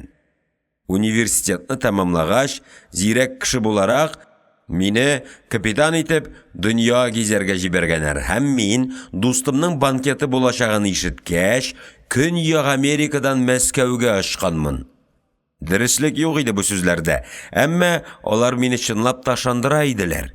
Матур итеп ялганлау, салпы якка салам кыстыру, бу усул кемгә ошамый? Тамада минем хыялымны чынбарлыкка әйләндерде. Очмас идеммени мин дустым янына? Тамада дөрес әйтте. Татарстанда минем әтиәниемнән затлырак кемнәр бар? Халык һаман өстәлә торды. Яныма яшь шибәр кыз җитәкләгән урта яшьтәге бер бәндә килеп утырды. Өстендә йылкылдап торган күн күлмәк, кызыл хәтфә шалбар, муенында парчалы яулык. Аркаша Таренковскийның детективы хөрмәтенәме бу сабантуй? Диде ул, моннан бер атна элек ичкән һәм көн сайын өстәлеп торган алкоголь парларын миңа бергетеп. Юк, Баграт Мехтербашев хөрмәтенә дидем мин. Неважно, кем хөрмәтенә булса да ярый, эшемлеге генә булсын. Инночка, жан кисәгем, яшәсен кино һәм юмартлык. Күн күлмәк минем алдагы рюмканы алып кызга тоттырды. Су салырга куйган фужерга эчемлек тутырып үзе тотты. Кино һәм юмартлык кулга кул, бер-берсенә бирегеп яшәргә тиеш. Шулар хөрмәтенә, Инночка. Римма килеп җитәргә тиеш иде. Залда таптанып йөрүчеләрне йырып, Баграт янына юнәлдем. Дустымны бер юлы 5 кеше кочаклаган. 40лар тирәсендәге бер артистка аның ирненә сөлек шикелле ябышкан. Дустыма якынлашу мөмкин түгел иде. Читтән урап, арт яктан тылдан узмакчы булып карыйм. Маневр уңышка ирештерде, ләкин кызганычка каршы Баграт утырган урындык буш иде. Аны каядыр алып киткәннәр. Өметгали белән Наташаны эзләп карадым. Алар да югалганнар. Зал тулы сәнгать тирәсендә чуалып йөрүчеләр. Сәнгать буенча чиктән тыш хәбәрдар, кемнең нәрсә язганын, кайсы артистның кемгә күз кысканын, кайсы режиссерның кем белән түшәккә ятканын түкми-чәчми сөйләп йөрүче, сценарий язарга түгел, эпизодик роль уйнарга да сәләтсез бөек, мәңге яшәр һәвәскәрләр. Урамга чыккач кына иркенләп сулыш алып җибәрдем. Юрий Долгорукий һәйкәле янына барып бастым. Башкалага нигез салган яртылаш татар бөек кенәз атланган атны күзәтәм. Арбага җигелү түгел, хәтта атланып йөрергә дә ярамый торган симез ялкау ат. Сабанга җиккән һәм безнең ерак бабаларыбызның атланып йөргән бәләкәй гәүдәле, куе яллы шыдам атларга һич тә охшамаган. Римның Капитолий мәйданындагы Марк Аврелий атыннан күчереп ясалган плагиат һәйкәл. Шул чак кемдер терсәгемә орынды. Римма. Килеп җиттегезме? Исәнмесез, Римма туташ? Менә бу атка карап уйланып торам әле. Сезнең белән бергә яши башлагач мәйтәм, Караяр авылына бу атны да алып китәрбез, дидем мин шаяртып. Һәм Риммага армиягә китәсе елны сабан сөрүдә районда 1нче урынны алган атларым турында мактанып алдым. Әгәр ул чакта миңа Юрий Долгорукий атланган айгырга тиң ат биргән булсалар, мин һич шиксез Союз күләмендә беренчелекне алган булыр идем, дидем мин Долгорукий атланган плагиат атның кондотьер Гатта Милатаныкына охшашлы булуын һәм аның сыртындагы кенәзнең канында 75% кыпчак каны булуы турында сөйләп киттем. Һәйкәл карап туйгач, без Горький урамына чыктык. Кич безнеке иде.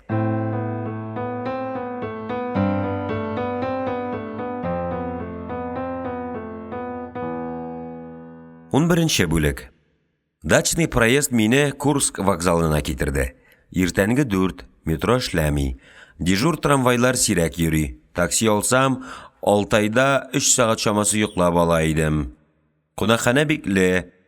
Ашмаулары мөмкин. Иң әйбәте вокзалдан Дзержинский мәйданына кадәр җыяу бару. Анда барып җитүгә таң ата башлаячак. 5 сагать буш вакыт. Теләсә нәрсә эшләргә була. Күңел тулы татлы тойгылар, өмет багланышларны тәнем белән диярлек сизеп барам. Була бит шушындый минутлар. Һәр мизгел синең өчен бөтен гомерең бәһасенә тиң. Римманың тавышы әле һаман колакта яңгырый. Мин аны һаман күрәм. Сулы шалуы, елмаюлары һаман минем белән. Кабат авызым пешәрме, Мәскәү кызы бит шайтан. Шторм вакытында куркынычлар диңгездә. Анда штормнан да куркынычрак нәрсәләр була. Тайфунмы? Юк, ялгызлык. Пароходта коллектив юкмыни? Бар. Мин күмәк ялгызлык турында әйтәм. Римма елмая. Аның бармаклары минем ушымда. Елмаюын аның жылы, тәнгә электр тогы таратып торган бармаклары аша сизәм. Ничек инде ул коллектив бар җирдә ялгызлык булсын? Логикага каршы килә бу. Яшәүне бер нинди кагыйдә, логика кануннарына сыйдырып булмый акыллым. Яшәеш экзистенциаль категория дип шапырынам. Бу кыз белән сөйләшкәндә әллә нинди кызыклы фикерләр туа. Ул мине аңлый. Аның тирәнтен аңлавы мине канатландыра. Үземне акыллы һәм көчле итеп туя башлыйм. Сөйләшү шундый рәхәт, һәр әйткән сүз куаныч тудыра, һәр фикер бәхет арттыра. Без Риммалар йортының нигезендә утырабыз. Нарат бүрәнәләрдән әтисе күтәргән авыл йорты. Сугышка кадәр ул шәһәр читендә булган. Хәзер башкаларның биек таш йортлары шушы агач өй янына якынлашып килә. Бер көнне бульдозер килеп калай түбәле нарат өйне җимереп ыргытачак. Идел буе булгарында туып, төбәктән төбәккә күчеп буыннан буынга тапшырылып килгән тормыш тәҗрибәсе җимерек йорт астында калачак. Гомерендә күпме бәлеш, күпме пәрәмәч пешергән мичне бульдозер туфрак белән таптап, бакчалар артындагы чокырга әшереп төшерәчәк. Без нигә гел үз җиребездә, үз халкыбыз арасында гына яши алмыйбыз икән? Ниндидер зур, көчле бер ихтияҗ, фаҗига яки тәкъдир димме, халкымның меңләгән, 100 меңләгән гаиләләрен туган туфрактан кубарып, чит җирләргә рәхимсез томырып ата. Римманың әтисе дә шундыйлардан булган. Гаиләнең туган җире Олы Тигәнәле шәһри биләргә янәшә диярлек авыл. 30-нчы елларда алар Ташкент ягына күчеп киткәннәр. Аннан соң Донбасс, Иваново өлкәсе, ниһаять Мәскәү читендәге нарат йорт. Тамыр җәя башлаганда гына Римманың әтисе гүргә кергән. Бу йортта хәзер әниләре белән 7 бала яши. Зәңгәр капкачлы тәрәзәләр, мемориаль такта сыман йорт хуҗасының истәлеген саклыйлар. Силтәләп юган ак ситсы пәрдәләр, тәрәзә төбендә тамчы гөлләр. Кайларда гына күрмәдем мин ул күз яшы сыман чәчәкләрен асылдырып утыручы тамчы гөлләрне. Бу гөл халкымның күз яшеннән яралмаган микән? Татарның күз яшеннән ниләре генә яралмаган? Диңгез министрлыгының 7 катлы соры бинасы каршына килеп туктаганда сәгать 6 иде. Экипаж 10 туларга 15 минут кала җыелырга тиеш. 4 сәгатькә якын вакытны ничек тә булса үткәрергә кирәк. Вакыт ашыкканда гына тиз үтә. Ә мин көтәргә тиеш. Маркс проспекты аша чыгып, Русның беренче китап бастыручысы Иван Федоров һәйкәле янына туктадым. Иван Федоров үзенең иң беренче баскан китабы Апостолның беренче битенә карап тора. Китап бастыручының күзләрендә моң һәм курку. Бәлки, бу кеше мәгърифәт таратучыларны нинди язмыш көткәнен шул чорда ук аңлагандыр. Бу кеше ВКБ тарихына юл ачкан. Олы Черкас кыргына кирдем. Аны үтеп, 25 октябрь урамына чыктым. Беренче номерлы аптека. Славян базары. Революция алдыннан шушы ресторанга язучылар, композиторлар, рәссамнар җыела торган булган. Горький, Шаляпин, Мусоргский, Рахманинов, Стасов, Крамской. Татар официантлары аларның күңелләрен күргәннәр. Славян базарыннан арырак Тарих архив институты. Мин белмәгән ысулда салынган искиткеч матур бина. Бер тынсыкланып карап тордым да, урамның икенче ягындагы сәнгать салонының витринасы каршына туктадым. Витринада гәрәбә муенсалар, көмеш алкалар, агачтан ясалган бизәкле савыт сабалар. Кремль манараларына куйган ахак йолдызлар таң нурларын чагылдыра башладылар. Һава тыныч, җил исми. Ә Кремль сарае өстендәге кызыл байрак ашкынып җилферди. Әллә байракка астан һава өрдертеп торалар микән? Спас капкасыннан мылтык күтәргән 3 солдат чыкты. Дагалы итекләренең мәйдан ташына бәрелеп дөпелдәве еракларга яңгырый. Солдатлар мавзолейга таба борылдылар. Шул мизгелдә мин Покров чиркәвенең чалмага охшаш гөмбәзләрен күреп алдым. Казан алыну хөрмәтенә салынган чиркәү бу. Тарихчылар бу чиркәүне җимерелгән Кол Шәриф мәчетеннән күчереп эшләнгән дип аңлаталар. Әнә шәфәк нуры гөмбәзне кызгылт төскә буяды. Татар бәгырен ачыттыра торган мәтәмле һәйкәл бу. Минин белән Пожарский һәйкәле. Кызганычка каршы, без мондый һәйкәлләрдән мәхрум. Дөрес, Куликов кырында безгә дә һәйкәл куелган. Зурлап түгел, безнең җиңелүебез хөрмәтенә мыскыллап, түбәнсетеп, ялганлап. Баш кисә торган урын лобное место. Спас манарасының сәгате суга. Даң-доң, даң-доң, даң-доң. Мавзолей сакчылары алышынды. Университетта укыганда мин бер караяр картын мавзолейга алып килгән идем. Әкрен генә изге урынга якынлашабыз. Башлар аска иелгән. Сүзсезлек. Мондый мизгел әдәм баласын көчсезләндерә, табынырга өнди. Мавзолей әле ябык. Нәкъ шул чакны гум ягыннан бер кызмача кеше мавзолейга таба йөгереп килә башлады. Төрбә эчендә 2 кеше яткан чор иде. Без тын алырга куркып көтәбез. Сакчылар бу ахмакны штыгышы белән каршы алачаклар бит. Кызмача кеше сакчылар янына килеп җитте, ишеккә үрелде. Ишек үзеннән үзе ачылып китте дә, аннан бер өлкән лейтенант килеп чыкты. Өлкән лейтенант кызмача бәндәне үгетли тарих музеена таба алып китте. Тарих музее белән Кремль стенасы арасыннан узып, Александр бакчасы аша университетка таба юл тоттым. Университет капкасы бикле иде. Мин Герцен урамына чыгып, консерваториягә таба юнәлдем. Чайковский һәйкәле янына килеп туктадым. Валерий белән консерваториянең кече залында орган музыкасы тыңлаган кич, һәм шул кичне түзеп булмас хәлгә җитеп, карыным ачуы искә төште. Сөт кибетендә сатучы кыздан бер шешә кымыз алуымда күз алдына килеп басты. Карыйм, хатыннар кибет ачылуын көтеп торалар. Мин шуларга кушылдым. Кибет ачылды, башкаларга ярып эшкә кердем. Шул уйчан, хәсрәтле карашлы кара кыз сөт сата. Чират җиткәч сорадым. Кымыз юкмы сездә? Юк. Моннан 2 ел элек сез миңа бер шешә кымыз биргән идегез. Метрода кайтканда күбекләнеп, бөкесе чыгып, кымыз агып бетте. Һаман шуңа ымсынып йөрим. Юкмы бер генә шешә? Кибетче кыз елмаеп куйды. Ул чакта 4нче идарәнең бер ябык профилакториенда савым бияләр тоталар иде. Мәскәү тирәсе үләнен ашаган бия сөтеннән кымыз ясап булмый дип туктаттылар. Ул профилакториягә кымызны хәзер Башкортстаннан китерәләр дип ишеттем. Юк, сатмыйлар хәзер кымызны. Кибеттән чыккач, университет ашханәсенә юнәлдем.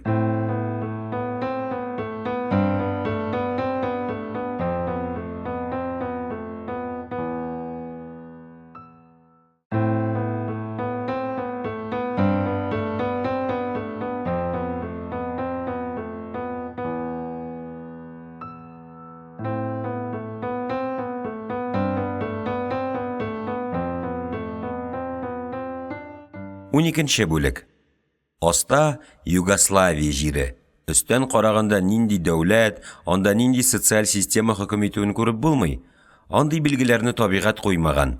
Карасу кызгылт таулар, гигант җәнлек тырнагыннан калган эзләргә охшаш яшел үзәннәр эчендә көмеш елгалар ага. Югославия белән Италия арасындагы чикне күреп калырга телибез. Юк, күренми. Ниһаять, таулар туташ зәңгәрлеккә килеп терәлде. Әдрән диңгез. Салондагы утыргычлар арасында 2 стюардесса ашылашып йөри. Ык буе ташлыкларында шушы стюардессаның берсенә охшаган бер кош яши. Шул кошның исемен хәтерләргә тырышып баш ватам. Кыз миңа таба иелде.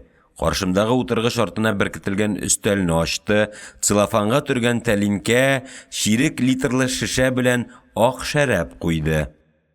Прего, сеньор. Грация, дидем, үзем белгән бердән-бер итальянча сүзне әйтергә җай чыгуына куанып. Стюардесса китте. Аның җыйнак гәүдәсе, елмаюы, кара чәчкә һәм коңгырт күзгә гаҗәп килешеп торган жакеты һәм юбкасы шактый озак күз алдымда торды. Целлофанны ачтым. Тәлинкә 3кә бүленгән булып чыкты. Беренче бүлемдә кыздырылган тавык, икенчесендә спагетти, өченчесендә пицца. Бу ашамлыкны минем әнием дә пешерә иде. Катырмамы, әллә катламамы, исеме хәтердән чыккан. Әше камырдан ясаган көлчә өстенә әни йомыркага булгаткан эремшек ягып мичкә куя иде. Шундый тәмле була иде әни пешергән ул катырма. Итальяннарның пиццасы шул ук катырманы хәтерләтә. Көлчәне алар 3 өлешкә бүлгәннәр. Бер өлешенә эремшек якканнар, икенчесенә ваклап тураган казылык һәм 3нче өлешкә кальмар ите. Янәшә утыручы 2нче штурман Китайгородский миңа күз кыса. Шәраб әйбәт, ди ул пышылдап. Тагын бер шешә зыян итмәс иде, ә? Исердә торган эчемлек турында без сүз куертмый кала алмыйбыз. Без аны җыелышларда эт итеп сүгәбез һәм Дуслар җыелганда, селәгәйләребезне агызып мактыйбыз. Аның таралуына, тормышка тирән үтеп керүенә шушы 200-лек ярдәм итте күрәсең. Бөек уртак өметләрне тонык пәрдә каплап киткән шакларда адәм баласы рюмкага үрелә. Юаныч эзли алкогольдән. Һәм мин тәрәзә төбендә утырып калган тамчы гөлләр турында уйлап барам. Узган төнне туган татлы тойгылар әле һаман күңелемдә кайный. Түбәндә әдрән диңгез. Киләсе төнне без кайда каршыларбыз икән? Алда Рим, аннан соң Венеция, Венециядан соң кайсы илләр, нинди портлар көтә безне? Диңгез министрлыгында 2 сәгать күрсәтмә инструкцияләр тыңладык. Чит илләрдә йөргәндә нәрсәләр тыелганы турында сөйләделәр. Без тыңлап утырдык. Помполит Птушкин һәр пунктын язып барды. Капитан Бригас безнең якка борылып елмайды. Ияге белән аска таба мылап күрсәтте. Озакламай аэродром, мәңгелек шәһәр Рим. Капитанны күргән сайын күкрәктә җылы бер дулкын кузгалып китә. Кичәге бер вакыйга әле дә хәтердә. Без министрлык бинасының 7-нче катында инструктажга чакыруларын көтеп торабыз. Култык асларына папка кыстырган ирләр, билләрен бөгә төшеп, тыз-быз коридорда юыртып йөриләр. Ишекләр ачылып ябыла, кагаз кыштырдавы, пулемет тавышы чыгарып машинкалар эшләү ишетелә. Гәүдәләрен төс тоткан ыспай, тоза начальниклар карашлары белән бораулап яныбыздан үтеп китәләр. Ниһаять безне кадрлар идарәсе начальнигы Павел Иванович Буслаев кабинетына чакырдылар. Лакка буялган ындыр табагыдай зур өстәл, стена буена тезгән урындыклар. Китап шкафында Ленин әсәрләре, калын келәм һәм пушмакка куелган кыйммәтле телевизор. Өстәл янында итләш битле тәкәббер бер түрә утыра. Сезнең кайсыгыз, капитан? Диде ул, кагаз актаруын дәвам итеп. Мин капитан, диде Бригас әдәпле генә. Яңа теплоход кабул итәргә сезне кем билгеләде? Кадрлар бүлеге, партком, диңгез инспекциясе. Партбюродан соң өлкә комитетында расладылар, диде Карл Яныч, сорауның урынсызлыгына бераз сәерсенеп. Әнә теге Разгильҗайда сезнең белән барамы? Капитан буларак сез аны үзегез белән алдыгызмы? Идарә начальнигы моторист Сурженкага төртеп күрсәтте. Сакал үстерергә аңа кем рөхсәт итте? 10 минут вакыт бирәм. 10 минуттан сакалы кырылган булсын. Сезгә, капитан, разгильдяйствога юл куйганыгыз өчен шелтә белдерәм. 2 сәгать Буслаевның үгет нәсихәтен тыңлаганнан соң Оружейная палата музейын карадык. Менә хәзер Аль-Италия компаниясының каравелласына утырып Римга ашабыз.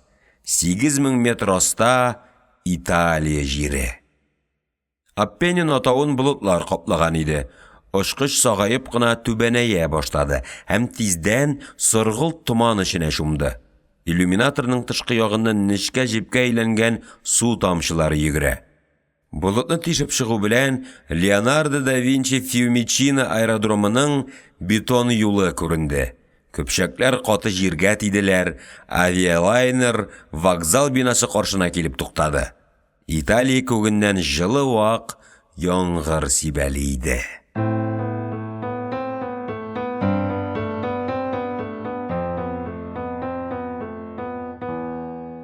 Унөченче бүлек. Трап куйдылар. Ишеккә юнәлдек. Ишек янына килгән һәр пассажирның кулына стюардесса зонтик тоттырды. Самолет белән аэровокзал арасы 50-60 кына адым. Ул араны зонтиксыз да үтеп була иде югыйсә. Кулга зонтик тоттыру авиакомпанияның абруен күтәрү өчен кирәк иде күрәсең. Әллә ялгыш кирдекме дип артыма борылып карадым. Аэровокзал эче кибеткә, Мәскәүдәге ГУМга охшаган. Тоташ тезелеп киткән витриналар, кием-салым, галантерея, китаплар, косметика, парфюмерия, юл кирәк-яраклары, сувенирлар. Шулай берләр арасында Римга килүчеләр, каршы алучылар, озатучылар, очучылар, багаж ташучылар, кибетчеләр, товар ташучылар, халык җыелган җирне яратучы шикелле бәндәләр тыз-быз йөреп тора. Самолетлар үкереп һавага күтәрелә. туктаусыз җиргә төшеп торучы самолетлар, сервиста эшләүчеләрнең тынгысыз хәрәкәтләре, үбешүләр, кул булгаулар, итальяннарның кайнар темпераменты барысы бергә кушылып, Леонардо да Винчи Фьюмичино аэропортын Кырмыска ясы шикелле бер мәхшәргә әйләндергән иде. Без информация залына кереп, каршы алучыны көтә башладык. Ул да безне көткән булып чыкты. Чит ил сулында киенгәнлектән без аны танымаганбыз. Өстенә күксел костюм кигән бер җыйнак кеше яныбызга килеп туктады. Сез Венециягә баручы совет диңгезчеләре түгелме? Диде ул, күзе белән җитәкчене эзләвен дәвам итеп. Әйе, без совет диңгезчеләре, сез консуллыктанмы? Диде бригаз. Исәнмесез, сезне автобус көтә, ашыгырга кирәк. 40 минуттан Термини вокзалыннан Венециягә поезд китә. Башка поезд юкмыни? Безнең Римны карыйсыбыз килә иде, диде капитанның беренче ярдәмчесе Птушкин. Ничек инде Римда булып, Римны күрмичә китәргә? Юк, иптәшләр, шәһәр күрсәтеп йөрергә вакыт юк. Автобусны да бары бер генә сәгатькә бирделәр. Экскурсияне башка килүегездә оештырырсыз, диде каршы алучы. Аның бездән тизрәк котыласы килә иде. Өстәмә мәшәкать, экскурсия вакытында әллә нинди кыенлыклар чыгып куюы бар. Без бит совет кешеләре. Монда капиталистик журналыш. Помполит Птушкин тиз генә бирешергә теләмәде. Ул безне Мәскәүдә дә гел музейлар, тарихи һәйкәлләр каратып йөртте. Юк, без Римны карамыйча китмибез, диде Птушкин. Икенче тапкыр эләгер безме юкмы? Бу мөмкинлектән файдаланып калырга кирәк. Каршы алучы ни әйтергә дә белмичә аптырап калды. Аңа капитан ярдәмгә килде. Безне тимер юл вокзалына илтеп куйыгыз да, калганын без үзебез карарбыз, диде бригаз. Рим диңгез порты түгел бит. Без аңа икенче мәртәбә кайчан эләгәбез? Шушындый мәрхәмәтле капитан һәм безне культуралы итәргә тырышкан помполит кулына эләгүемә кабат шатланып куйдым.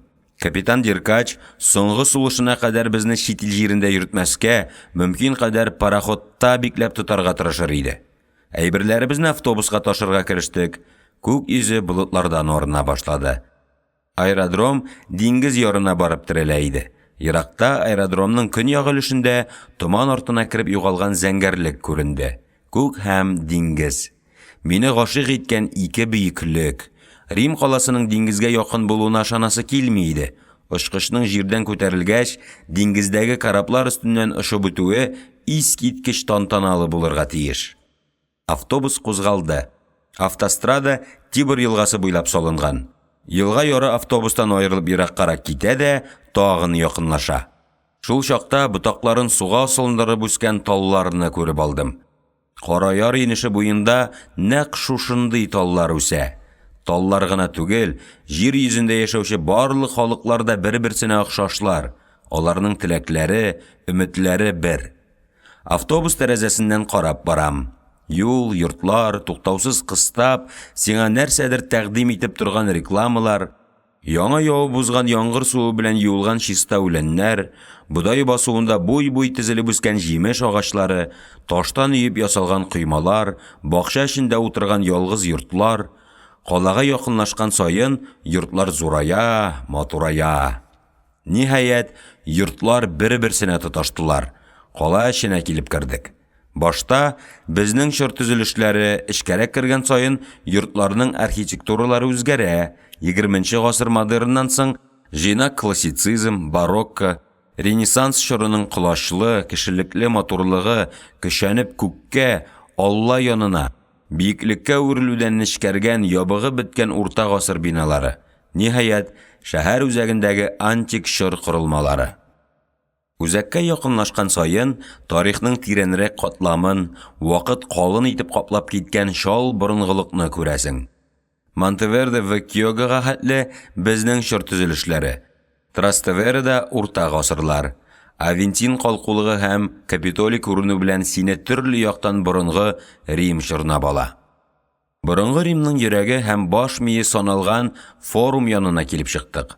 Ак мәрмәр колонналарның күбесе ялыктыргыч озак, мәкерле озын еллар агымыннан арып җиргә егылганнар.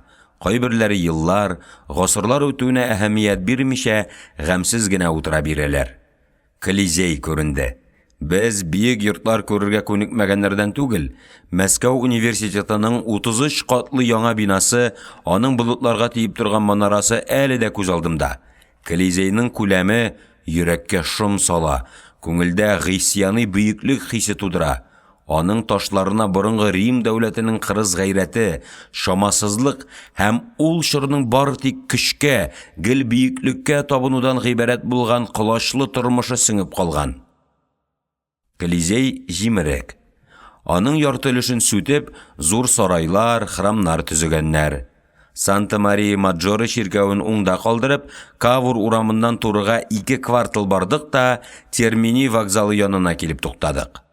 Икенче бөтен дөнья сугышы чорында җимерелгән бина урынына салынган Термини вокзалы бу тирәдәге бердән-бер модерн ысулындагы бина иде. Безне каршы алырга килгән вәкил төнге поездга билетлар алып бирде. Уяулык, тәртип саклау һәм айнык булу турында 15 минут чамасын сөйләде. Вәкил күздән югалгач, Шахсуарзада үзенең шәрехчә хаким фикерен әйтте. Үз кешеңне күрү белән куанырга кирәк иде бит инде. Чит илләрдә без нигәдер бер-беребездән шикләнәбез. Сәбәбе нәрсәдә? Аңлавы кыен. Ашыгыйк әле, караңгы төшкәнче Римны кара бетерергә кирәк.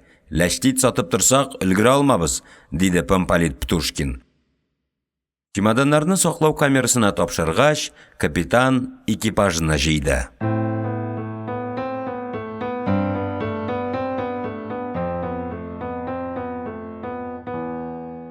14-нче бүлек. Транспортка түләргә безнең валютабыз юк. Вәкил безгә аванс бирмәде, диде бригаз. Җәяү йөрергә туры килер. Әйтегез, кемнең барасы килми? Минем аягым авырта, диде моторист Сурженко. Бу егет әле һаман сакалсыз калуына күнегә алмыйча газаплана иде. Минем Римны күргәнем бар. Сугыш вакытында мин бу шәһәрдә 1 елдан артык яшәдем, диде 3нче механик Горбенко. Помполит экскурсиягә катнашырга теләмәүчеләрне үгетли башлаган иде. Капитан туктатты. Кыстама, Владимир Сергеевич, ял итсеннәр. Һәм без кузгалдык. Беренче күзгә ташланган нәрсә кешеләрнең һәр илдә, җир шарының һәр почмагында бер-берсенә охшаш булулары. Тарихи каланың йортлары нәкъ безнең Казандагы һәм Бөгелмәдәге шикелле. Кешеләрне җил яңгырдан, суыктан саклау өчен салынган.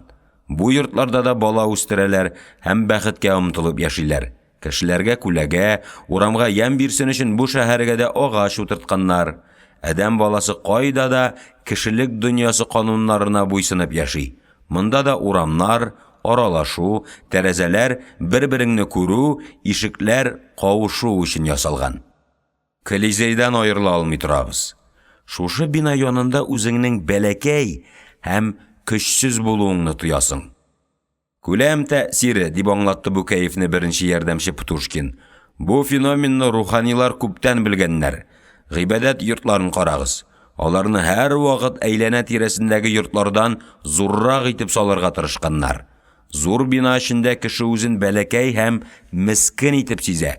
Шунлыктан анда Аллага ышандыру да җиңелрәк. Без империя урамына барып чыктык. Алда Виктор Эммануэль икенчегә куелган монумент күренде. Потёмкин баскычына охшаш биек нигез, шуның өстендә Италияны берләштерүдә катнашучыларга куелган һәйкәлләр. Алардан да өстә атка атланган Виктор Эммануэль икенче. Арткы планда һәм колоннада өстендә фаэтонга канатлы фәрештәләр җиккән җиңү алласы. Колизей шикелле моны да зур һәм биек булсын дип тырышканнар. Ләкин сәяси ыгызыгы власть өчен көрәш чорында салынгангамы, монумент вак детальләргә таркалып, күләмен һәм бөеклеген югалткан. Шуннан да бит илне берләштерү өчен Гарибальди кан куя. Һәйкәлне корольга куйганнар, бәлки шуңа күрә монумент бөек була алмагандыр. Як-якта зур матур сарайлар, мәһабәт ширкәүләр, без ярдәм көткәндәй бер-беребезгә карыйбыз. Тарих дәресләреннән хәтердә канлы сугышлар гына калган. Вавилон чорындагы сугышлар, борынгы Грек, борынгы Рим, борынгы Мисыр, Урта гасыр, Яңа Ашыр сугышлары. Бу сарайларны кайчан кемнәр төзегәнен белмибез без. Тибр елгасы ярына чыккач, уңга борылдык.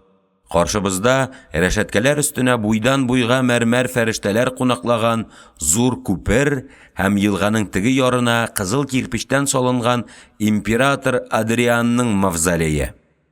Адрианның тарихта нинди эз калдыруын хәтерләмисеңме? Дидем мин Китайгородскийга. Шайтан белсен аны. Исеме таныш, кайсы елларда яшәвен, ниләр эшләгәнен хәтерләмим, диде Геннадий. Юкка баш ватмагыз, диде Шахзуарзәдә. Патшаларның барысы да бер үк эш башкарганнар, халыкны изгәннәр, җарияләре белән күңел ачканнар, идарә итү өчен министрлар алып барган. Сан-Спирита проспектына чыктык. Әкрен генә үргә менәбез.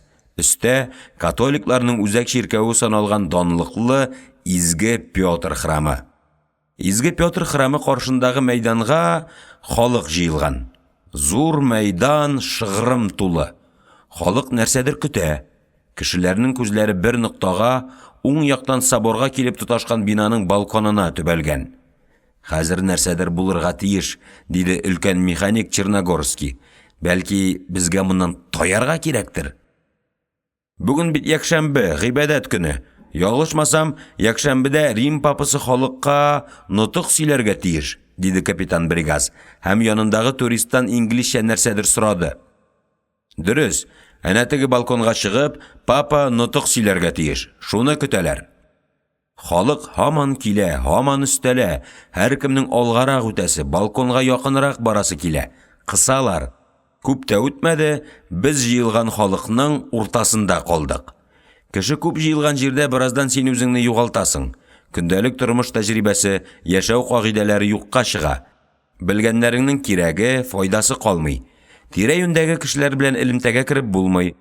Кысылу куркыта, каушата, хушыңны ала.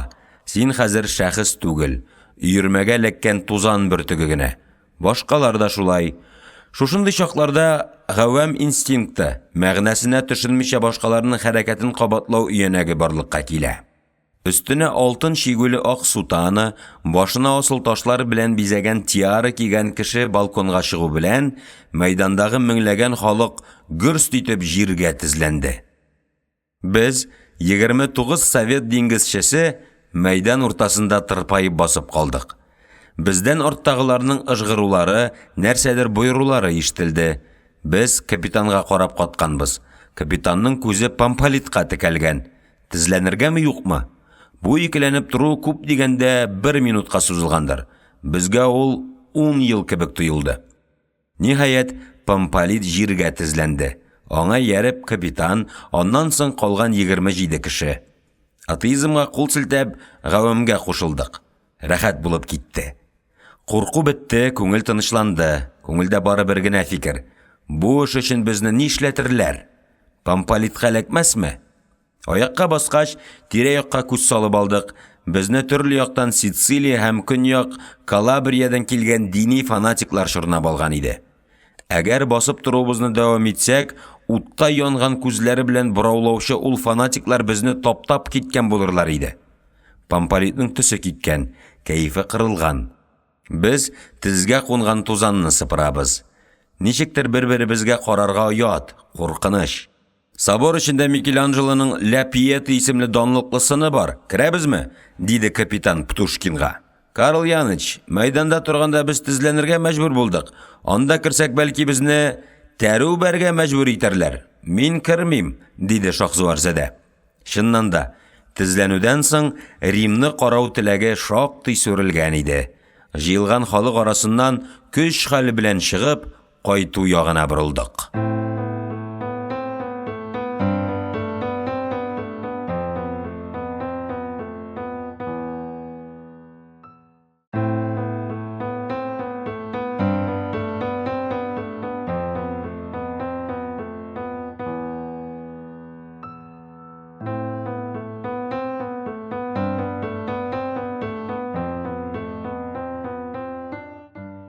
Он бишенче бүлек. Рим, Триест поезды ашыгып, алга ургыла.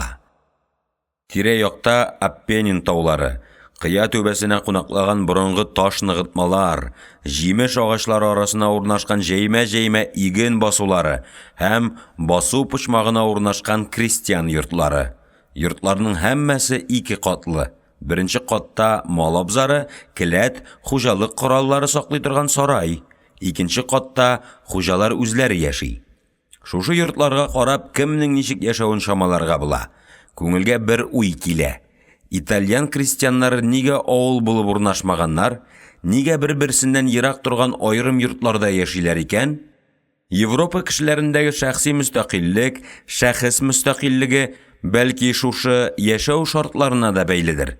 Милеклеләр зауыгы аларны үз җирләрендә хуҗаларча яшәтә торгандыр. Купыда без Шахзуарзада белән икәү генә. Гасим Мәмәдович йоклый, аның сулыш алуы да ишетелми. Минем боцман белән сөйләшәсем, уй-хисләрем белән уртаклашасым килә. Ләкин уятырга җөрьәт итмим. Купыдан коридорга чыга торган ишек тоташ пыяла. Коридордагы тәрәзәләр зур, алар чиста итеп юылган. Купыда утырган килеш юлның 2 ягында күзәтеп барып була. Туристлар өчен әйтеп бетергесез уңайлы. Безнең вагоннарда юлның 2нче ягын күрәсен килгәндә коридорга чыгарга кирәк. Яктыра башлау белән торып утырдым. Һаман күзәтәм. Инде Флоренцияны һәм Болоньяны уздык. Алда Феррара һәм Падуя. Италиянең рәссамнары ясаган полотнолар аша сәнгать хәзинәсе исемлегенә теркәлгән калалар. Кичә Римда йөргәндә күргәннәр күз алдымнан китәргә теләмичә яңаларны күрергә комачаулый. Әнә Римдагы Треви фонтаны. Су чыккан җирдә кулына 3 җәпле сәнәген тотып, диңгез алласы Нептун басып тора.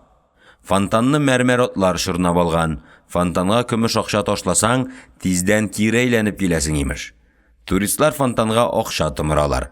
Без мондый әкияткә ышанмыйбыз, шуңа карамастан тыйла алмыйча кесәләребезне капшыйбыз. Кесәдә акча юк, һәм шул юклык үтереп эшне тырный, кимсетә. Менә без Пантеонны карыйбыз. Монда Италиянең дахи кешеләре күмелгән. Иң башта бөек рәссам Рафаэль Сантиның саркофагын күрдем. Аннан соң король Умберто 3-нең каберен. Бер нинди таланты булмаган корольне бөек рәссам янына күмгәннәр. Дөреслекме инде бу? Диде Помпалит гаҗәпләнеп. Ә мине киресенчә бөек рәссамны король янына күмүләре тетрәндерде. Бездә патшалар янына беркемне күммиләр, зур түрәләр янына да. Лев Толстойны да, Репинны һәм Врубельны да. Рәссамны король янына күмүдә сәнгатькә тәэсир итми калмагандыр. Пантеондагы орган янында клавишларга бүртенгән тамырлы бармакларын куеп, бер карт музыкант утыра иде. Туристлар музыкант янындагы җиз тәлинкәгә акча ташладылар. Карт музыкант башын күтәреп, кешеләргә карады да клавишларга басты. Стенага тезелгән көмеш торбалар әкрен генә ыңгырашып алдылар. Тавыш басынкы гына уянды, үсә, көчәя башлады. Карт органчы Шубертның Ave Maria'сын уйный иде. Тавыш өскә күтәрелә, тоташ бер агым булып, гөмбәзгә бәрелә дә аска коела. Шунлыктанмы орган елавы 7нче кат күктән яңгыраган илаһи авазга әверелә. Шушы тавыш кинәт җир йөзендә яшәп килгән ялганны, 200ллекне каплап китеп, күңелләрне хакыйкатькә борды. Син бит әдәм баласы, диярган тавышы. Син бит җир йөзенә әзгә, бары тик кешелек вазифасын үтәү өчен генә килгәнсең. Аңлыйсыңмы шуны? Кем син, көрәшчеме, әллә сатлык җанмы? Җир йөзендә хакыйкать өчен аяусыз көрәш барганын беләсеңме? Гаделлек һәм дөрестлек өстенлек алсын өчен син нәрсә эшләдең? Кеше дигән бөек исемне нинди эшләрең, нинди гамәлләрең белән аклый аласың? Нәкъ шушы сораулар Валерий белән консерватория залында минем йөрәгемне айкап узганнар иде.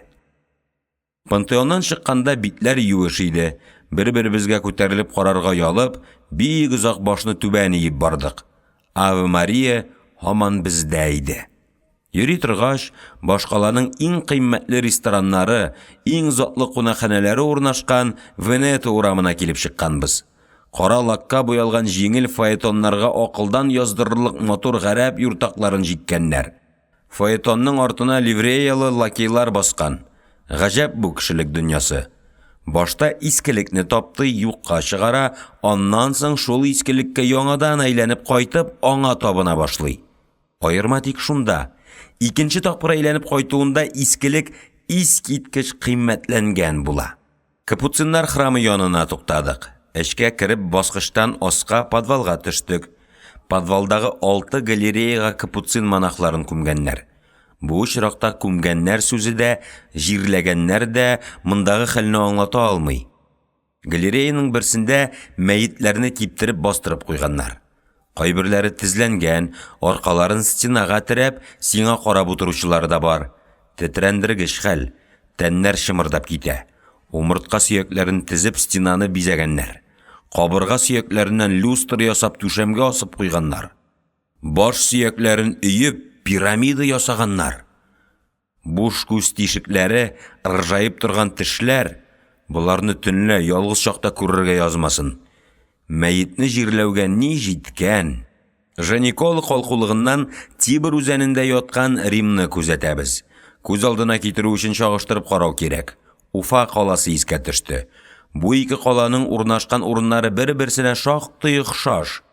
Әгәр Уфаның йортларын калкулыктан үзәнгә күчереп, каланы 5 мәртәбә зурайтсаң, Рим барлыкка килер иде. Сүз шәһәрнең тышкы сурәте турында бара. Шушы ике кала узган тарихны чагыштырып карасаң, Римның бөеклеге хайран итә. Уфа колониаль кала. Россия империясының яулап алган җирләрен саклау өчен корылган ныгытмадан барлыкка килгән. Рим исә империяның үзәге, аның баш мие, йөрәге, горурлыгы. Шуңа күрә аларны чагыштыру һәр очракта ялгышлык тудырачак. Жениколы калкулыгындагы 2 һәйкәл хәтердә калган. Италия халкының герое Джузеппе Гарибальди ат өстеннән мәңгелек каланы күзәтә. Гарибальдиның хатыны Анитага да атлы һәйкәл куелган. Сынчы атның ургылып һавага сикергән чагын тотып алган. Атның арт аяклары җирдә. Икенче мизгелдә арт аяклары да җирдән һавага күтәрелергә тиешләр. Анита уң кулы белән баласын кочаклаган. Сул кулында пистолет. Бала һәм пистолет. Ат менеп һөҗүмгә барган ана. Шушы тетрәндергеч матурлыкны тамырында татар каны аккан кеше генә аңлый ала торгандыр. Әле һаман минем моңа тиң матур һәм хисләндергеч һәйкәл күргәнем юк шикелле. Чылбырлы изге Петр ширкәвендә Микеланджелоның Моисее мәңге онытылмас булып күз алдымда тора. Скульптор Моисейны үз халкын Мисыр куллыгыннан качып китәргә өндәргә җыенган чагын тасвирлый. Куллыкны бит халыкның барысы да аңламый. Гади халыкның күпчелеге куллыкка күнегә, бер өлеше куллыкта яшәүен аңласа да, иректән куркып өркеп яши. Кул биләүчеләр кулында камчыдан тыш конфет һәм сатлык җаннарга дип алдан әзерләп куелган җим дә була. Пәйгамбәр халыкны ялкынлы сүзе белән берләштерергә, рухландырырга тиеш. Бөек Микеланджело таш сында әнә шул рухи халәтне җанландырып гәүдәләндерә. Бер көн Римны карап йөргәннән соң, тетрәнүдән берничә төн йоклый алмый интектем.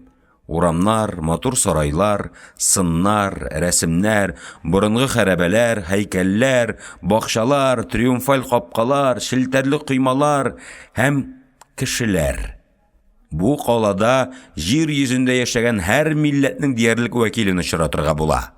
Татар очрамасмы дип карап йөрдем. Юк, очрамады. Килерме безгә Римнарда йөрер көн? Капитолий калкулыгындагы тимер шитлеккә ябып куелган тере бүре, Рим каласының борынгы тотемы безнең ерак бабаларыбызның мәҗүси чактагы бүрегә табынуын искә төшерә. Тотем уртаклыгының сире булмый калмагандыр. Тарихны, бигрәк тә үз тарихыңны белмәү, адым сайын сине авыр хәлгә куя. Көндәлек тормышта күргән кешеләрне без тиз онытабыз. Янәшә утырып трамвайда барасың, бер өстәл янына утырып ашханәдә аш ашыйсың. Аерылу белән син аны онытасың. Ул да сине хәтереннән чыгарып ташлый. Без бәлки кешенең шәхеслеген тулысынча рәссамнар ярдәмендә генә аңлый һәм хәтердә саклый алабыздыр.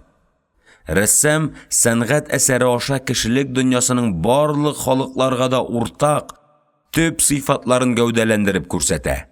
Сәнгать дәрәҗәсенә ирешкән рәсем аша без яхшылыкны начарлыктан, дөреслекне ялганнан айырырга өйрәнәбез. Рим белән танышу миңа шуны аңлатты. Поезд Падуяга килеп туктады. Перронга төштем. Поездан төшкән пассажирлар шәһәргә чыгып баралар. Куллары буш. Бездәгечә авыр чемодан, зур төргәк күтәргән кеше күренми монда. Венецияга җитәргә 38 километр калган иде. Адриатиканың иң гүзәл инҗесен, су өстендә утырган каланы көтә башладым.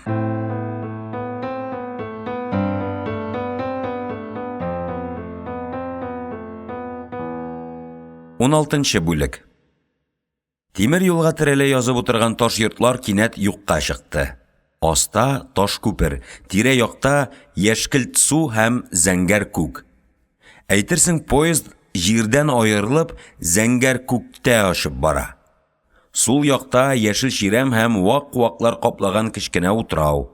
Бакчачылык кооперативында бүленеп бирелә торган 4 сутый җир зурлыгы гына. Уңда җилкәнле җиңел яхталар, тагын йортлар һәм без Венецияның вокзалына килеп туктадык. Су өстенә урнашкан кала кызгылт ахактан ясалган йөзек кашын хәтерләтә. Күргәннәрне туган җир күренешләре белән чагыштырып карамакчы булам. Мондагы тормыш, мондагы яшәү рәвеше янәшә куеп булмаслык дәрәҗәдә үзгә, чагыштыру өчен уртак берәмлек шама юк. Кечкенә җыйнак кына вокзал.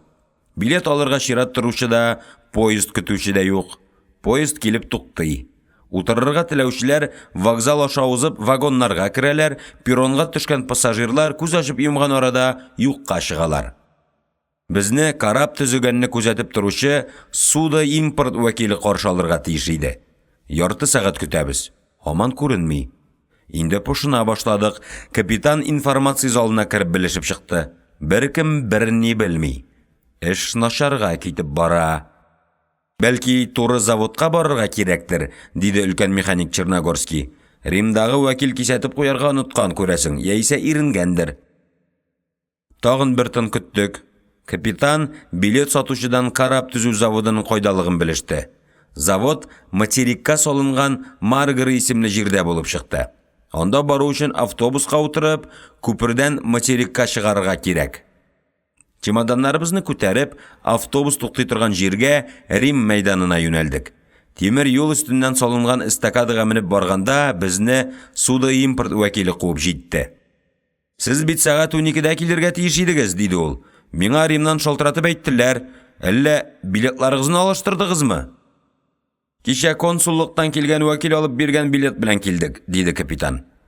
Мин инде 30 ел диңгезчелек эшендә, диде Шахсуарзадә. Бер генә мәртәбәдә вакытында каршы алып, эшне җиңел генә хәл итүләрен хәтерләмим. Хәзер без карапка барабызмы? Диде капитан. Аның каюталары әзерме? Бер атна чамасы отельдә яшәргә туры килер, диде суда импорт вәкиле. Карапка барып кына йөрербез. Без вәкилгә ияреп шәһәргә киттек. Местра, Венецияның материктагы өлеше. Венеция үзе диңгезнең сай җирендәге атауларга салынган. Йорт салырлык атаулар беткәч, материктан балчык ташып, ясалма атаулар өстендә шәһәр төзүне дәвам иткәннәр. Бу кала арзанга төшмәгән билгеле. Урта гасырларда рентабельлеккә карап тормаганнар. Кала төзегәндә төп максат итеп дошманнан саклану күздә тотылган. Шунлыктан шәһәрләрне тау башына, елга ярларына һәм утрауларга кертеп салу табигый саналган. Местраның кафель тротуарларыннан барабыз. Як-якта 20шәр катлы йортлар. Аларның күбесе әле төзелеп тә бетмәгән. Шунысы хәйран калдыра. Төзелеп яткан йортлар янында йомышка кисәге дә күрмәссең. Кирпеч дигән машина килеп туктый. Кирпеч куелып бетүгә машина китә, аның урынын икенче машина алыштыра. Төзелеш тирәсендә чуалып йөрүче дә күренми. Күп катлы зур йортны 4-5 кеше салып ята. Төзелеш тирәсендә тузан бөртеге дә калмый. Чисталык, пөхтәлек хөкем сөрә бу калада. Йортларның беренче катында я кибет, яисә ресторан, бар, кафе, траттория, трактир. Витринадагы товарлар синең юлыңа аркылы төшеп, бер тын җибәрми торалар. Бәяләре күзгә кирип торган ире цифрлар белән язылган. Әле бүген генә бәяләр 30, 50, 70% төшкән, кайберләре бөтенләй оказионы, бушлай диярлек бирелә. Агыйделнең ары ягында бер энәгә бер сыер. Менә кайда икән ул? Шамалап карыйбыз. Хәтта оказионыга да үрілерлік түгіл біздегі валютаға. Тамақ ялға урыннары да сенің юлыңа арқылы түшіп тұра. Ресторанларның көбісі үстәлләрін тротуарға шығарып отыртқаннар. Пішірген иттен, қыздырған балықтан әллә нинди қамыр ашлары, жемеш исләре сенің буғазыңнан эләктіріп ала. Кинәт сату ішіндегі үз илеңнең қағидаларын сағына башлыйсың. Безнең кибетләр синең яқаңнан тотып, әйбер алырга сөйрәмиләр. Акчасызлык бездән мондый түзеп булмаслык көчле газап тудырмый. 3 тиенгә бер булка, 10 тиенгә ярты литр сөт сатып алдың. Син морадыңа ирешкән кеше. Тук, канагать, бәхетле. Капитализм кешенең нәфесен аздыра. Нәфес акылга буйсынмый башлый да, син кымсызга әйләнәсең, дип аңлатты Шахзуарзада як-яктагы витриналарга күрсәтеп. Мин витриналарга карамаска тырышам. Ләкин хикмәти хәл, алар йомык күзгә дә күренәләр, диде икенче штурман Китайгородский. Карасу кызгылтка буяган коттедж янына килеп туктадык. Тышкы ишек өстенә готик хәрефләр белән «Пенсионы Данте» дип язып куелган. Нәрсә ул пенсионы? Дип сорады Путушкин суда импорт вәкиленнән. Безнеңчә пенсион, торырга айрым номерлары бар, көненә 2 тапкыр теләсәң 3 тапкыр ашаталар. Матур иде Данте пансионы. Затлы кызыл агачтан ясалган ишек һәм тәрәзә капкачлары, мәрмәр баскыч һәм борынгы затлы җиздән эшләнгән ишек тоткалары һәм йозаклар. Холга уздык. Әрмәнгә тартым урта яшьләрдәге хатын елмаеп каршы алды. Хәтерләп кал, Габдрахман, капитализм елмаюдан башлана. Капиталистик илдә сине дарга азаткан чакта да артыңнан елмаеп калачаклар. Елмаеп саткан әйбер кыйммәткәрәк китә. Елмаеп карау шулык акча, дип аңлатты Шахзуарзада. Хуҗа хатынга ярып икенче катка мендек. Тар гына коридор. Идәндә арзанлы келәм. Ишекләр пластиктан ясалган, ишек тоткалары бикләр, барысы да гади тимердән.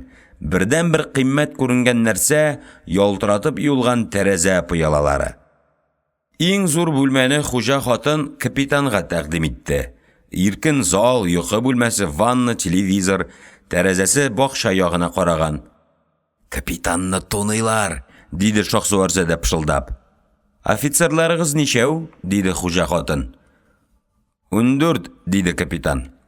Айрым номерлар кызганышка каршы 7 генә, диде хуҗа хатын кайгырып.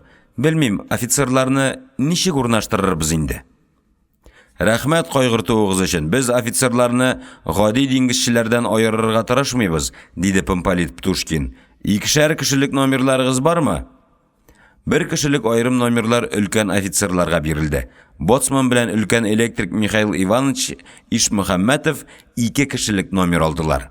Без дә Китайгородский белән 2 кешелек бер бүлмәгә урнаштык. Матрослар һәм мотористлар 3 кешелек бүлмәләргә урнаштылар. Номерыбызны ачып эшкә кердек. 2 карават, кечкенә генә өстәл, шкаф һәм кул югыч. Стенага мәрхәмәтле күзләрен мөлдерәтеп карап торган җирән кашка рәсемләнгәннәр. Түшәмдә кыйммәтле бәллүр люстра, дөя яныннан баскан җылы юрган һәм крахмалга катырган ак җәймәләр. Чемоданнарыбызны бүлмәдә калдырып, холга җыелдык. Безгә ланч тәкъдим итәләр, диде өлкән штурман бригадка. Хуҗа хатын көненә ничә мәртәбә ашыйсыз дип сорады. Ашау мәсьәләсен заводтан кайткач хәл итәрбез, диде бригаз. Суда импорт вәкиленә ияреп, заводка киттек.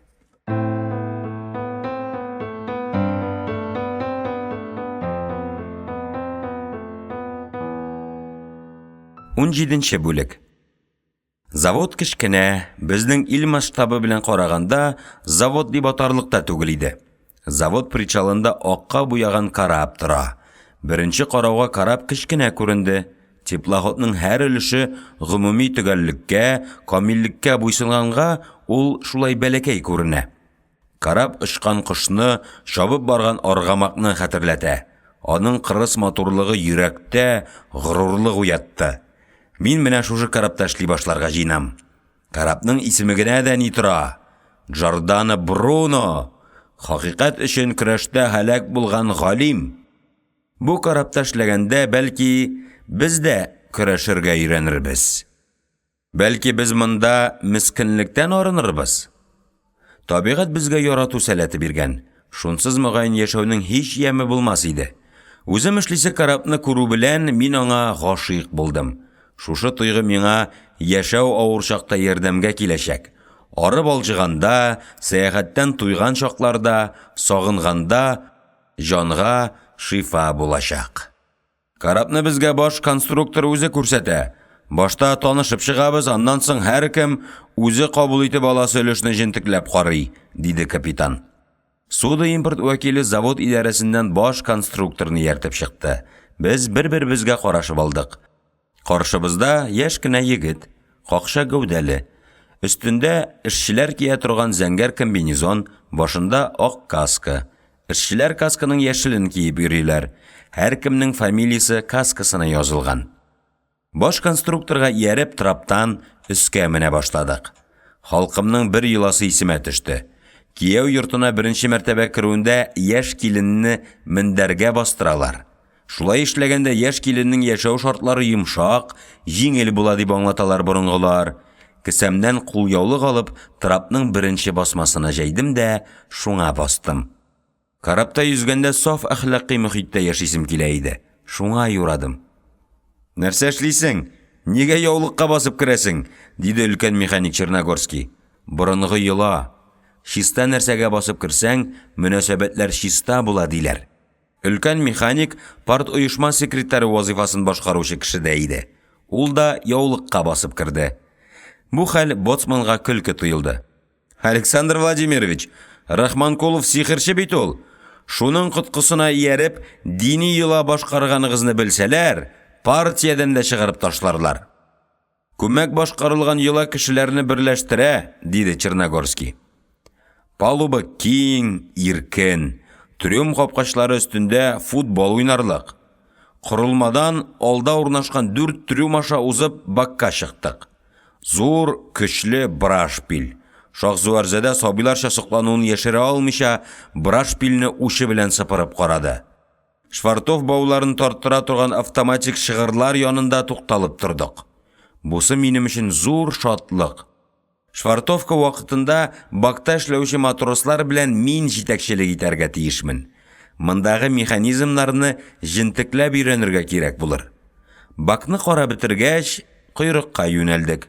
Монда да пөхтәлек, иркенлек хөкем сүрә. Монда да баулар, автоматикага көйләнгән шыгырлар. Корылмага килеп, спардыкка мендек. Бассейн янына килеп туктадык.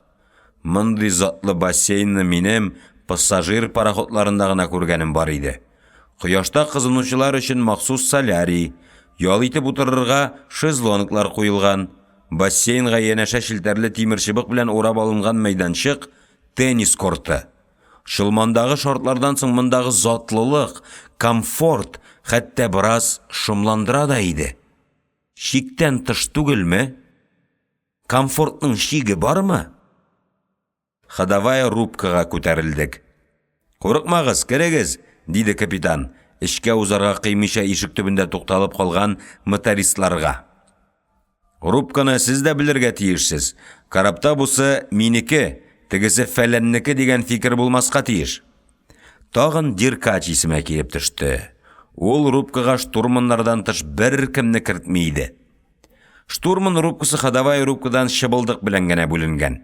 Кирәк чакта шыбылдыкны җыеп, 2 рубканы бергә тоташтырырга була. Радар 2, 2 лаг, эхолот, радиопеленгатор. Океаннарда йөзгәндә кулланыла торган фазалы навигация системасы Ларан. Бу приборны беренче күрүем иде. Коттан котка йөреп, корылма эшен карарга тотындык. Байлар йортының кунак бүлмәсенә охшаш кают-компания. Янәшә комсостав салоны. Оннан соң ашхана һәм рядовой состав салоны. Кино карый торган зал, зур спорт залы, мунчадан чыгып бассейнга сикерергә, туйганчы йөзәргә була.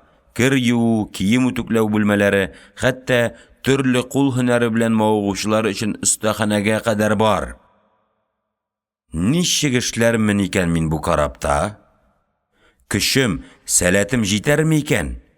Күңел төбендә сиздерер-сиздермәс кенә җанны тырнап шул шөбһә ята. Менә дигән карап. Итәгатьле, акыллы капитан, гадел, иманлы Шахзуарзадә, Черногорский. Бу кешеләр арасында эшләү үзе бер бәхет бит. Бәхет кенәме? Тәләп? Мин аларга тиң була алырмынмы? Эшемдә, гамәлемдә үз өлешемә тигән бәхетнең хакын түләргә көчем җитәрме? Үземне үзем юатырга тырышам. Диңгезчелеккә күчкәннән соң нужаны җитәрлек күрдең. Нинди генә авырлыклар кичермәдең. Нинди генә четерекле хәлләргә юлыкмадың. Бүгенге рәхәтлек, иминлек сиңа шул авырлыкларны җиңә алуың, шул четерекле хәлләр аша үтә алуың өчен бирелгән, дим. Ләкин күңел барыбер ышанырга теләми. Аң астына яшеренгән теге шөбһә шом һаман тынгысызлый бирә, борчый, киләчәк авырлыкларга әзерләнергә куша. Авиациядә хезмәт иткән чакта син нәкъ бүгенгедәй иминлеккә ирешкән идең. Ул чакта да сине күтәрделәр, әйбәт шартларда яшәттеләр. Аннан соң ни булды? Аннан соң син кыска вакытлы шул рәхәтлекләр өчен 5 ел буе иза чиктең. Алда сине тагы шундый ук авырлыклар көтсә? Акылым белән мин күңелдәге шик-шөбһәләргә бирешмәскә тырышам. Яңа экипажда туасы дуслыклар, киләчәк сердәшләрем турында уйлыйм. Әле юлда килгән арада гына Геннадий Китайгородский белән дуслашып өлгердек. Берничә көннән Джордано Бруно завод причалыннан кузгалып китеп, ачык диңгезгә чыгачак. Алда алсу таңнар, карап тәнен яла бузучы йөгерек дулкыннар. Сәяхәт вакытында күрәсе бу хозурлыкларны мин туган авылым белән аерылу бәрабәренә сатып алдым. Туган авылым, бергә үскән дусларым бәрабәренә, әнием янында яшәү, урман эчендәге чәчәкле тыныч яланга шалкан ятып, күктәге болытлар агылуын күзәтү, ялан аяк яшел ширемгә басып йөрү, Мәскәү читендәге, тәрәзә төбендә тамчы гөлләр үсеп утырган йортта яшәүче кыз белән аерылышу бәрабәренә алдым канатлы хыялларымны. Хак түләнгән, шомланырга, бәхетсезлек көтеп газапланырга урын юк.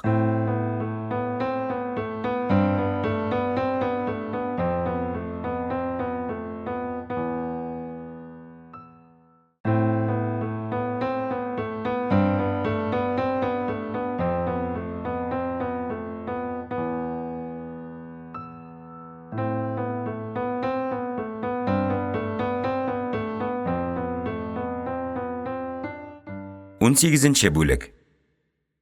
Помполит безне төркемнәргә бүлде. Җитәкче итеп, һәр төркемгә комсоставны билгеләде. Мине боцман Шахзуарзада белән моторист Сурженкага баш итеп куйды. Үземнең кул астына эләккәч, Сурженкага игътибар белән карый башладым. Ул әле сакалсыз калу газабыннан һаман терелеп җитмәгән иде. Сакал аңа чыннан да кирәк булган икән. Бу егет сакал астына кешене мескен итеп күрсәтә торган чиктән тыш бәләкәй, хатын кызларныкына охшаш ияген яшереп йөрткән. Петр бер искә төште. Менә нинди максат белән ул урыс боярларының сакалларын кыркып йөргән. Без Венецияның тарихи урыннарын, сәнгать һәйкәлләрен карарга барабыз. Чыгып автобусга утырдык. Автобус кузгалып киткәч, Шахзуарзада: "Ялгышлык җибәрде безнең помполит", диде минем колагыма. Ике ахирәт дусны, ике мөселманны бер төркемгә билгеләргә ярамый иде. Ул моны сизми калды. Белсәләр аңа эләгәчәк. "Юкны сөйлисез, Гасим Мәмәдович", дидем мин. "Андый күрсәтмәне минемчә беркем дә бирә алмый. Идиотлык бит." "Мин ул кагыйдәне беләм", диде Шахзуарзада. "Чит илләрдә йөргәндә ике дус кеше бер төркемгә эләгергә тиеш түгел.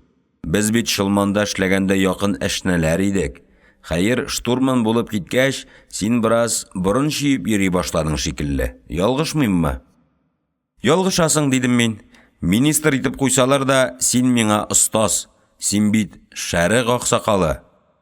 Автобус безне материк өлешенә салынган яңа шәһәрдән урта гасырлар һәм Ренессанс чоры калдырган калага таба алып бара иде. Искелек белән яңалыкны тоташтырып торучы 4 километрлы күпер аша без 119 вак утрау өстенә җәелеп урнашкан каланы күрергә барабыз. Венецияда 150 канал һәм 500 күпер бар. Күпер безне Рим мәйданына алып чыкты. Автобуска ары юл юк. 20-нче гасыр үзенең гайрәтле машиналары мәшәкатьле тормышы белән шушы мәйданнан ары уза алмыйча тукталып калды. Шәһәр эченә бары тик җәяү яисә көймәгә утырып кына керергә була иде. Әйтерсең, бу дахи кала 1000 ел элек үк 20-нче гасырның сасы газ исе чыгарып, һава бузып йөрүче машиналар тудырасын белгән дә юлны аңа бикләп куйган. Аттилладан куркып утрауларга кирип яши башлаганнар итальяннар. Билет сата торган кассалар, сувенир киосклар яныннан узып, Олы каналының гранит ярына якынлаштык. Борыннарын ярга төртеп, су өстендә гондолалар чайкала. Кара лакка буялган шандыр зифа гәүдә, пычактай үткен, аккыш муеныдай горур форштевень һәм тавысныкы кебек матур койрык. Әйтерсеңлә, шабыш ат түземсезлеге белән шылбырларын тартып кузгалырлар да, йөзеп китәрләр шикелле.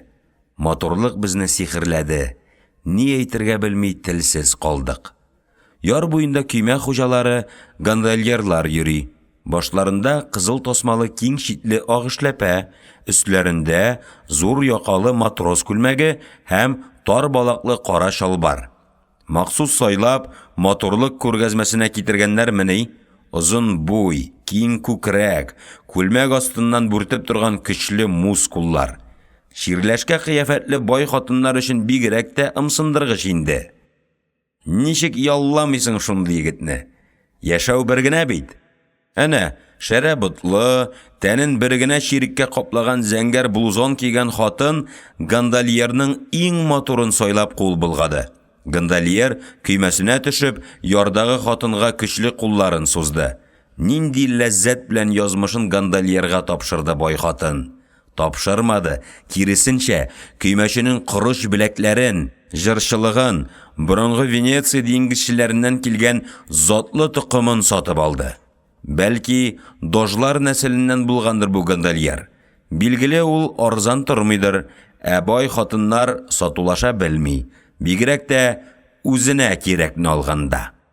Йомшак бәрхет утыргычка ята төшеп урнашкач, хатын фарфор тешләрен күрсәтеп елмайды. Алдагы рәхәтлекләрнең кереш сүзе. Гондольер пассажирның алдына дөя йоныннан тукылган кыйммәтле плед япты да, озын ишкәк белән канал суын бер генә кайырып җибәрде. Шул җитте.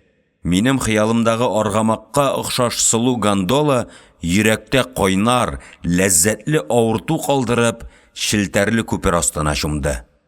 Егетләр, әйдәгез утырабыз, дидем мин, ярга таба күрсәтеп, һәм көтеп торучы көймәчеләргә таба атладым. Миллионер малайымыни син? Шахзуарзада елмайып муенын кашып алды. Кара ничек кылана, дуамал нугай. Акчаң җитмәсә нишләрсең? Хур буласың бит. Онытма, син совет кешесе. Бер генә тапкыр булса да утырып карыйкчы. Дөньяда бер генә тапкыр яшибез бит. Күрерсез, соңыннан үкенәчәксез. Күрми генә яшим әле, диде моторист Сурженко. Гондольерга түлисе акчага мин хатынымны баштан аяк киндер алам. Нинди аерма? Әнә теге су трамвайы 30 лирга үзәккә кадәр илтеп куя. Җәяү дә ерак түгел. Мин инде монда 3нче тапкыр. Син бит безнең җитәкче. Боерык бир. Без сиңа буйсынырга тиеш. Чыннан да, теге дөньяда гондоланың булмауы мөмкин. Исән чакта утырып калырга кирәк, диде Шахзуарзада. Боцман миңа ярә иде. Мин моны аңлап алдым. Ничек Сурженканы күндерергә? Армиядә үзләштергән бер кагыйдә исемә төште. Җитәкчелекнең беренче кануны кеше үти алмаслык буйрыкны бирергә ярамый. Кешенең кәефе юк чакта да буйрык бирүдән тыелырга кирәк. Әгәр буйсынучы син биргән буйрыктан баш тартса, синең абруең шелпәрәмә киләчәк. Бу кагыйдәне һәр җитәкче белергә тиеш. Сурженканың гондолага түлисе акчага хатынымны баштан аяк киндер алам дигән дәлиле дә миңа ярыйсы гына тәэсир итте. Чит илдә тегелгән дефицит кием йогышлы авыруга әйләнә башлаган чак иде. Мин җәяү баруны үзем хуплаган бер максат итеп сайлап, канал аша салынган күпергә таба атладым. Боцман белән Сурженко миңа иярделәр.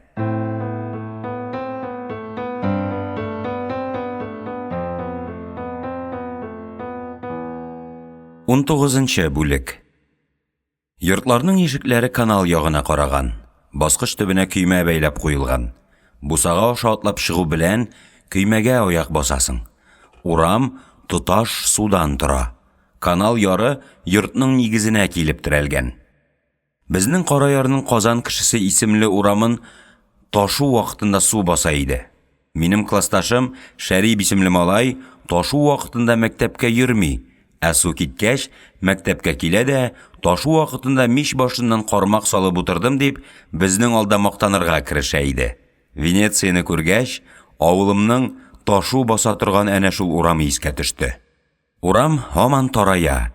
Ике кеше янәшә барып булмый башлады. Бер-бер артлы тезелергә мәҗбүр булдык. Борылмага җиткәч, башыбызны күтәреп йорт пошмагына ясалган укка карыйбыз. Уклар үзәккә таба алып баручы юлны күрсәтәләр. Турист халкы адашмыйча йөрсен өчен махсус ясалган уклар. Аларның кызыллары үзәкне, зәңгәрләре Рим мәйданын күрсәтеп торалар. Шуңа карамастан минут сайын диярлек ялгыш юлга кереп алагасың. Витриналарга куелган товарлар юлдан яздыра. Шуларны күрү белән юл күрсәткеч уклар юкка чыга. Венеция пыяласыннан ясалган вазалар, сервизлар, пыяла чәчәкләр, әллә нәрсәләр. Алтын көмеш, асыл ташлар, хрусталь, фил сөяге, хуш исле сандал, артыш агачыннан ясалган матур тартмалар, күн, ефәк, әллә нинди борынгы җиһазлар. Пыяладан ясаган гондола, эчендә утлар яна, койрыгында кулына ишкәк тоткан гондольер, борынында гондол эченнән яңгыраган музыкага биюче балерина.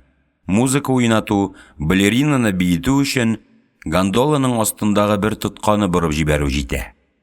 Акыл акча юклыгын белә, бу әйберләрнең сиңа кирәк түгеллеген дә аңлый. Башка вакытта синең һәр кыланышыңа хөкем чыгарып торган акылыңның көчсезләнә башлавын аңлап аласың. Вәсвәсә көче бу. Тыелырга тырышасың, көч җитми. Витринадагы әйберләрнең затлылыгы синең нәфесеңне уята. Нәфес кинәт баш күтәрде, акылга буйсынмый башлады. Ал ди нәфес. Сатлык җаннарча юхаланып, матур бит, затлы, хакы да кыйммәт түгел. Ал, син бит башкалардан ким түгел. Акчам юк дип мискенләнмә, ал. Таб акчаны. Син бит яшь, таза, көчле. Таб акчаны. Шушындый яшь, таза, көчле егеткә акчасыз йөрү уят. Акчасыз йөрү хурлык ул. Ал. Күрсәт егетлегеңне. Ашуым кабара. Әллә күсәк табып кырып китимме үзләрен? Як-якка каранып күсәк эзлим. Чисталык хөкем сүрә. Тротуарда аунап яткан тәмәке төпчеге дә таба алмассың. Хәтта тузан да юк. Тирә-юньдә диңгез суы бит. Судан тузан күтәрелми. Витриналарга карамас өчен урамга җәйгән ташларга текәләм. Ничек шомарганнар. Гасырлар шомарткан. Ә витриналарны аркам, кабыргаларым белән күреп барам. Сурженко минут сайын туктый. Аның рудимент ияге кызганыч булып селкенеп китә. Күзләр витриналарга килеп сөртенәләр дә, пыяла артына куелган әйберләргә ябышалар. Газаплана мискин. Карагыз әле, ди моторист Сурженко. Әнә теге зәңгәр күлмәкнең бәясе 12,000 лир. Шул ук күлмәк безнең пенсионга янәшә кибеттә түгел 3,000 тора. Син, кадерлем, капиталистик илдә икәнлегеңне оныттыңмыни, ди Шахзуарзадә. Ул кибетләрнең икесе дә бер хуҗаныкы булуы мөмкин. Теге кибеттән алсыннар өчен бусында хакны юри күтәрәләр алар. Нинди генә хәйләләр юк бу дөньяда. Сурженко һаман витриналарны күзе белән ашап бара. Түзә алмадым. Сиңа күлмәк кирәкмени соң? Дип сорыйм. Юк, кирәкми. Соң нигә юкка башыңны ватасың? Сатучыларның уятсызлыгын ачуым килә. 12,000. Балония плащ 6,000 торганда. Сәүдә өлкәсенә акыл белән дә, вөҗдан белән дә кирип булмый. Алыш-бирешнең үз кануннары бар. Шунлыктан Сурженкога моны аңлатырга теләп, вакыт әрәм итүнең кирәге дә юк. Үземнең дә Венеция өстендәге тузансыз зәңгәр күкне, 15нче гасырда салынган гүзәл сарайларны һәм шелтәрле күперләрне күзем талганчы карыйсым килә. Сурженконың хасталанып, витрина күзәтүе мине бераз айнытып җибәрде. Без барган урам текә генә борылыш ясады да, таш җәйгән иркен мәйданга чыгарды. Мәйдан уртасында минем күптәнге танышым басып тора. «Исәнме, кондотьер Гаттамилата?» дип кычкырып җибәрә яздым. Мин аның белән университетта укыганда танышкан идем. Илья Оренбургның «Француз дәфтәре» исемле әсәре басылган чак. Импрессионист рәссамнар тирәсендә аяусыз гауга бара. Мин үземне импрессионистларның дошманнары лагерендә саныйм. Мәскәүнең Пушкин исемендәге музейына импрессионистларны карарга бардым да Пикассоның «Сукыр хәерчесенә» һәм кондотьер Гаттамилатаның «Сынчы Вероккио» иҗат иткән атына гашыйк булып кайттым. Шуннан соң тагын күп мәртәбә кердем мин ул музейга һәм үзем дә сизмәстән импрессионистлар яклы булып көрәшә башладым. Сәнгать ул төкерә сәясәткә. Кондотьер дус, Венеция каласының мәйданында син тагын да мәгърур, тагын да батыррак күренәсең. Ренессанс чоры кешеләренә син властьның көчле һәм кырыс булуын аңлатып торгансыңдыр. Бүгенге көндә сер итеп әйтим, синнән курыкмаулары бар. Бүген власть тотучылар кулында җир шарын бер шартлауда юкка чыгарырлык бомбалар бар. Без уйларга теләмәсәк тә, кешелек дөньясы көлгә ашармы, әллә акыл өстенлек алып, җир шарына үлем алып килүче ракеталардан саклап кала алырбызмы, дип туктаусыз борчылып яшибез. Безнеңчә кичкенгер. Урамнар буш, венецианнар ял итә. Туристлар көне буе шәһәр карап йөргәннән соң төнге клубларга ялап, кәеф сафа кылалар. Ресторан тәрәзәсеннән кысла амар, мыекларын тырпайтып, калын кесәле тәмле тамакны көтеп тора. Ресторан ишегенә якынлаштык. Сурженко туктап калды. «Карагыз әле!» Нәкъ ишек каршында түрдә искиткеч гүзәл кыз белән матур яшь егет. Алларында сый-хөрмәт, алар дөньяларын онытып, мәхәббәт утында яналар. «Аучы куйган алдавыч үрдәкләр», диде Шахзуарзадә гамьсез генә. Урамнан узучыларны кызыктырыр өчен юри шундыйларны утыртып куялар. Музыка тавышы яңгырый. Тузансыз һава, кызган ит, кыйммәтле кофе, ваниль исе килеп бәрелгәндә, күз аллары караңгыланып китә. Җәйге кичтә генә кабынып китә торган моңсу теләкләр, әнә йорт почмагына сарышкан сылу гәүдә сиңа мәхәббәт ләззәте тәкъдим итә. Гомер буе якын җибәрмичә ымсындырып торган саташтыргыч өметләр. Менә шундый мизгелләрдә совет чынбарлыгын үзеңнең йөк аты булып яшәвеңне аңлый башлыйсың. Һәм социалистик ярышларның, яшәсеннәрнең көле күккә аша. Шушы калада, нәкъ шушы урамда өмет теләкләрең, барлык багланышларың тормышка ашар шикелле тоелып китә. Иллюзия. Әнә музыкантныкыдай озын нечкә бармаклары белән көмеш кыскыч тоткан бармен коктейльгә боз салып азаплана. Искиткеч затлы коктейль һәм искиткеч кыйммәт агу. Теге кесәдәге соңгы бакырларны җыеп, 3 кеше кушылып алынган һәм подъездда яшеренеп эчкән барматухадан бар тик кыйммәтлеге белән генә аерыла. Бар нәрсә ясалма, бар нәрсә синең кесәңдәге акчаңа төбәлгән. Затлы ашамлыклар, мәхәббәт балкытып утырган яшь кыз белән яшь егет, моңлы музыка, барысы да саташтыргыч әфиюн парларыннан ясалган. Яшәүнең мәңге аңлашылмас катлаулы серләре бар. Яшәү шул безгә аңлашылмас серләре белән газиз дә. Юлдашларымны ымсындыргыч урамнан читкәрәк алып киттем. Мин аларны аздыргыч вәсвәсәдән сакларга теләгән идем. 5 минут үтүгә без адаштык. 15-16 гасыр йортлары. Вакыт агымын җиңгән затлы искелек. Сез үзегезнең яшьтәшегез Казан каласы, андагы йортлар турында сөйләгез әле зинһар, дип ялварасым килә урта гасыр йортларына. Барыбер сөйләмәсләр. Алар сер саклый белгәнгә исән калганнар. Казан каласында хан сарайларын, мәчетләрне варварлар җимергән.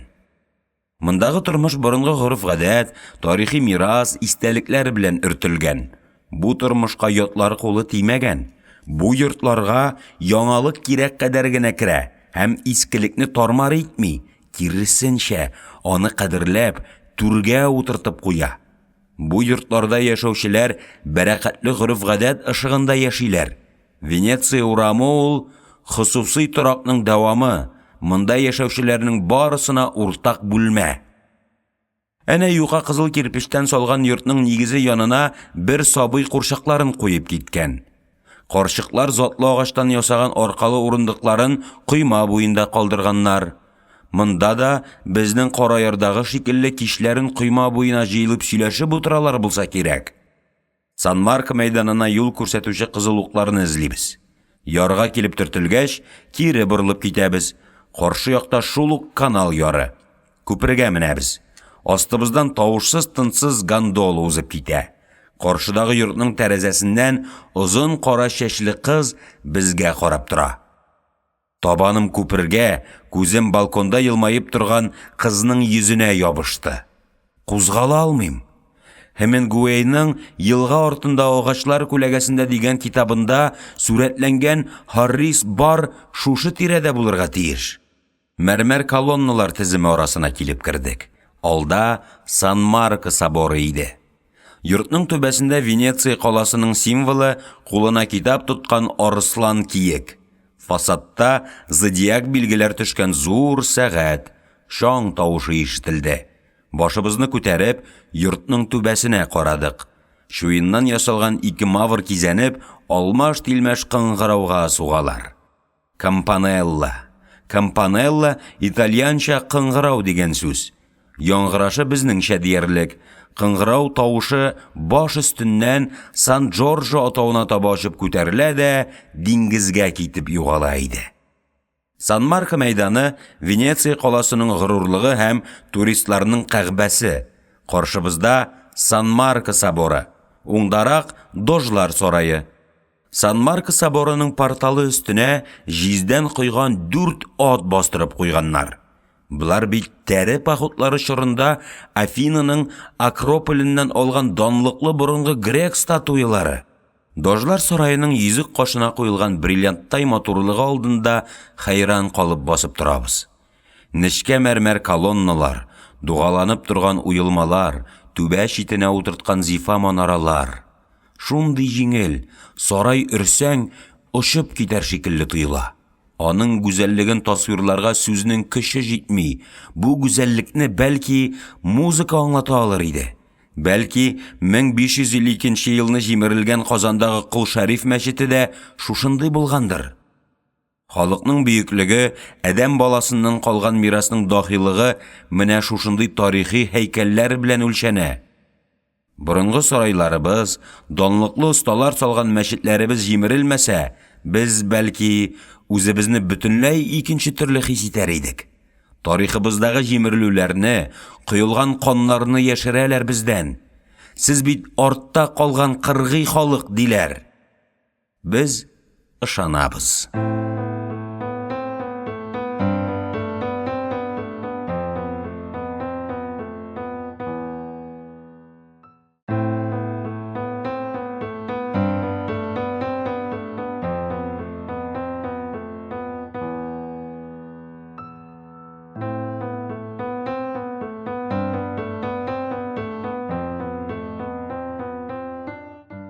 Егерменче бүлек. Иртәдән кичкә кадәр карап белән танышабыз. Матрослар боцман җитәкчелегендә трюм капкачларын, йөк төйи торган укларны, швартов бауларын барлыйлар, тикшерәләр. Механиклар һәм мотористлар карапның машина бүлегендә казыналар. Штурманнар балласт системасын, навигация приборларын, карапны батудан коткару усулларын өйрәнәләр. Диңгезгә чыкканчы карапны тамам белеп бетерергә, аңларга, үз өстеңә йөкләнгән хезмәт вазифасын үзләштереп өлгерергә кирәк. Юкса соңыннан диңгезгә чыккач вакыт калмаячак. Өйрәнү, танышу арасында мин навигация приборларын, карталарны, лоция һәм төрле кулланмаларны исемлеккә теркәп, инвентарь кенәгәсенә язып барам. Минем җаваплылыкта 3000дән артык җиһаз, карап мөлкәте. Диңгездә йөзгәндә генә әһмият бирмисең. Карап эшендә көн күрештә кирәк булган һәр нәрсә бар. Бер тартмада 4 секстан, хронометр, навигация линейкалары, җәзбәләр һәм секундомерлар булырга тиеш иде. Мин ялгышып икенче тартманы ачканмын. Исем китте. Тартма эшендә уклау, сүзгіш, түйгіш, куна тоқтасы, иләк, дұрышлак, тағын әллә нинди камбуз әйберләре ята. Матрослар тартманы камбуз аш пішірушіге илтәсі орынға ялғышып штурман рубкасына керткәннәр. Анастасия Аристарховна сүлгі тостымал, жеймәләр, мендәр тышлары, одеялларны исемлеккә теркәп йөри. Боцманның Пашкипирскийінде сәнәк көрәктән башлап, авыл хуҗалыгы коралларының барысы да диярлек бар. Ашыгабыз. Әле карапка күнегеп җитмәгәнбез, бер-беребезне таба алмыйча эзләп йөрибез. Карап төзүчеләр, суды импорт вәкилләре, карап төзегәнне күзәтеп торучы регистр вәкилләре. Көндүзләрен карап эчендә мәхшәр. Кичке 6-да карап кинәт бушап кала. Италия эшчеләре 1 минут эчендә юкка чыгалар. Безнең илдәге шикелле эш көне тәмамлангач, икенче сменага калып эшләү, завод капкасыннан чыккач сәгатьләр буе сөйләшеп торулар юк. Сәгать төгәл 6-да карап төзүчеләрне әйтерсең җир йота. Алар өйләренә кайткач та нәрсә эшләргә, үзләрен кая куярга белми аптырап йөрмиләр. 7нче яртыда алар хатыннарын култыклап, балаларын ияртеп шәһәргә чыгалар. Һәркемнең даими күңел ачу урыны пабы бар. Берәүләр ачык һавада сыра эчеп утыралар, ярты сәгатькә бер йотым. Йокларга ятар вакыт җиткәнче шулай утыралар. Икенчеләре шар тәгәрәтә. Өченчеләр кармак сала я чәчәк үстерә. Һич тә булмаса коллекцияга балчыктан ясалган сыбызгы яки шырпы кабы җыя. Бу шәһәрдә борын төртергә урын таба алмый йөрүчене күрмәссең. Италия кешеләренең ял вакытларын актив рәвештә уздырулары капитанның беренче ярдәмчесе Птушкинга ошады. Бу турыда мин аның күңеленә котқы салдым. Ул ял вакытында безне рухи яктан байыту турында план төзи башлады. Эштән соң без көн сайын укырга, культура, сәнгать белән шөгыльләнергә тиеш идек. Һәм ул җиң сызганып шушы эшкә кереште. Иң башлап, Венецияда торган чакта без мондагы музейларны, рәсем галереяларын һәм тарихи урыннарны йөреп чыгарга тиешбез. Экипаж әгъзаларының күбесенең аяклары авырта, җәяү йөри алмыйлар. Шунысы кызык. Аяк авыртканнарның күбесе югары белемле. Помполитның безне бик тә культуралы итәсе килә. Кичә кич үзенең номерына җыеп сәнгать турында лекция укыды. Джордано Брунода эшләүче һәр диңгезче сәнгатьне аңларга, яратырга тиеш, диде ул. Коридорга чыккач, Сурженко миңа: "Ну, ләктек без Габдрахман Бәкерович помпага", диде. Ул безне шул үзенең сәнгать дигән өянәге белән кабергә тыгачак. Бу кешедән ничек кенә котыла алырбыз инде? Лекция узагында помполит иртәгә Дожлар сарайын карарга барабыз дип кисәтеп куйды.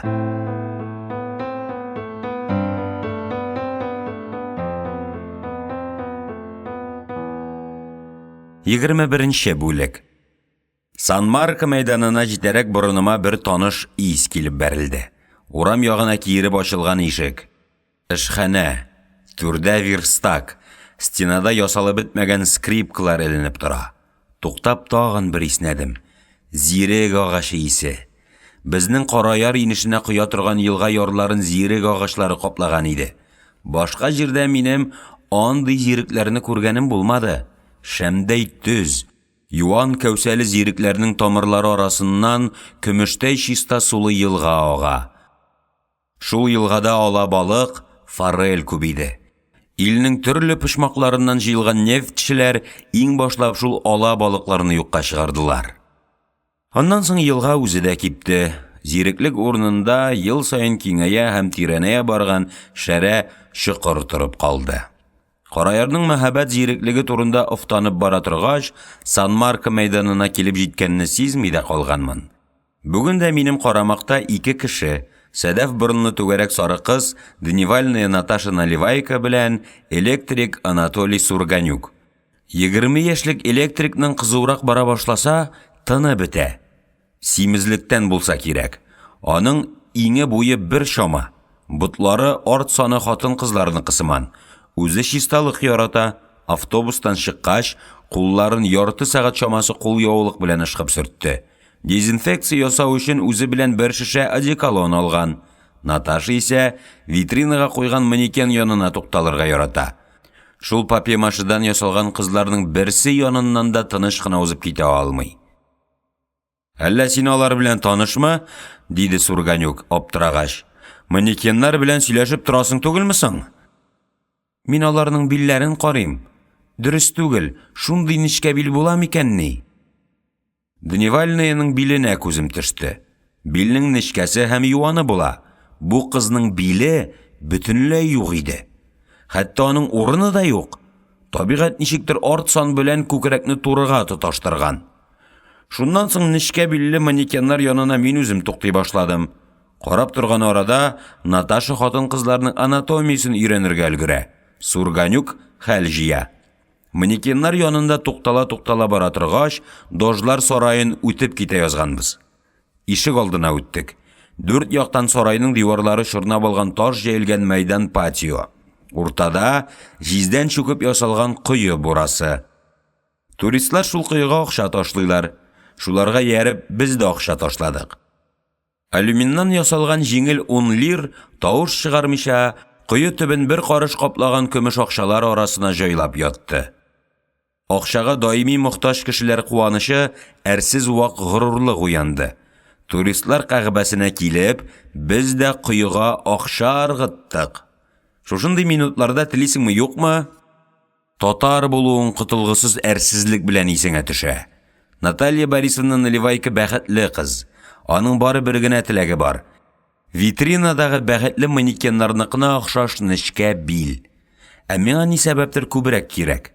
Мәсәлән, шушы минутта Караярда яшәүче авылдашларыма Дожлар сарайын күрсәтәсе килү үтереп бәгыремне тырный. Габдрахман Бәкерович, кыйга 10 лир акча ташладык. Хәзер нәрсә була инде безгә? Дип сорый Наливайка ихлас бер җиттилек белән. Теләкләребез тормышка аша, дидем мин, уйлап та тормыйча. Наташаның бите яктырып китте. Без бит һәммәбез дә теләкләр кылы. Алай булгач, мин дә ташлыйм әле.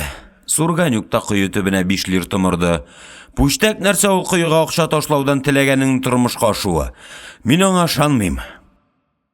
Бераз ялганлый ул. Электрик акча көченә шиксез ышаныч баглый. Бу егет Сурженко шикелле кымсызлыгын күрсәтми. Электрик тыштан юмарт, ягымлы күренә белә. Аның теләкләре, хисләре кеше күзеннән ераккарак яшеренгән. Кое төбендә яткан акчалардан айнып җитмичә, мәрмәр баскычтан менә башладык. Алтын капка дип аталган мәшһүр ишектән зур иркен залга кердек. Зал уртасында галәмәт зур глобус. Стеналарда бөек географик ачышлар чорында төшерелгән портулан карталар.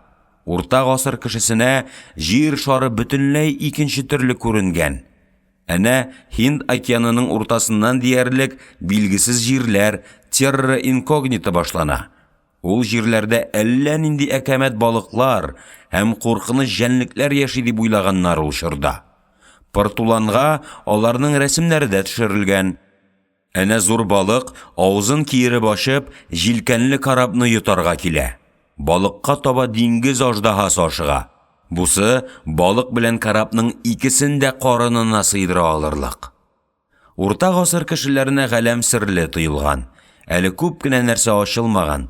Шунлыктанмы ул шыр кешеләре галәмгә курку һәм ихтирам белән караганнар. Реактив самолет җир шарын берничә сәгатьтә урап чыга.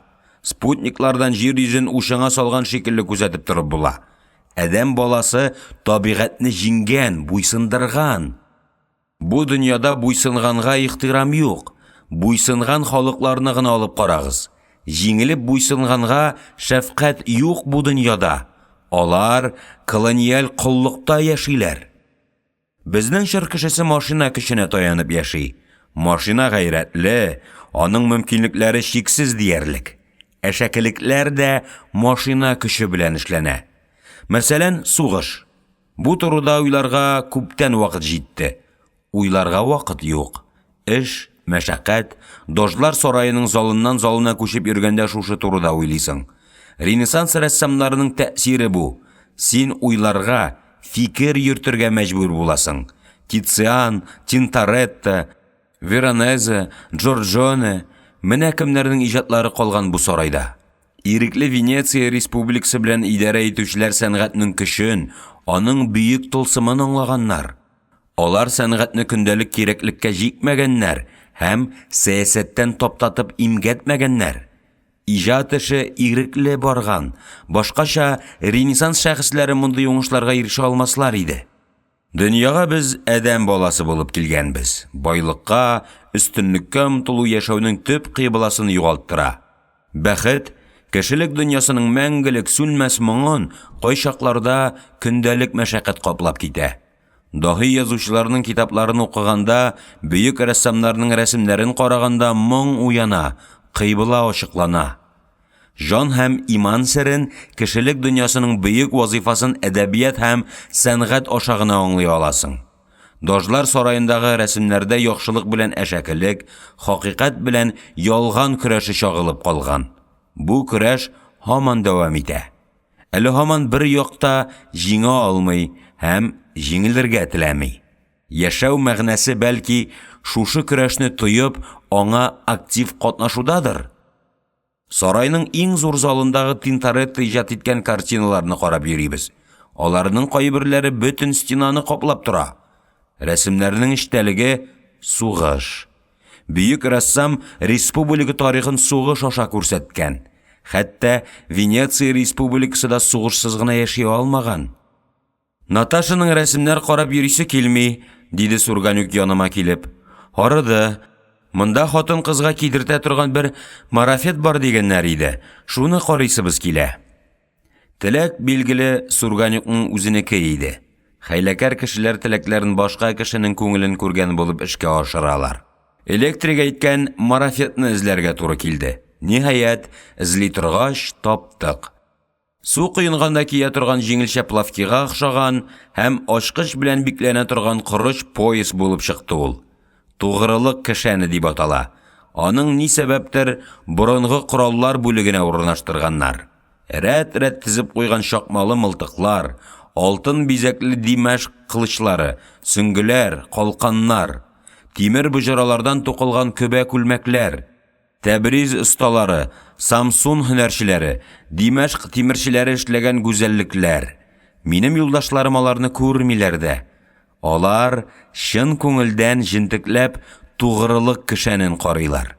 Ишек ярыгыннан күршеләрнең шәхси интим серләрен күзәтү шикелле шапшак кызыксынуларның асылында гөнаһ проблемасы ята. Гөнаһ эшләр элек-электән булып килгән икән, дип акланалар алар.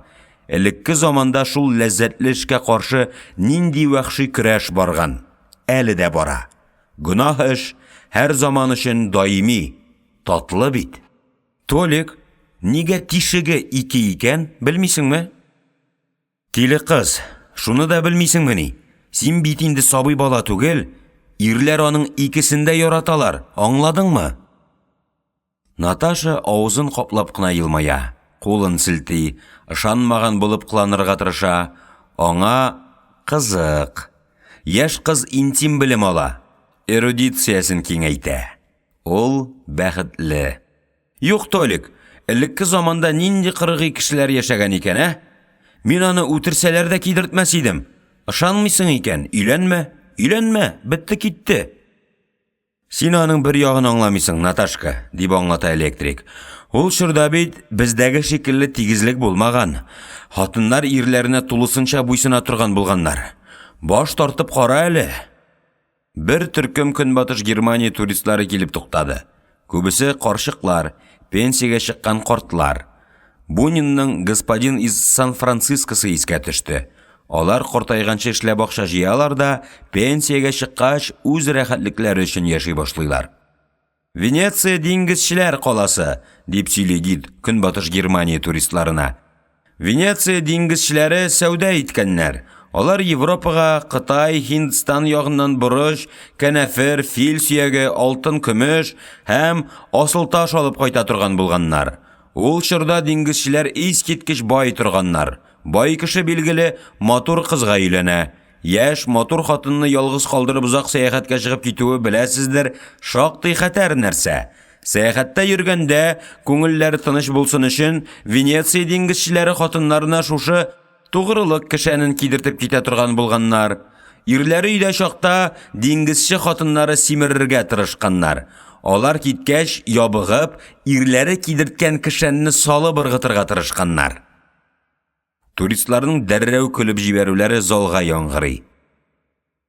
Нәрсә сөйли ул? Тәрҗемә итегез әле, Габдрахман Бәкирович, дип ялварады Дневальный Наливайка. Пудрит мозги, дип аңлатты Сурганюк. Юк, шулай да, ул бит нәрсәдер аңлатты. Миңа өйгә кайткач иптәш кызларыма сөйләргә кирәк, диде Дневальный кыз, тынгысыз бер кызыксыну белән. Карапка җибәрер алдыннан, диңгезче кызларның барысына да шушы поясны кидертеп җибәрергә кирәк, ди электрик. Кидертермен, без тигез хокуклы.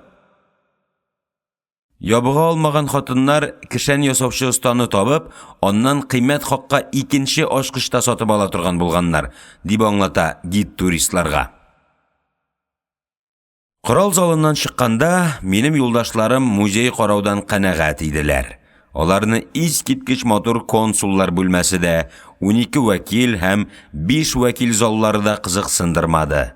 Шәһәргә чыгыйк дип теңкәмә тия башлагач, мин аларны төрмә карарга алып киттем.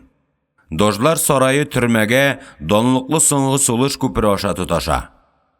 Ябылуга яисә үлем җәзасына хөкем ителгән тоткынны шушы күпер аша төрмәгә алып китә торган булганнар. Тоткын шушы өсте ябык челтәрле күпердә соңгы тапкыр көн яктысы күреп, соңгы тапкыр азатлык сулышын ала торган булган. Тоткыннарның республикага хыянат иткәннәрен бер генә кеше сыярлык таш капчыкка ябып тотканнар. Тимер кыршаулы калын имән ишек, тәрәзәләре юк. Сарайдан чыккач, минем юлдашларым иркен итеп сулыш алдылар. Нәрсәгә кирәк икән безнең помполитка музейлар карап йөрү? Диде Наташа Наливайка. Соң бит, аңарга югарыдан айына фәлән хәтле диңгезче фәлән тапкыр музей карарга тиеш дип күрсәтмә биреп торалар. Шул күрсәтмәне үтәмәсә, аны эшеннән алып ташлаулары бар, дип аңлатты Сурганюк Дневальныйга.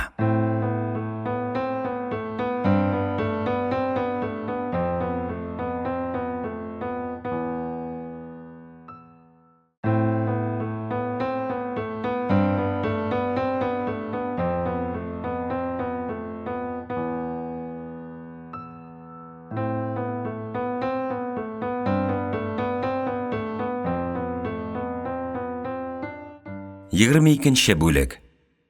Ашханәгә, кают-компанияга, кызыл пышмакка, капитан каютысына табын әзерләгәннәр. Карап эче тулы кунак. Кунакка килгән итальяннар бер авыз русча, без бер авыз итальянча белмибез. Шуңа карамастан бер-беребезне аңлыйбыз. Дөньяда һәр милләткә, җир шарында яшәүче барлык әдәмиләргә аңлашыла торган бөек бер тел бар. Ул универсаль тел, елмаю. Без дә елмаябыз, алар да, һәм бер-беребезне аңладык дип куанабыз. Завод директоры белән карап проектын төзүче баш конструктор, Римдагы совет генераль консулы һәм диңгез министрлыгы вәкиле, суда импорт вәкилләре, карап эшләтүчеләр, регистр, чит ил белән сәүдә өлкәсендә эшләүче торгпредство вәкилләре, карап төзегән эшчеләр. Эшчеләр хатыннарын, балаларын ияртеп килгәннәр. Италиялеләр бәйрәм ярата. Бу яклары белән алар безгә, татарларга охшый. Шатланалар, сөйләшкәндә кызып китәләр. Джордано Бруно төзелеп беткән. Дөрес, диңгезгә чыккач вак-төяк кимчелекләр ачылуы мөмкин. Шунлыктан завод безгә 1 еллык гарантия бирә. 1 ел эчендә табылган кимчелекләрне завод үзе төзәтәчәк. Карапны бүген безгә тапшырачаклар. Торгпредство вәкиле безгә бер сер ачты. Карап 12 миллион доллар тора икән. Шул 12 миллион долларлык нәрсәне бүген безгә тапшырырга тиешләр. Әһәмият бирмәгән без икән. Грот мачтада Италия флагы җилферди. Әлегә Джордано Бруно Италия дәүләтенеке. Трансляциядән капитанның буйрыгы яңгырады. Внимание! Экипажга грот мачты янына сафка тезелергә. Өлкән штурман Смородин безне сул як бортка тезде. Карапның уң як бортында итальяннар, итальян телендә нәрсәдер әйттеләр. Микрофон янына завод директоры килде һәм сөйли башлады. Аның янындагы тәрҗемәче директорның һәр сүзен русчага әйләндереп тора. Хөрмәтле совет диңгезчеләре, Hürmetli qunaqlar, karab tüzüşçiler. Biz bu yıl 5 karab tüzüdük. Şularının içisi Sovetlar Soyuzu için. Bari tik tanışlıkta, uzara tatu yaşagandagina şit il üçün karab yasab bula. İtalya işçileri tüzügen karabda Sovet dingişleri yüzecek. Bu kuvanışlı hal. Sovetlar Soyuzu için karab tüzü İtalya ustalarına iş bire. Hem olar yasagan karab sizning devletning boylığın kışın arttıra. İki il arasındagı ekonomik münasebetni, dostlukni nığıta. Yaşasın İtalya bilen Sovetlar Soyuzu arasındagı dostluk. Yaşasın tanışlık. Zavod direktori tuktaptan oldu da komanda birdi. İtalya flagın tüşürürge. İtalya'nın devlet gimni oyni başladı. Zavodda botsman vazifasını başqaruшы keng jilkali yigit grot machtaga birkitgan bovni shishdi ham akringina flagni tüşürürge kirishdi. Yashil, oq ham qizil tusga bo'yalgan yefak to'qima grot machta bo'ylab akringina shuvushib osqa tushdi. Nihayat ul tushib jetdi. Zavod botsmani flagni shishib oldi da turib zavod direktorina topshirdi. Shundan so'ng bizning kapitanga so'z berdilar. Zavod direktori yaşasın tanışlık dedi, deb başladı Karl Yanich. Bizning karabqa haqiqat üçün uşaqda yandırılgan büyük İtalyan galiminin isimi qo'shilgan. Karab şuşu büyük isimni loyiqli ravishda dengizlar, okeanlar aşa türlü kontinentlarga yurtacak. Bizning teplahot yer yuzida tinchlik ham haqiqat hukm etsin üçün yüzecek. Dengizchilik savdo ishi bilan beyli. Savdo ise bari tek tinish zamandagina mumkin. Savdo xalqlar arasındagi do'stlikni nig'ita. Dengizlarda yüzganda biz İtalya'nın tirish, usta qo'lli karab tuzuvchilarin har vaqt ehtirom bilan esga olamiz. Yaşasın ishchilar sinfi. Yaşasın xalqaro xizmat egalari do'stligi. Yaşasın tinchlik ham progress. Sovetlar Soyuzu Sotsialistik Respublikasi flagi hurmatini Smirna flagni ko'tarirga. Sovetlar Soyuzu gimni o'ynay boshladi. Shahzuvarzada sofdan chiqib, grot machta yonina borib bosdi da kapitan qo'lidan qizil to'qimani olib, bovg'a birkitdi. Qizil flag gimn ritmina uska mina boshladi. Minib jetdi. Jilfirdarga tutindi. Volna! Deb qishqirdi kapitan. Ham qo'noqlarni ustal yonina tobinga chaqirdi. O'roq bilan shukish tushgan yun qizil to'qima machta ishida jilfirday boshlov bilan mingga qadar Italiyaniki sanalgan teplahot biznikini aylandi. Hozir ul tug'an yerning bir ulushi, davlatning rasmiy bir kisagi edi. Shusha minutda men yılanın tılsımlı kishini anglauga erishdim. Ahmaq bo'lmaganlar burungilar. Olar yılasha to'ridan to'ra kishining ko'ngilini, tuyg'ularına mürajaat ete bilganlar. Birga boshqarilgan o'rtaq yıla kishilarni birlashtirgan, uyushtirgan, aqlga siymaslik qatlovli hallarni kishilarga anglata olgan.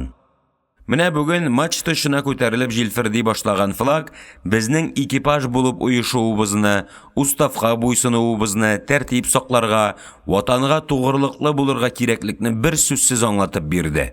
Ул безнең күңелләрдә горурлык һәм җаваплылык хисе уятты. Капитан каютысында завод директоры, Римнан килгән консул, сәүдә вәкиле, Венеция каласының мэры, тагын әллә нинди югары ранглы кунаклар. Кают компанияда карап төзүче инженерлар, конструкторлар, безнең штурманнар һәм механиклар. Бәйрәмне яңгыравыклы шатлык дәрәҗәсенә күтәрә белүче Италия эшчеләре ашханәдә партизаннар җыры Белла Чаоны җырлыйлар.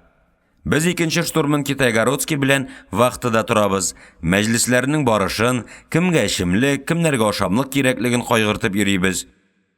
Рус аракысыннан һәм кайнар дуслыктан шиктән тыш изрәп киткән кунакларга траптан төшәргә булышып, такси чакырабыз. Алар китә, яңалары килеп өстәлә.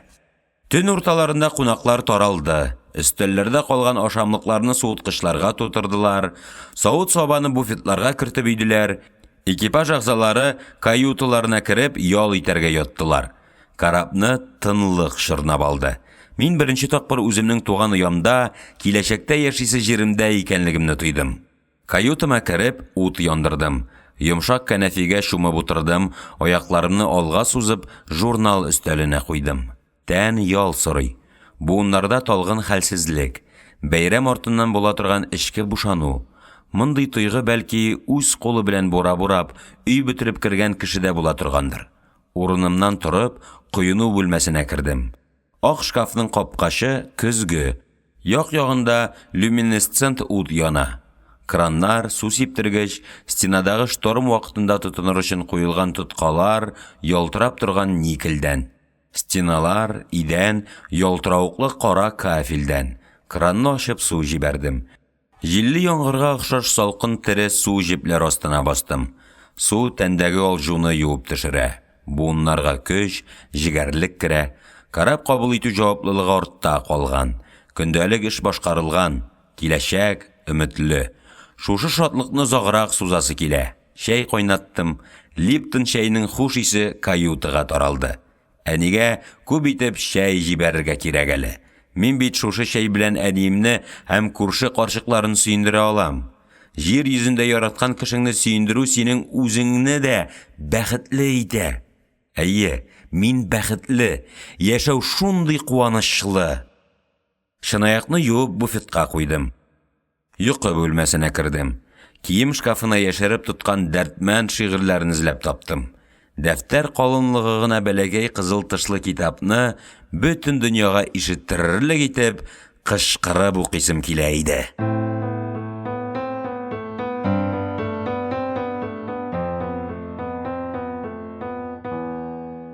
23-нче бүлек. Дөбердәп браш пиләйләнә. Якорь теләр-теләмәс кенә судан чыкты да клюзга кереп урнашты. Якорьга ябышып менгән балшык кисәкләре бер-бер артлы суга коелдылар. Карапка ход бирделәр. Джордано Бруно әкрен генә Лида причалыннан аерыла башлады. Причал сизелер-сизелмәс кенә шуша. Венецияның кызгылт чирәп түбәләре, сарайлар, чиркәү манаралары, иркен балконнар, сыртларын тырпайтып торган шелтәрле күперләр хәрәкәткә килде. Карап лагунаны тирәнәйтеп ясаган як-ягын баганалар белән билгеләгән фарватерга керде. Джордано Бруно яныннан йөк атыдай көчәнеп, баржа сирәүче буксирлар, ак җилкәнле ыспа яхталар, Мурано тауына туристлар ташучы су трамвайлары узалар. Кызыл чирәп түбәле йортлар, Сан-Марко мәйданына утыртылган 4 кырлы биек манара, Санта-Мария-делла Салуте соборының гөмбәзләре теләр-теләмәс кенә караптан ерагая башлады. Сау бул, Венеция, дип кычкырасым килә. Уялам. Вакыт та юк. Мин пеленге алып, карапның барган урынын ачыклап торам. Кала һаман ерагая. Дожлар сарайы, картина галереясы, каланың машина көпчәге һәм ат туягы тимәгән тар урамнары, сылу гәүдәле гондолалар, аларның барысы да тиздән төштәге матур бер сүрәт кенә булып калачаклар. Кичә без Ла Финиче опера театрында Фальстафны тыңладык. Бу театрда Джузеппе Верди дирижер булып эшләгән. 600 лир түләп галереяда утыручыларның өстендә кара смокинг, 30 меңле билет белән ложаларда утыручылар иске свитер һәм таушалып беткән джинсыдан булулары аеруча хәтергә сеңеп калган. Сүрәтләр күп. Венецияның Академия галереясында күргән Тицианның Гайсәне елап озату рәсеме, Сан-Марко мәйданында сабыйларның күгәрчен куып йөрүләре, Мурано тауы осталарының пыяладан сыннар ясавы, күпер каршындагы тәрәзәдән күренгән сылу кыз гәүдәсе, күңел күзендә бәлки гомергә сакланып калыр.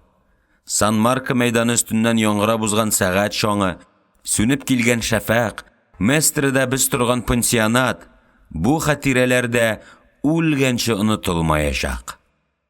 Теләк, син булмасаң яшәү җиңелрәк булыр иде. Шигең дә юк синең, шамаңда. Җылы торак һәм икмәк, ихтирам һәм азатлык, йөрәк җылысы һәм инану. Ниләр генә кирәкми адәм баласына. Әнә, тынычлыкта яшәр өчен Атилл явынан качып диңгездәге утраулар үстенә салынган кала һаман ераклаша. Бу калада мин тынычлык бәясен аңладым. Без суыткычлы трюмнарга зәйтүн майы төяп, Австралиянең Аделаида портына барабыз. Җир шарының безгә капма каршы ягы, башка континент, башка дөнья. Палубына әйләнеп чыктым. Шторм вакытында урыныннан кузгалырлык нәрсә юк иде. Шахзуарзадә миннән алда йөреп чыккан булса кирәк. 36 тәүлектән Аделаида, 16986 километр ара. Карталар саклана торган бүлмәгә кердем. Өстәл тартмасыннан бер кышак радиограмма алдым. Без барасы юллардагы соңгы үзгәрешләр. Шуларны карталарга күчереп, корректура ясарга кирәк иде. Эшкә тотындым.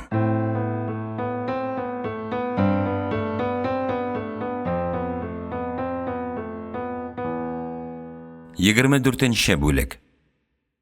Джордано Бруно Порт Саидкә якынлашып килә. Винт туктаусыз суны бораулый. Карап борыны төрән шикелле диңгез өстен актарып бара. Койрык артында яшькелт ак эз туа. Тарала, юкка чыга. 3 сәгатьтән Африка ярлары күренергә тиеш. Күперчеккә чыктым. Материк ягыннан искән кичке бриз җиле туфрак исе алып килә. Күперчектә кояшта кызган үлән, агач яфраклары, кайнар ком исе, ләззәтле яшәү исе. Пеленгаторны караңгылык аша сүнә кабына күренгән маяк утына төбәдем. Пеленг 172 градус. Рубкага кирип, картага билге куйдым. Вахтадагы матрос безгә каршы килгән карапны күзәтә. Матросларның эше җиңеләйде. Джордано Бруноны авторулевой алып бара. Ярты сәгатьтән вахт алышыначак. Вахтчынный журналына яза башларга вакыт.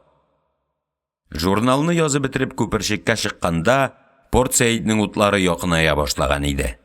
Безнең язмыш белән кем идарә итә? Нинди көч 14 яшьлек малайны парт арасыннан сөйрәп чыгарып, колхоз эшенә йөртә башлады. Нинди көч аны авылдан айырып авиацияга китерде, очарга өйрәтте. Ул егетне университетта укырга, диңгезчелек эшенә кем кертте? Дөрес, ул үз теләгенә, үз хыялына буйсынып эшләде бу эшләрне. Ә хыял ничек туа? Каян барлыкка килә ул хыял? Мин нигә ата-бабада, нәсел-нәсәбәдә булмаган эшкә тотындым икән? Ә бәлки, минем ерак бабаларым чыннан да диңгезче булганнардыр. Диңгезләрдә йөзәргә мине бәлки аларның тылсымлы чакыруы чыгаргандыр. Туган үскән җирләрдән безне сугыш куптарды. Яңа төзелешләр. Газета, журнал битләреннән искән романтик җиле язмыш җилкәннәренә туктаусыз исеп торды. Үткән гомеремнең бер көне Стромынка тулай торганда яшәгәндә дустым Өмәтгалигә килгән кунакны, Газиз Хуҗа картны каршы алу исемә төште. Мин шул көнне Феликс Каминский белән таныштым. Ул миңа диңгез сәяхәте, альбатрослар яши торган киңлекләр турында сөйләде. Безнең караяр ирләренең йөрәгендә киңлеккә омтылу, иркенлеккә талпыну дәрте, ниндидер сәер тынгысызлык яши. Андый тынгысызлык безнең канда бар, татар канында. Вакыты тәмамланырга 10 минут калды. Әнә Геннадий Китайгородский үзенең матросын ияртеп рубкага менеп килә. Икенче штурманны карта җәйгән өстәл янына алып килдем. Вакытында нәрсәләр эшләргә кирәклекне аңлаттым. Сидоренко, вакытны кабул итеп ал, дип кычкырды Гена үзенең матросына. Курс 172 градус, вакытны тапшырдым, диде минем матрос. Курс 172, вакытны кабул итеп алдым, диде матрос Сидоренко. Хәерле вакыты, дидем мин рубкадан чыгып китәр алдыннан. Хәерле төн, тәмле йокы, диде Китайгородский һәм җилкәмә кулын салып елмайды. Ярты сәгатьтән Порт Саид, барыбер уятырлар. Барыбер уятырлар, юрган астына керүдән коткарып калды. Ярты сәгать буш вакыт барлыкка килде. Шуны нәрсә белән булса да тутырырга иде. Күңелдә әллә нинди хатирәләр. Алар үзара буталышып, тынгысызлыйлар. Шулардан котыласым килә. Ничек котылырга? Бәлки, мин күргәннәр кемгәдер кызык тоелыр. Әллә кәгазьгә язарга, шушы юл белән алардан арынырга кирәктер? Өстәлне актара башладым. Ак кәгазь юк иде. Өстәл тартмасыннан кассовый отчет бланклары алдым. Бер битне ак ягы белән әйләндереп каршыма куйдым. Каян башларга? Университетта укыгандагы бер көн. Авырып киткән профессор Федотов урынына лекция сөйләргә Хәсән Туфанга охшаган бер карт галим кергән иде. Шул күз алдыма килеп басты. Ул укыган Франсуа Вион шигыре колагымда яңгырый. Нас было 5. Мы жить хотели. Нас повесили, мы почернели. Мы жили, как и ты. Нас больше нет. Белмим, ни сәбәптер шушы шигырь яшәүгә башка яктан, бөтенләй башкача карарга мәҗбүр иткән иде ул көнне.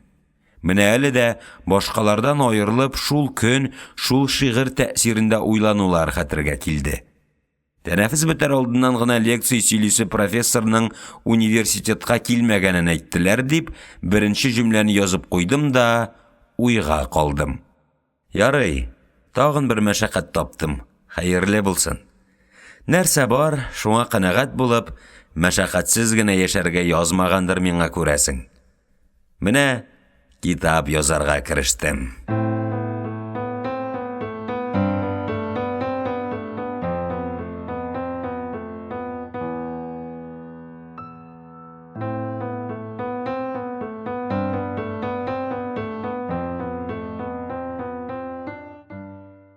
Әлеге һәм башка аудио китапларны tatkniga.ru сайтында бушлай тыңлый һәм йөкләп ала аласыз.